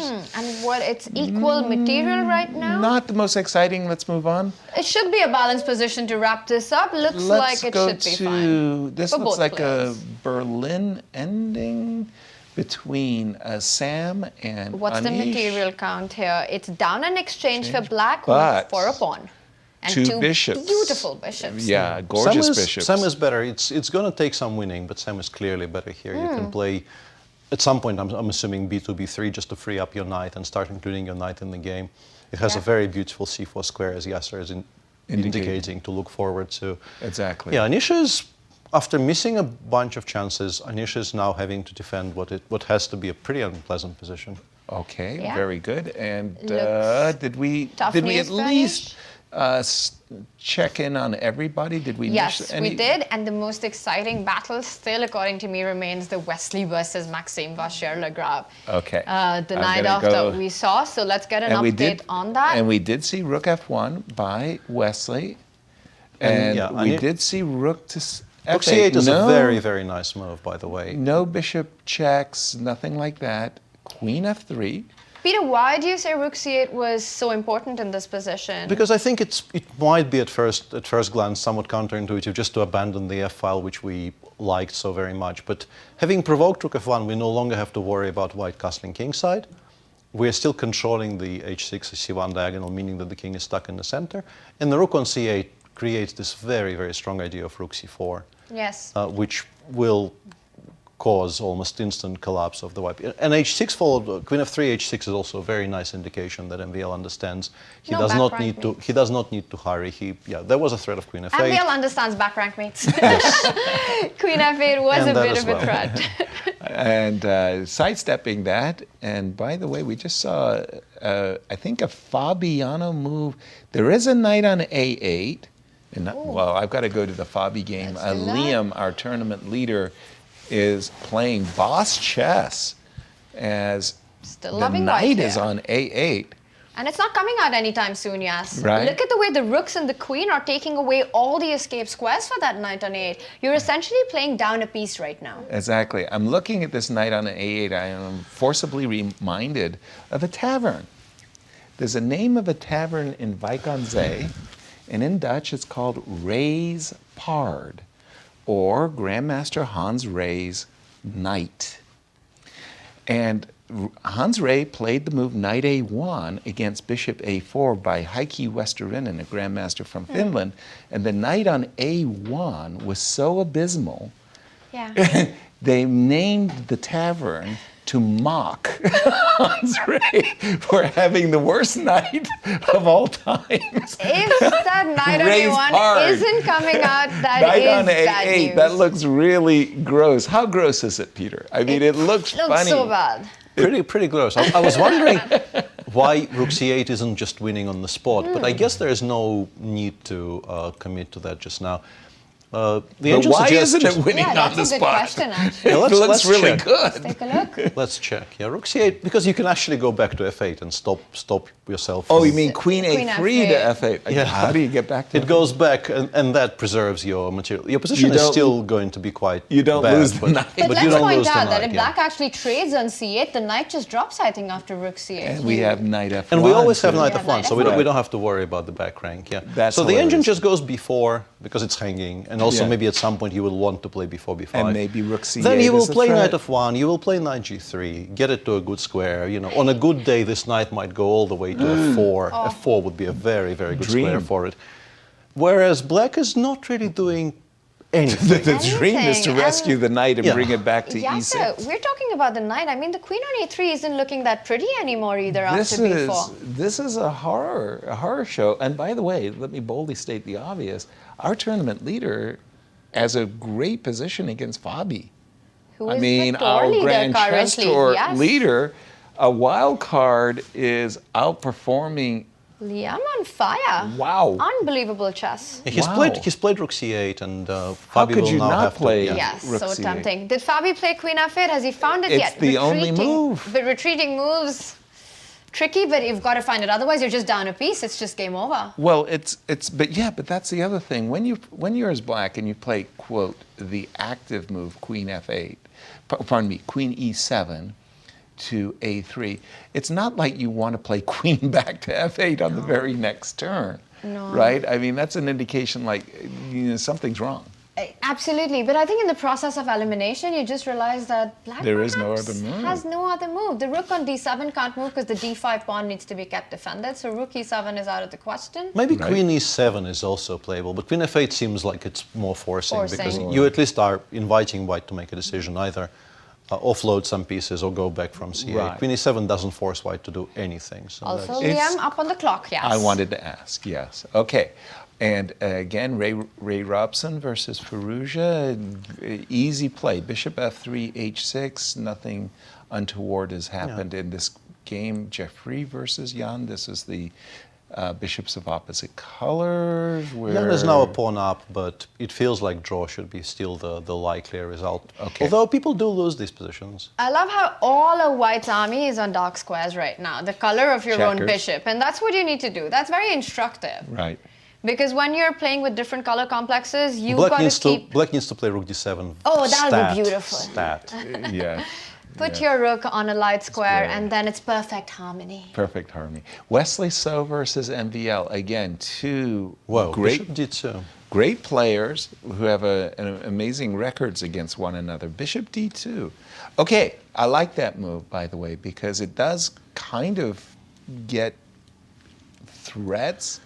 And I'm looking at rook c4 to e4, and I would prepare resignation. So I have to do something, Peter. Yeah, I think bishop d2 is an attempt to force the issue and to solve at least some of your problems by force.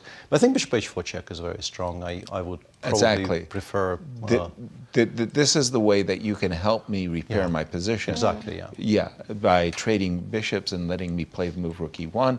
You're not going to allow that to happen. You're going to play bishop h4 check, force me to put my king. And queen c6 in particular. And we win the pawn on e4 with tempo. And yes, it probably will involve trading the queens off, but the position will remain ugly. With the Ugly for white. With the two bishops. It wouldn't be so bad if my rook on a1 were somehow on g1, magic, you know, but the fact that it's still here, I definitely like MVL. Tanya, where do you want to take us?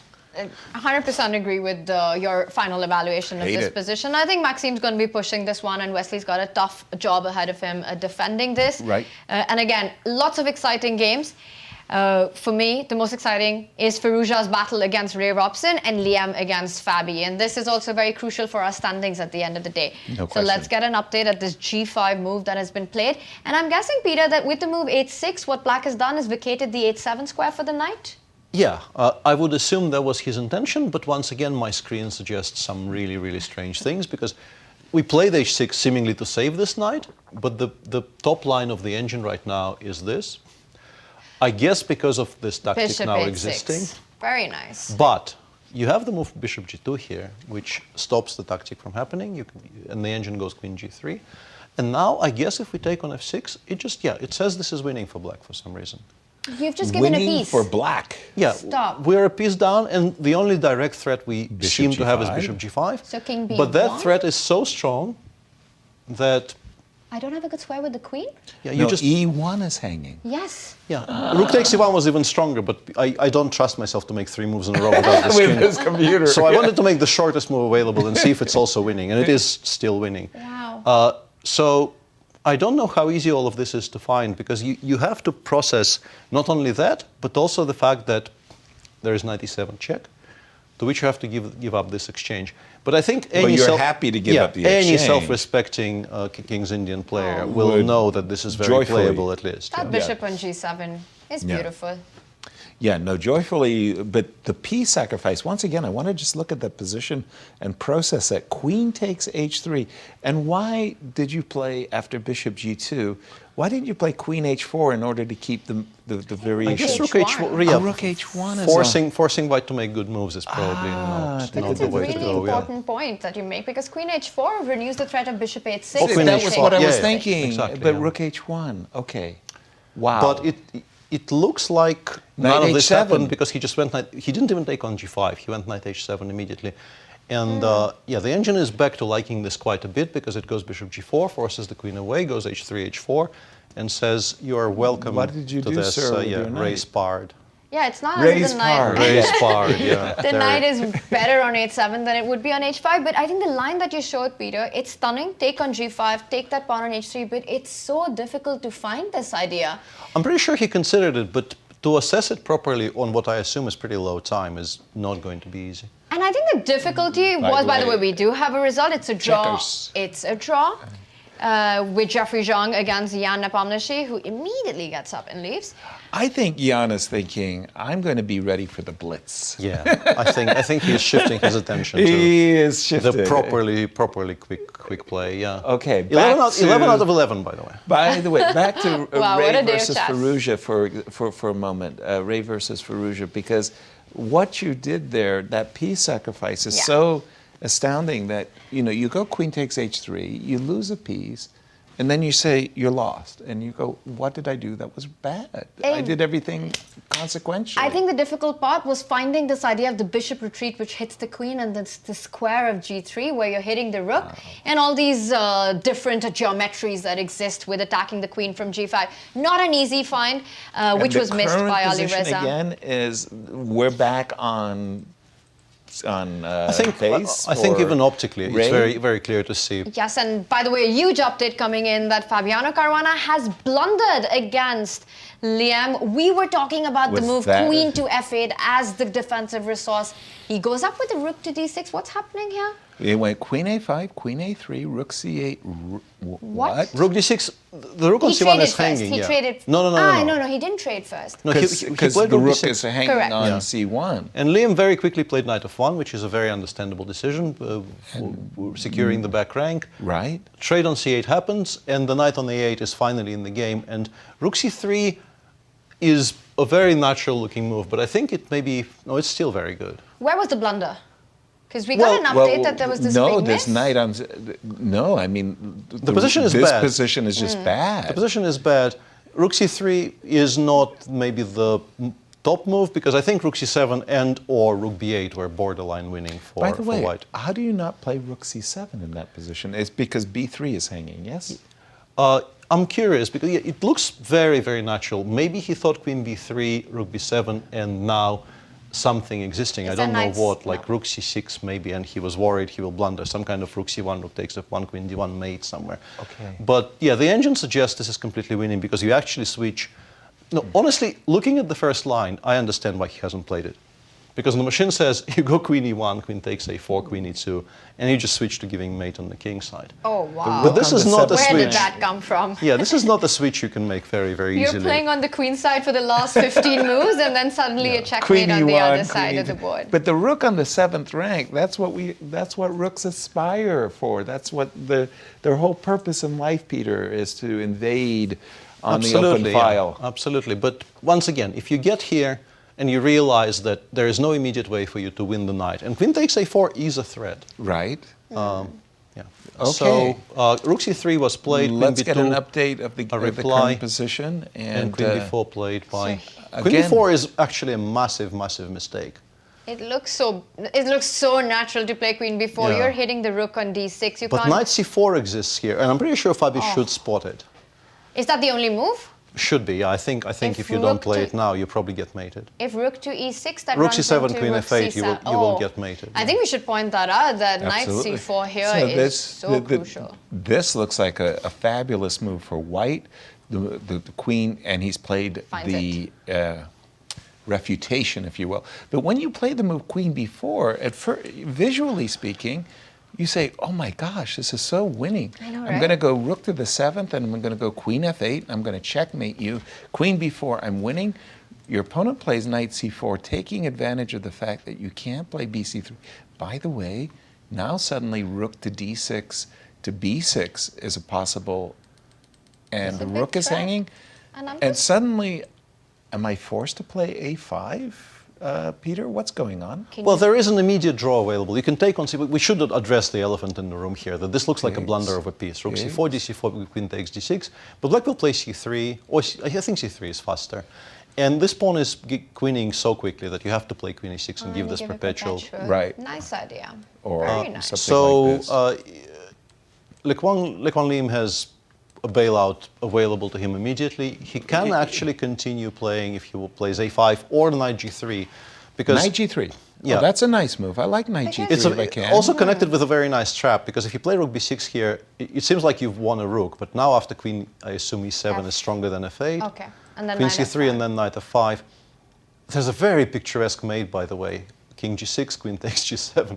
Oh, we got to show that. Yeah, drag it all the way to f5 and mate it on the f5 square. Walk the plank. There you go. Very nice finish there. And I think it might be important to go for this, because I'm wondering if white does go for the idea of a5. Does that give black the opportunity to try for more in that position, or is a5 good enough as well? Because I was thinking about, I wanted to go queen b1, but now I see that you have rook takes c4 in all cases. in all cases. I yeah. can bail out for Any for point pet. that you want. a5 after rook c6, for some reason the engine starts preferring black. I don't really understand why knight g3 is so bad. Okay, knight e5. Oh no, that And looks after like rook knight takes- f4 after to rook d5. c6, after rook c6 you get hit by knight g3. No, this is very, very difficult to that's find in practical beautiful. play. But Because it's- we just played queen e7 and knight f5 for white. Might as well play knight e5 to d3. And the point for is, we're black. not losing a pawn on f2. We're actually getting mated. That's which is the whole point. Which is a bit of an issue, yeah. Yeah, that is gorgeous. All right, some really nice tactics and counter tactics in this one, and the play continues in our other boards as well, Yasser, where there's a lot of attack going on. Even in this endgame, we see exchange down. Let's see what Wesley has done. back up. We're going to back up to where we left it, and indeed we did see the queens come off the board. And as you were saying, in your view, you just saw that Maxime was the one who was going to be pressing. And we've caught up to the players, and yes, he's the one pressing. That bishop on d3 is a monster. And it's not even a material deficit anymore. Not if we at do the all, math, it's bishop and two pawns worth 5 points against a rook, and black's rook so active, attacking on b2, no coordination between white's rooks. Exactly. What you want, where you want those rooks is on the 7th rank. But that's Exactly. not happening anytime soon. No. Maxime's still fighting for the win in this one. Oh, big time. Yeah, I wonder if it's already completely winning. Oh, wow. You still have to pay attention to some counter threats, because what Wesley wants is to play like rook a7, rook g1 in Yes. short order and start attacking the pawn on g7. Because we can take on b2 immediately, or we can play rook h2, take h4. This also is available, but it does allow white some semblance of Well, counterplay. the nice part about playing rook takes b2 is Absolutely, I yeah. can force the trade of a rook. You don't have rook g1 on your... I think if one pair of rooks comes off, white's drawing chances improve exponentially. I would very much like to preserve my rook in particular. Okay. You know, looking at how active our rook is and how horrible that rook on e1 is, trading the rook on b2 for the rook on e1 feels like, you know, crime We don't against need humanity. to. No. We don't need to, because when you play rook g1, there is rook b1 check anyway. Exactly, So you that's the just point. keep the rook on b2. Right, but rook takes b2, I was snipping the pawn and making sure that the rook wasn't going anywhere. I love it. But the other point that Peter was mentioning is you could be even more gross and say, look, I want 2 connected pass pawns. Let me aspire to win the h4 pawn. Which do you prefer, Peter? b2 or h4? Or I'm not sure, and I briefly took a look at what the engine is saying. The engine is saying this is defensible for white, which honestly shocked Defensible? me. Yeah, I thought my evaluation was I probably won't win it, but the engine will. But the engine also suggests that it probably is a draw with absolute best play, which Remarkable. surprising. Yeah, I would have Yeah. thought this has to be winning for black. Yeah, I was very dismissive as well. Yes, and well, it looks like Wesley still on the back foot here. A very big task of trying to hold this position. Maxime, exceptional play in the knight off. And we're seeing some exceptional play by Ray Robson as well in his game against Alireza. That knight on h7, well, Makes at a least woeful impression. it does, but it's not dead forever, because after this en passant, a streamer's favorite move here, takes on f6. Bishop took on f6, but this does create a long-term weakness on g6. Wow. Here, I mean, there's so many reasons not to play en passant, including just the idea that you could play bishop g2 and snuggle up nicely on the e6 square. But that was not his choice he took. And Whoa, and he's ahead on the clock as no, well. no. Nobody believes you. It's true. I know, right? I don't believe myself while saying that. What I did think you this just could be a first in the tournament. Ray Robson, who's been playing exceptional chess with seconds on the clock, is ahead by 2 minutes this time, in a position where he's pushing for an advantage? Yes, I would say so. King h8 on the board. And okay, everybody's favorite question, why can't I take the pawn? You can and you should. Everybody's favorite answer, rook takes g6. On the board. And he did. He can, you should, and he did. And Alireza Is in bishop takes trouble. h4 about to be played? That seems... That That seems like suicide, isn't you are it? not surviving this. Now No, bishop e6. Bishop e6, rook h1. Thank you for opening up the h file. No. No, this doesn't look But right. that means that it all went wrong when Alireza decided to retreat the knight to h7. It was h6 was okay, but it was queen h3 was the necessary thing. But that's Not a really knight narrow h7. path at keeping the balance. To True. find this idea of queen takes pawn Agreed. from a human perspective, so difficult. Not easy. And look at Ray. Ray saying, Alireza, I mean, are you serious? You're going to let me post up my bishop on e6, my knight on c. I have the My rook best on g6. I have the best minor pieces ever. I mean, And rook h1 takes h5 as a threat as well. Everything is it's gone. coming apart here. It's at the completely seams. gone with the knight on h7. This might be our first win of the day, people. I mean, and for Alireza, that will be stunning. It would be taking down Alireza Firouzja for Ray Robson. It would be a huge, huge result. And like, you're right, we've had 11 draws so far. Right. Might be the first decisive game of the day. Wow, and bishop e6 on the board. And I just, you whenever you're in a bad position, you look for a Hail Mary. You just, what can I do to get a tactic in, right? Yeah. Like, how can I you create look a at- mess here? Yeah, I'm ready to make something chaotic. And he's gone to play bishop f6. It looks like this is gone. What about the Fabi game, Peter?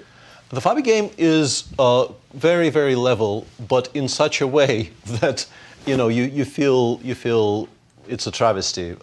This is a forced draw, but the first line of the computer in this position, you start by playing queen f8, which I think is a very findable move. And Black's way to make a draw here involves at some point, pretty much in every single variation, to play knight g2 and to establish this very well-known mechanism of a perpetual with the knight on f1, stopping the king escaping via the g3 square, and then we give a check from anywhere and we give this perpetual. This wouldn't be so tricky, but after knight g2 you can play knight takes f6, to which Black is supposed to answer king g6, and after queen e8 check, I think it might be the only move to play rook f7. Please point out, Peter, that king takes knight, actually why that doesn't work, because it actually runs into queen e5 check. Queen e5 check, and then queen takes c7, and Yes. we have And rook rook c1. And we have rook Very c1. important. I didn't understand. Very Yeah. important point. Nice. And then finally, after rook f7, white has so many pieces hanging, and That he does allow that the you have to perpetual. allow queen a1, knight f1, and then knight somewhere. What a drawing Yeah, mechanism. this is not going to be that easy to find. And I think king h2 was played by Liem, to which Fabi F5. correctly replied f5. Correctly And, played f5. Yeah, this is now, I think it will end in some kind of a perpetual, but it feels like Liem perhaps is entering slightly dangerous territory. It's such a strange position. I mean, just Truly. visually. The Yes. knight on e4 attacked by these two pawns. The The knight on C4 knight c4 is hanging. hanging. The queen on b2, rook on c7. There's no time on the clock. X-ring, no time on the clock. And the computer just says, you know what, 0.0. Get out of here, it's easy.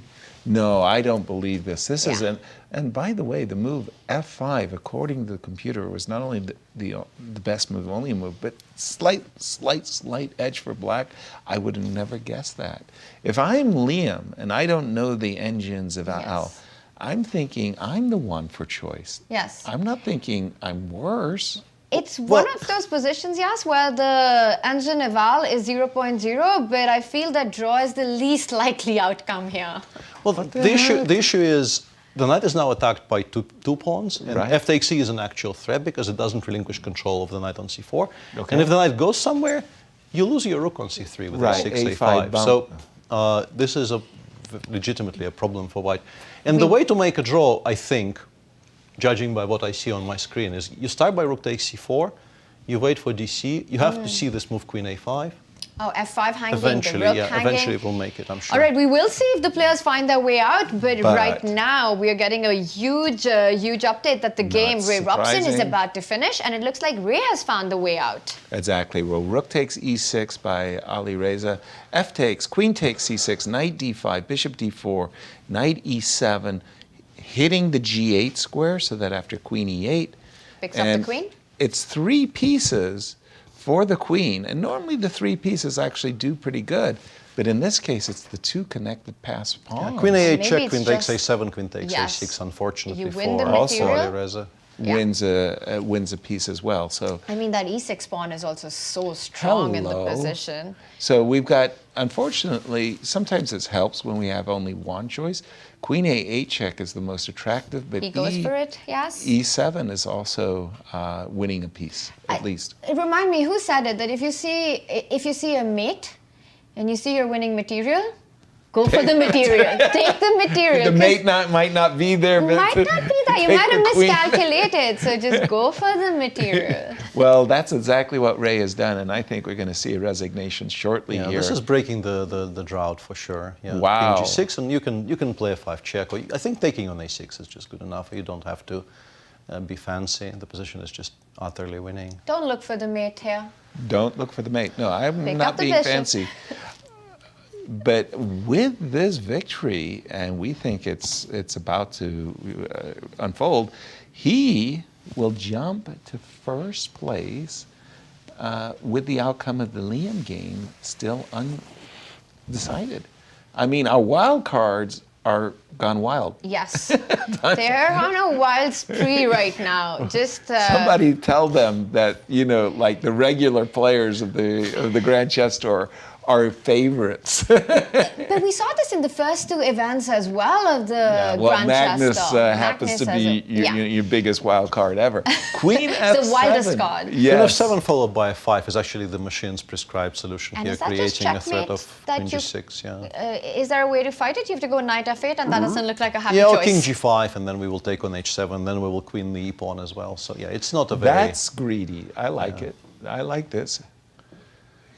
Oh, so you can pick up the King knight on G5. h7. So and here it comes. Queen takes h7, followed by e7 and queen g6, and goodbye. And goodbye.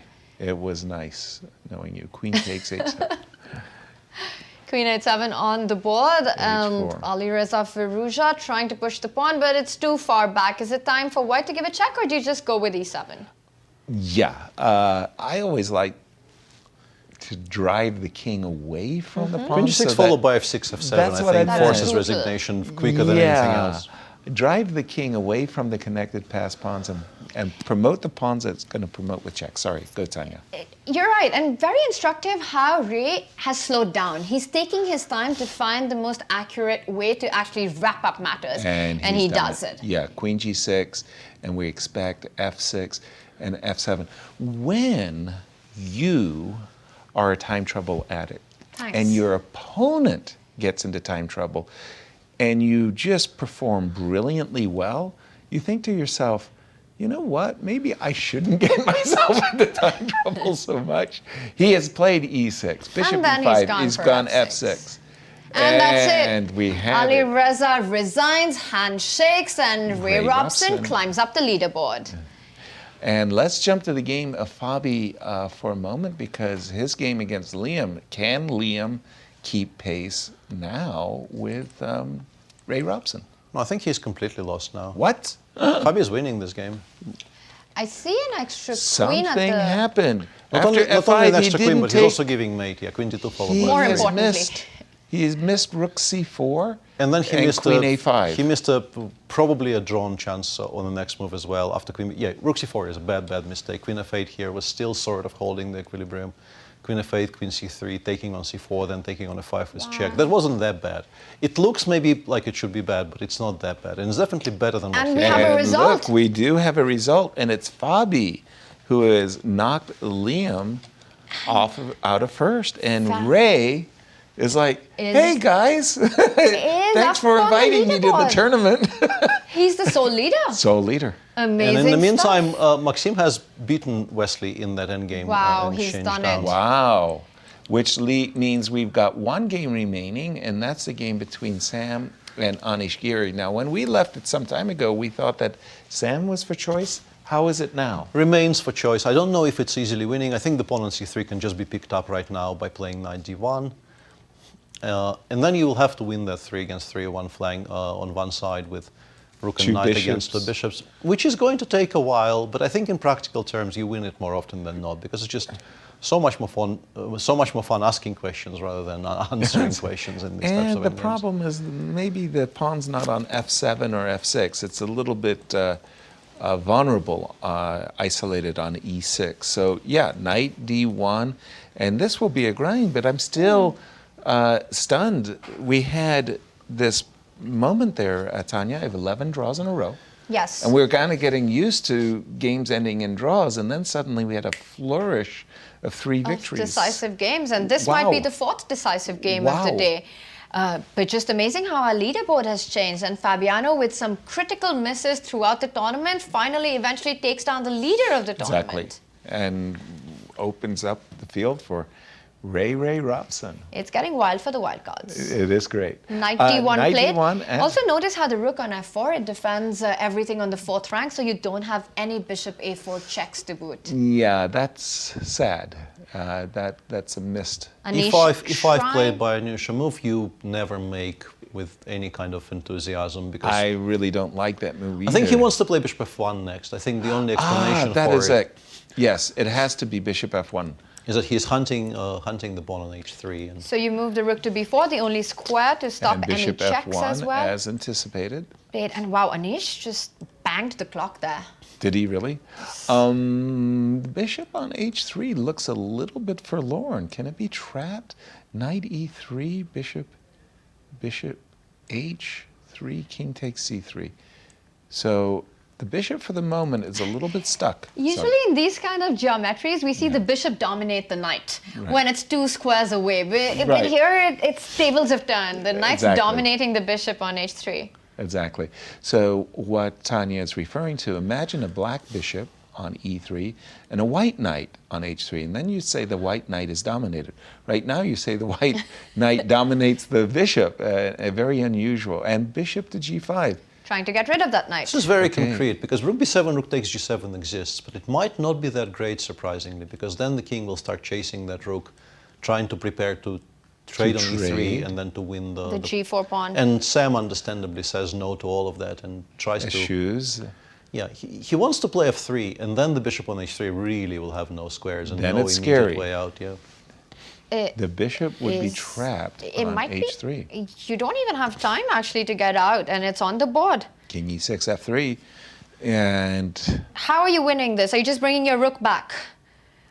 This is okay. This lets the bishop out, but structurally, I think this is very, very risky. You have to play bishop f1. If you don't play bishop f1 now, it probably never gets out. Exactly. But now we Anish have making moves rook on check. seconds. And I would king start by e4. playing rook b. Goes check. Check is followed by king e4. And then bishop g2, I guess, or bishop And then e2. I'll just Rook chase b5. the bishop. Yeah, chase the bishop and then Chase rook the b5 bishop. eventually. And we've got that. So if bishop e2, rook b2, chasing the bishop away. And you don't have enough squares to keep the attack on the f3 pawn. So it's going to be diagonal. 2 versus 2. Now, if it was the f3 pawn were on the h3 square, I think there'd be some real drawing chances. In this case, I don't believe so. Yeah, I think this has to easy. be reasonably easily lost. G5, I think, is the correct approach. You have to fix the white pawns on the light squares. Yes. So that at least some positions will Agreed. be drawn. You can target Agreed. them. But I think this sort of loses by force somehow. The bishop is on very poor squares. You probably can just make sure it has no way to attack the f3 pawn and then force your king to g6. Whoa. We're being... Firouzja is telling us, guys, g5 is a draw. King takes e5 apparently was a decisive mistake. He had to probably give a check on d7, then go rook d6 check or something. I don't even know. It's one of King those... takes e5, g5, table base. Table-based, human-based, I always say these are two different things. And you're right, by the way. They are two different things. Check instead of king takes e5 was winning, and this is a draw now. Because Quite if your amazing. rook was on d6, h6 would be hanging. g5 wouldn't have been playable, yeah. Wow. So the point is that whenever white does get the king to f5, black will have a check with the bishop to drive it away. So you really Right. are not able to push black's king to the 8th rank. Which is a dream. Like, so just to tell our viewers, if white were able to play king f5 and a rook and drive the king to the 8th rank, then we easily win by Easy just win. we Targeting the pawns. So rook to d7 check, king to g6 is the problem. Always g6, yeah, you can't allow You king never f6. go back. Because that would lose on the spot, and king g6. And what you were saying, Tanya, is if we ever get in a situation where our king is on f5 and we're ready to drive your king back to the 1st rank, you always have a check. Which is why very smartly, very tricky, Sam puts it on b7. Okay. So now you wouldn't have the check on b1, which is why Anish moves it to another square. So there'll be a check from d3 next. Exactly. You always want to make sure that you'll be able to check the white king away from the f5 square. Very nice. And I think Anish knows what he's doing, and I think he's doing it very confidently. Again, we are seeing some endgame prowess on a different level. You've only got seconds, and you find g5, and you find all of these resources. And Liem holding that queen pawn. ending is ridiculous. And if Anish holds this, this has been an endgame masterclass day. Wow. Wow. And seconds, Anish Giri with 15 seconds, both players. But Anish has to be careful. He has to make sure he doesn't allow king f5 without a check, so he sidesteps with the bishop. Right. Now the c2 square is target, and I'm expecting bishop to a2. It's funny. It's like the chess board at 8x8 is just big enough. If it was 6x6, the bishop wouldn't have the length of the diagonal to give the check. And I think these are the kind of positions where you're saying bishop is 3.5 points and the knight is 3 points, because bishops are long-range pieces. They can Exactly. move around to defend the position like That's this. it. King f5. And gives a check. He just wanted to make sure that, okay, the king is trying to enter the camp vis-a-vis e7. But how do you improve next? And let's point out, if the pawns are traded off, that's just an immediate draw, because black is also on the right corner. Yes. And by that I mean it is the opposite color of the light squared bishop, which is exactly the defensive resource you want with just a pure rook versus bishop. Exactly. Yeah, even though we've managed to cross the Rubicon, once we get our rook here and check, we're not really interfering. Can I put my king on the f8? No, I don't think I do anything. I keep my bishop on this diagonal. Yeah, you won't be allowed to give a check on f7. I think he just defends any check with the rook Exactly. on f7. Exactly. That's the whole point. So this is the key diagonal, as Anish is showing, and he made that move with just 2 seconds on the clock. I saw yes. that. He was looking at the clock when he slapped it as he realized his clock had ticked down to 2 seconds. And it's so common to just forget those seconds. And It even is. though you're confident of your hold, the time just slips away. It does. I tell you, the space-time metric matrix changes when you're in time trouble. Those 30 seconds that you get in classical chess, those 10 seconds you get, 2 seconds, They just bleed away. they're gone. I mean, do you have that expression? They're gone in a hiccup? Now I do, but I completely get it. And I think you're absolutely right about the clock. It's all gone in a hiccup in those last seconds. So Anish needs to be a little aware of the clock, which he is so did it far. with 3 seconds, by the way, that time. But he's figured it out, that this is the construction he needs to hold. And I think Keep the G5 was his endgame knowledge. He That was knew that fantastic. this is the way to go. By the way, shame on me, but when he played the move G5, I was still of the opinion that white was in cruise mode and was winning.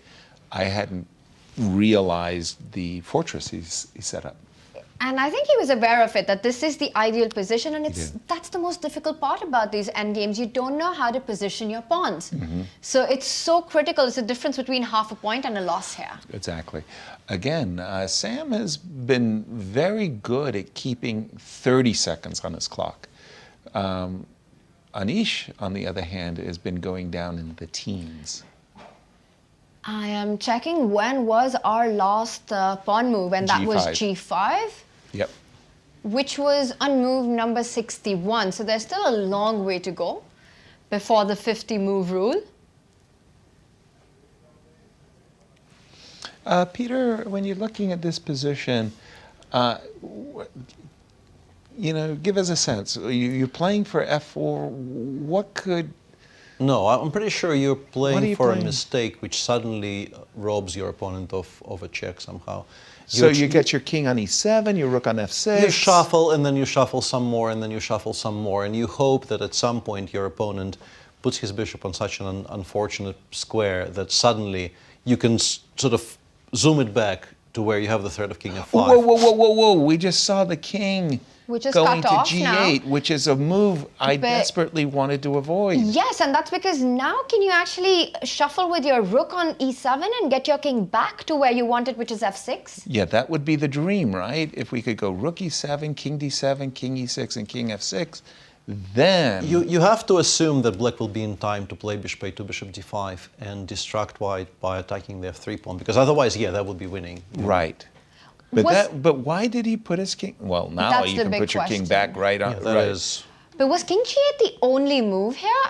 I think he was very worried about allowing king F8. I think it's understandable because if he played king G6, you would have to contend with king F8, creating the threat of rook C6 check, and then your king would have to go to H7. That doesn't look right either. Yes, because your king lands to F6 then. Yeah. So was it right, Tanya, that he played king G8? That was a decent move? Let's have that moment on the analysis board. We've got the live board. Yasser, can you put that, because king G8, he played it instantly. Yeah, I was stunned by king G8. And let me just put on my analysis engine.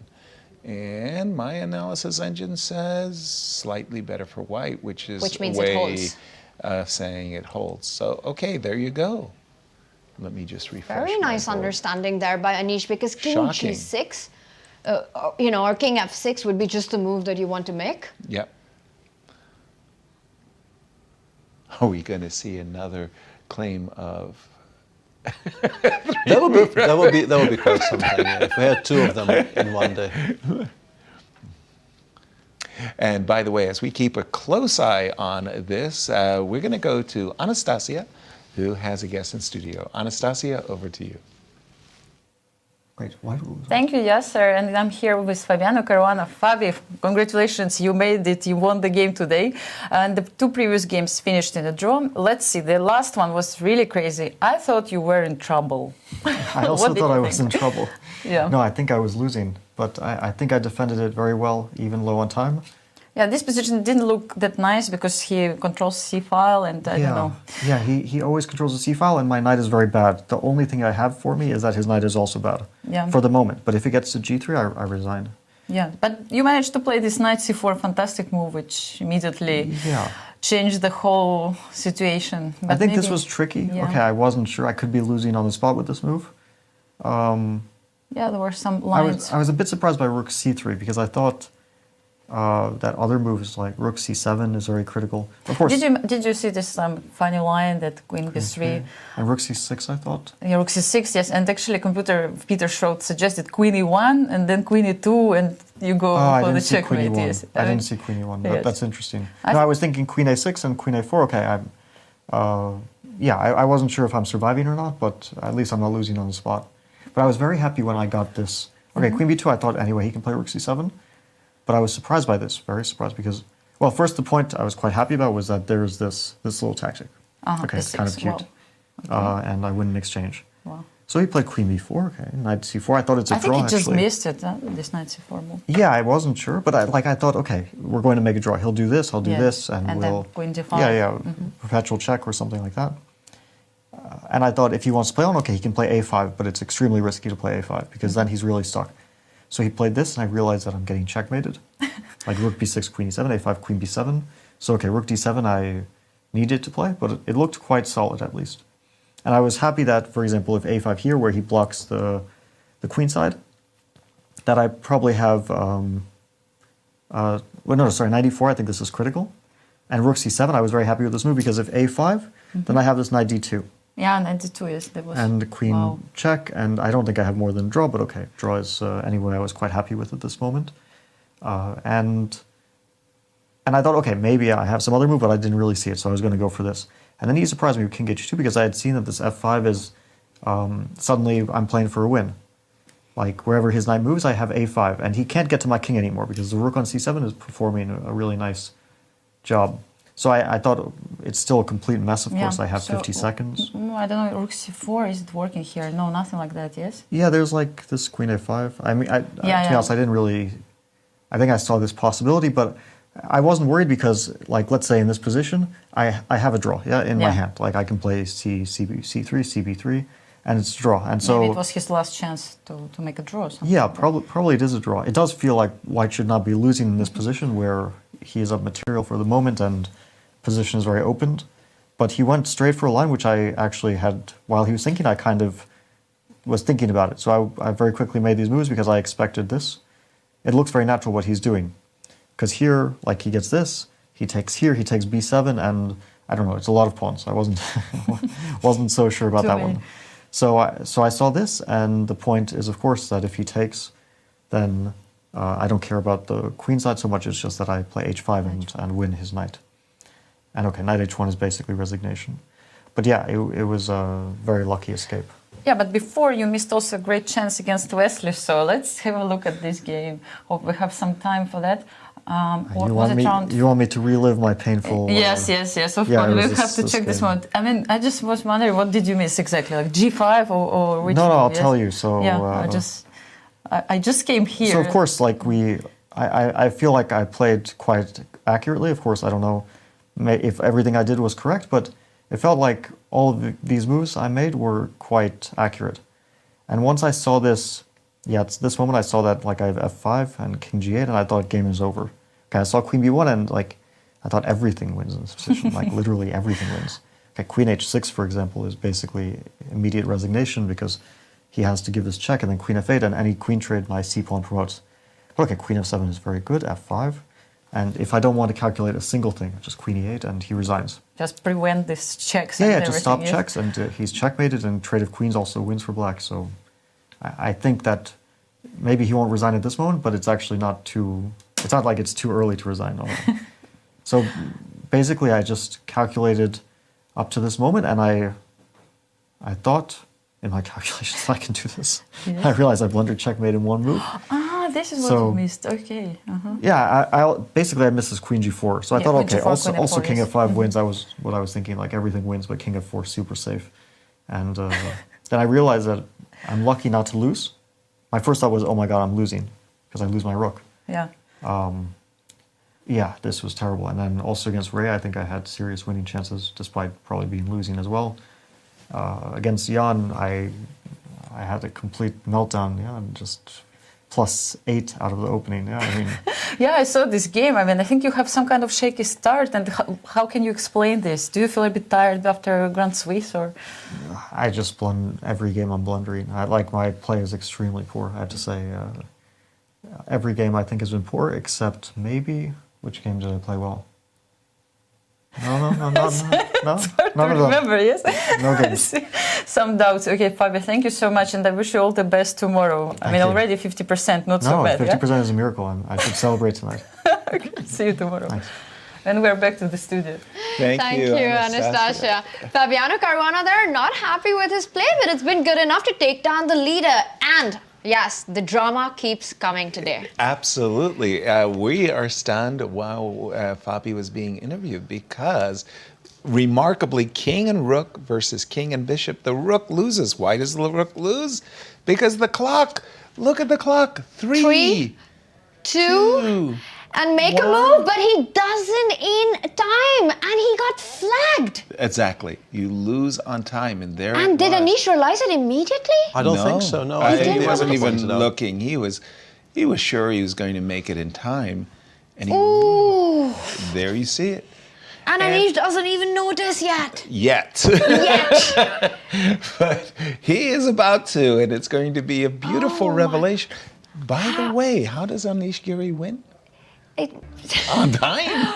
Unbelievable. We were talking about forgetting the clock, but Anish needs to be careful of doing that. But it's Liem who gets, not Liem, it is, I'm losing my head. Exactly.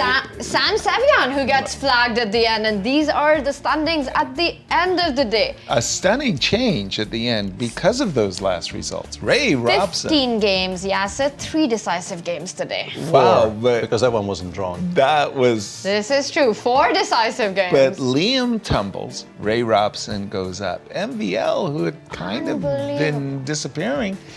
And, well, let's go to the man who's number 2 in the tournament with Anastasiya. And here we are together with Maxim Vachier-Lagrave. We're absolutely shocked with news. Sam just lost the game. I mean, it's unbelievable, Maxim. But back to you. You won such a great game today. And after so many draws, finally, you managed to score. I remember this not shaky game against Jan Nepomniachtchi, but now let's go to the game which you won against Wesley. So Yes. Against Jan, I definitely missed an opportunity. So Wesley was -1, so that's probably why you went for this very sharp line. And that was like Vladimir played it, Kramnik and Levon as well. So it's very topical. I know that Wesley had a game in US Championship against Mishra. I think Mishra played knight c6. So in knight d7, g4 rook c8. So of course I want to take the knight, yeah. Like sometimes, and you managed to do so. No, this is like topical. Like Gary used to say, like whenever you can take on c3, you do it. You don't hesitate, yes. You just do it. But Wesley went g5, knight h5, f4, and at first I wanted rook c3, but then I realized I might have knight f4, so I did it. I wasn't sure about the positions, like. There's many moves for white. You can start with g6 sometimes. I don't think that works. But even moves like knight bishop d5, I was not sure. Like knight d5, ed, and maybe h4. I wasn't sure about all these sort of positions. There's many ways. Like maybe you can play knight f5 and h4 also. But then I wanted again rook c3. Rook c3, no matter what. But and then he played this knight e6, and how did you estimate the position after those exchanges? I thought knight e6 was very strange because, well, here I assumed I cannot be worse. Did you I thought for a while bishop yes, g5, yes, but I couldn't make it work. I thought maybe there's something, but I couldn't make it work. Because the problem is rook c4, you go maybe rook f1, you threaten always back rank mates, and after rook c3, bc. Maybe some queen h4. I don't know what's going on. Yes, but it's no problem. Yes, you give just same rook f1. Rook f1 is coming always. So I couldn't make it work, so I just took bishop c3 and bishop g5. I thought here maybe bishop d5 was best. Bishop d7 took me by surprise because it was very tempting for me to play bishop h4 always to uncastle the king, but then I thought anyway my bishop on g5 is so good, so let's first provoke bishop d2. I thought that you played rook c8 to give the second rook, no? No, to play rook c4. No, I'm joking. I mean, you just said that any time you have this chance to give the rook. No, it wouldn't be so bad, but yeah, and here queen f3, I think, Wesley made a bit of inaccuracy. I think he wanted rook d1 here, but he realized probably that after rook c4, queen f8, king h7. So like rook f7 would lose because, well, you give one more check. You are forced to give the checkmate, yes? Yes. And if you go queen f5, which must have been his idea, I think here d5 is extremely strong. Yeah. And then push. Pawns just they run. Yes, because. Yeah. So let's say then you entered the ending, right? And yes, and at first I thought I was winning here. Like I thought this was very nice, e4 bishop f2, and I don't mind giving the pair of bishops because given my pair of bishops because of the rook on a1, and king is stuck. But actually, after h4, I think. Like for instance here, if he goes rook g1, I couldn't find a win. Because after e3 goes rook g3.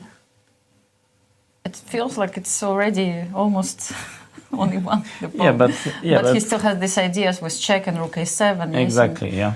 Some perpetual. So I couldn't find a win, and I was like, not sure. But he didn't play this move, yes? Yeah, no, in the end I had found some idea to keep the game going. Maybe I think I wanted e2 and bishop c4. But even then, king f2, and yes, like and now rook d2. Yes, but because the yes. bishop because the bishop on c4 prevents the mate. Yes, so then you have chance to play rook d1 and e1. Yes. Okay, bishop c4 looks very strong. Yeah. So when was the moment you realized that you're already like winning this game? I mean, even here I wasn't sure. Like I would need to cheat to no. Yeah, I'm not surprised. It's a draw. It felt like it's not winning. Yes. Yeah. Because I mean, it could easily be winning because my h pawn runs, but I really wasn't sure, and I wasn't sure also because probably at some point it gets like, let's say something like this, and these positions I wasn't sure. Because my pawns are running and I have b pawn, so you can never give the rook.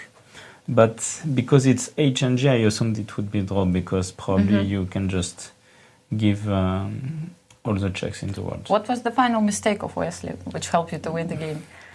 I think rook g7.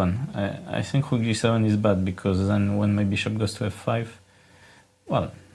Have good feeling, yes. You and the machine. Yeah, king e1 was probably still a draw, but okay, already very difficult. Yeah, Maxime, I mean, what a great game. How do you feel about the start? Do you feel that you didn't get some points which you had to get, or? Maybe, I mean, especially the game before with Jan, but at you the played same... very provocative, right? Yeah, I mean, he just blundered, and then I was 2 pawns up. I was trying to make things easy for me, but this night endgame turned out to be much more complicated than I thought it would be. But there were some games where, like, I mean, of course, against Fabiano, I was first winning, but then I was completely lost. And against Anish in the first round, I was absolutely lost without a chance. So in the end, +1 is not bad. No, +1 is good score. I had 4 blacks already, so I'm gonna push my luck tomorrow. Of course, and we wish you all the best of luck tomorrow, Maxime. Yeah, thank you. And we're going back to the studio to you guys. Thank you, Anastasiya. And, well, we're still in stunned shock of Sam Sevian's loss on time. And we asked ourselves, well, how did Anish react? Find out? How did he react? And let's do an action replay. We do have an action replay. Here we go. This was the moment where Sam got flagged with that last move. He didn't make it in time. And Anish is not he notices until now. And he... there's the smile, and it's sort of like, oh my God, this I'm happened. sorry. And Sam just nodded his head. Oh, this is heartbreaking for Sam. And Anish can't believe it himself. He's in disbelief. Right? An exchange up. Exchange down. An endgame where you're trying to push for eternity. It's a gift. Unbelievable. And Sam, he's got to be feeling the pain right now. This is brutal. Have you ever done that, Peter, in your experience? I've done something very, very close here. Actually, the last time I played here, I lost a game to Shah where I thought I had like 15 seconds. Okay. In a position that was clearly winning maybe 3 moves ago, but is no longer winning at that point. And he gave me a check, and I thought the move was there that was winning on the spot. And then I realized it blunders a fork and a full rook in one move. And instead of making any other move, I spent like 10 seconds giggling. Right, at yourself. Just giggling at myself at how stupid I was, and not making a move. And when I eventually went to make a move, I lost exactly like that, kind of not pressing the clock between the 1 and the 0 seconds. And that was unfortunate. Wow, and we have another guest in studio. Yes, we We're do. going to jump back to Anastasiya. Over to you, Anastasiya. Thank you, Yasser, and I have with me the hero of the day, Ray Robson. Ray, congratulations! What a game it was against Alireza. But to tell you the truth, it felt like he gave you everything you wanted when you play with white pieces, right? You could push your pawns, you put your knight on c6. Like, how did it feel for you? Yeah, well, it was definitely very double-edged. I mean, optically it looks great for white with all this space, but I think this is actually just like the start of theory. So yeah. I actually couldn't remember after knight c6 if he played queen e8. Somehow during the game I was thinking, is it queen d7 maybe? Maybe it was queen e8 since he played it. And this line with like bishop a6, bishop c5, bc, queen d2, I thought this was like just the start of a line which is very double-edged. The engine probably says white has some advantage, but practically it can go either way. So, I mean, I was happy, but not so happy. Yeah. Yes, I mean, it was the start for you. Something which looks quite new for me sometimes. Looks very deep with move on number 14. So, let's say, when do you think things started to go your way in this game? Well, so I played this move bishop f3, and now I'm preparing to play probably just g5, and he played h6, and I think this was probably based on a miscalculation. So when he played h6, I was first trying to figure out what's wrong if I just go g5, trying to figure out what the point of h6 is, and I didn't think knight h7 would be good because I can just play h4, bishop g4, h4 like I did in the game, and his knight just became very passive and I'm just pushing on the king side very simply. So I thought he must want to do something with taking an h3, and then I saw maybe there's this idea, take, and now the point is if I take here he has bishop h6, but maybe he just missed, I think I have bishop g2 here, and then if he moves, let's say, his queen along the h file to keep the bishop h6 idea alive, then I have rook h1 first, and then I can always take. So I think there was something else instead. Oops, sorry, I went all this way. Yes, I think somewhere here, maybe not queen h5, maybe there was something better, like queen g3 or something like that. Queen g3, queen g3, gf6. Yes. And then it's a very crazy situation. Bishop f6. Yes, that somehow computer likes this position so much, and all of us we were shocked because I mean it's not like direct way to win, but rook on e1 is hanging and this bishop g5 idea. Yeah, and so I thought I could just move the king or something, and queen c. g5. I don't have queen c2. Then there is a rook on the yeah, I didn't realize my e1 rook is hanging. I thought I can just sidestep with the king and queen c2, but okay. Oh yeah, this is computer line, of course. I mean, Peter Svidler was showing it during the show, and I was just wondering how far did you calculate? I mean, it's almost impossible, I think, to find it over the board, and I think that's why he actually thought maybe to play queen h3, but maybe decided to play knight h7 instead. Yeah, I mean, I saw basically all this idea, but I thought I can always just move the king and queen. I didn't realize my rook on e1 was hanging. I even saw. So in this position, yes. I saw this to try to block with knight h5 if I take. But then there's even this maybe is possible, rook h1, and his queen is trapped. Ah, nice. And it's just completely winning. So queen is trapped, actually. Yeah. Well, looks nice. But yeah, after knight h7, bishop g4, and h4, I mean, this position's like very critical already, like borderline losing, it felt like during the game, because he has to do something immediate, otherwise I'm just running over him probably with f5. So he tried to close things with h5, and now if I go bishop f3, he maybe has bishop c8, knight b5, queen d7, so he's trying to stop f5. So bishop h3, f5. Look like a desperate attempt, to do something. Yeah, he's trying to close things. If my bishop were on f3 here, I could play rook e6, but now my knight's unprotected. So I thought I can just go for this like direct attack, even though it was kind of nice, like his pieces were kind of all trapped, so I wasn't sure, but the attack just felt very difficult to play against, so I just went for this and basically rook g1 bishop e6, yeah. All the pieces just coming. Okay, apparently he can still fight, but I think during the game it was very hard to put up like good resistance here. Yeah. Are you happy with the day today? How it went, and how it's going at the moment? Yeah, I mean, I'm pretty happy. There's always chances to do worse and chances to do better. I think in my first game against Anish, at first I was trying to defend a bit, and then at the end of the game, I think I actually should have definitely played on. I had no risk, and it actually was good chances to win if I had just continued the game, but draw was fine. And then the second game against Fabi, he was trying to beat me from a worse position because was playing on the increment for like the whole game. So I think I also had some chances to maybe win that game, but then when I blundered something, he was probably winning later on. So in the end, I was happy to at least make a draw, and obviously this was definitely my best game of the day. Yeah, so actually you have +2 right now, and you're leading in the tournament. Like, have you realized it? I mean, because Liam just lost the game. I didn't realize it, but then someone told me after the game that, Liem lost when I released. So, yeah, I don't know, not very expected, but yeah, I mean, it's the best position to be in, so I guess I should be happy about it. Yeah, absolutely. Thank you so much for your comments, and see you tomorrow, hopefully. All the best of luck. Thank you. And we're going back to the studio, to Yasser Thank you, and Tania. Anastasia, and thank you, Ray. Indeed, it's nice to be first, Tania. Take us through our standings. And finishing the day with the best game Right? for yourself. So Ray Robson, a happy man at the top of day 2 with 8 points. He's leapfrogged Liem in the standings, and we've got a bunch of players with 7 points right behind Ray, which actually means including Maxime, Anish, and Liem, which means that day 3. It's going to be some big action and everything to play for. It felt like Ray was surprised to be in first. I'm sure Anish is surprised to be in second.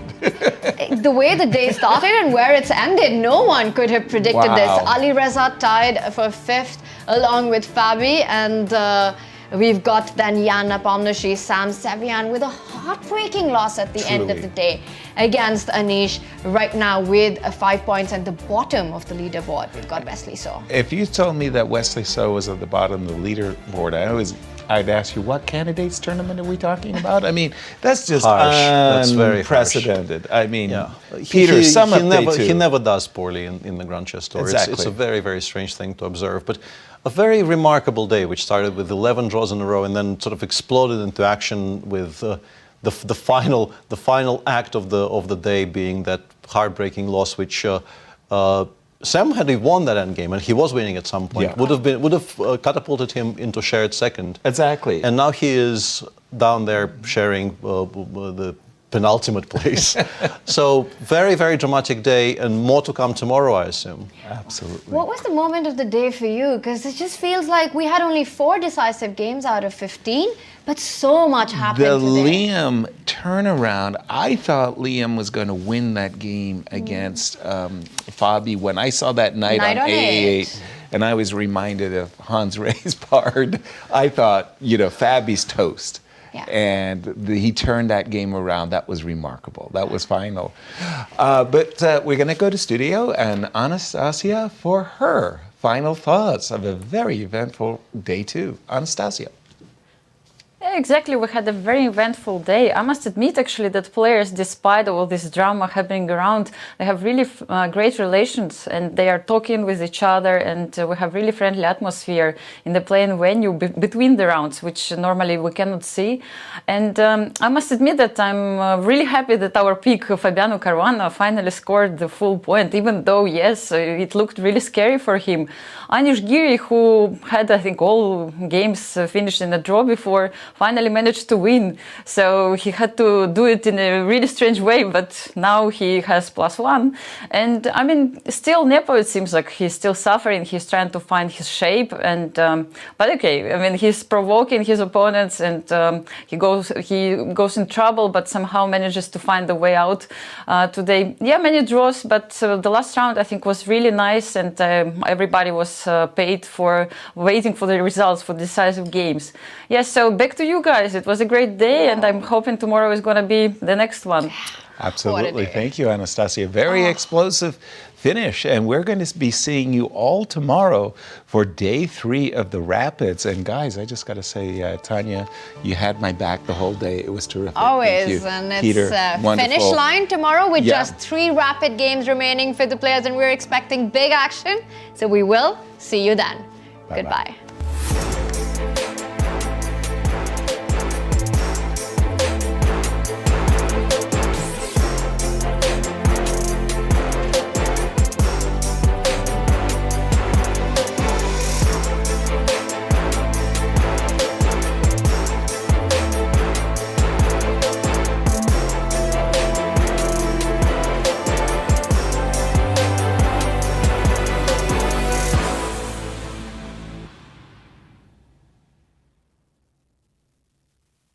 This has been a presentation of the St. Louis Chess Club. Any reproduction or distribution of this content without the express written consent of the St. Louis Chess Club is prohibited.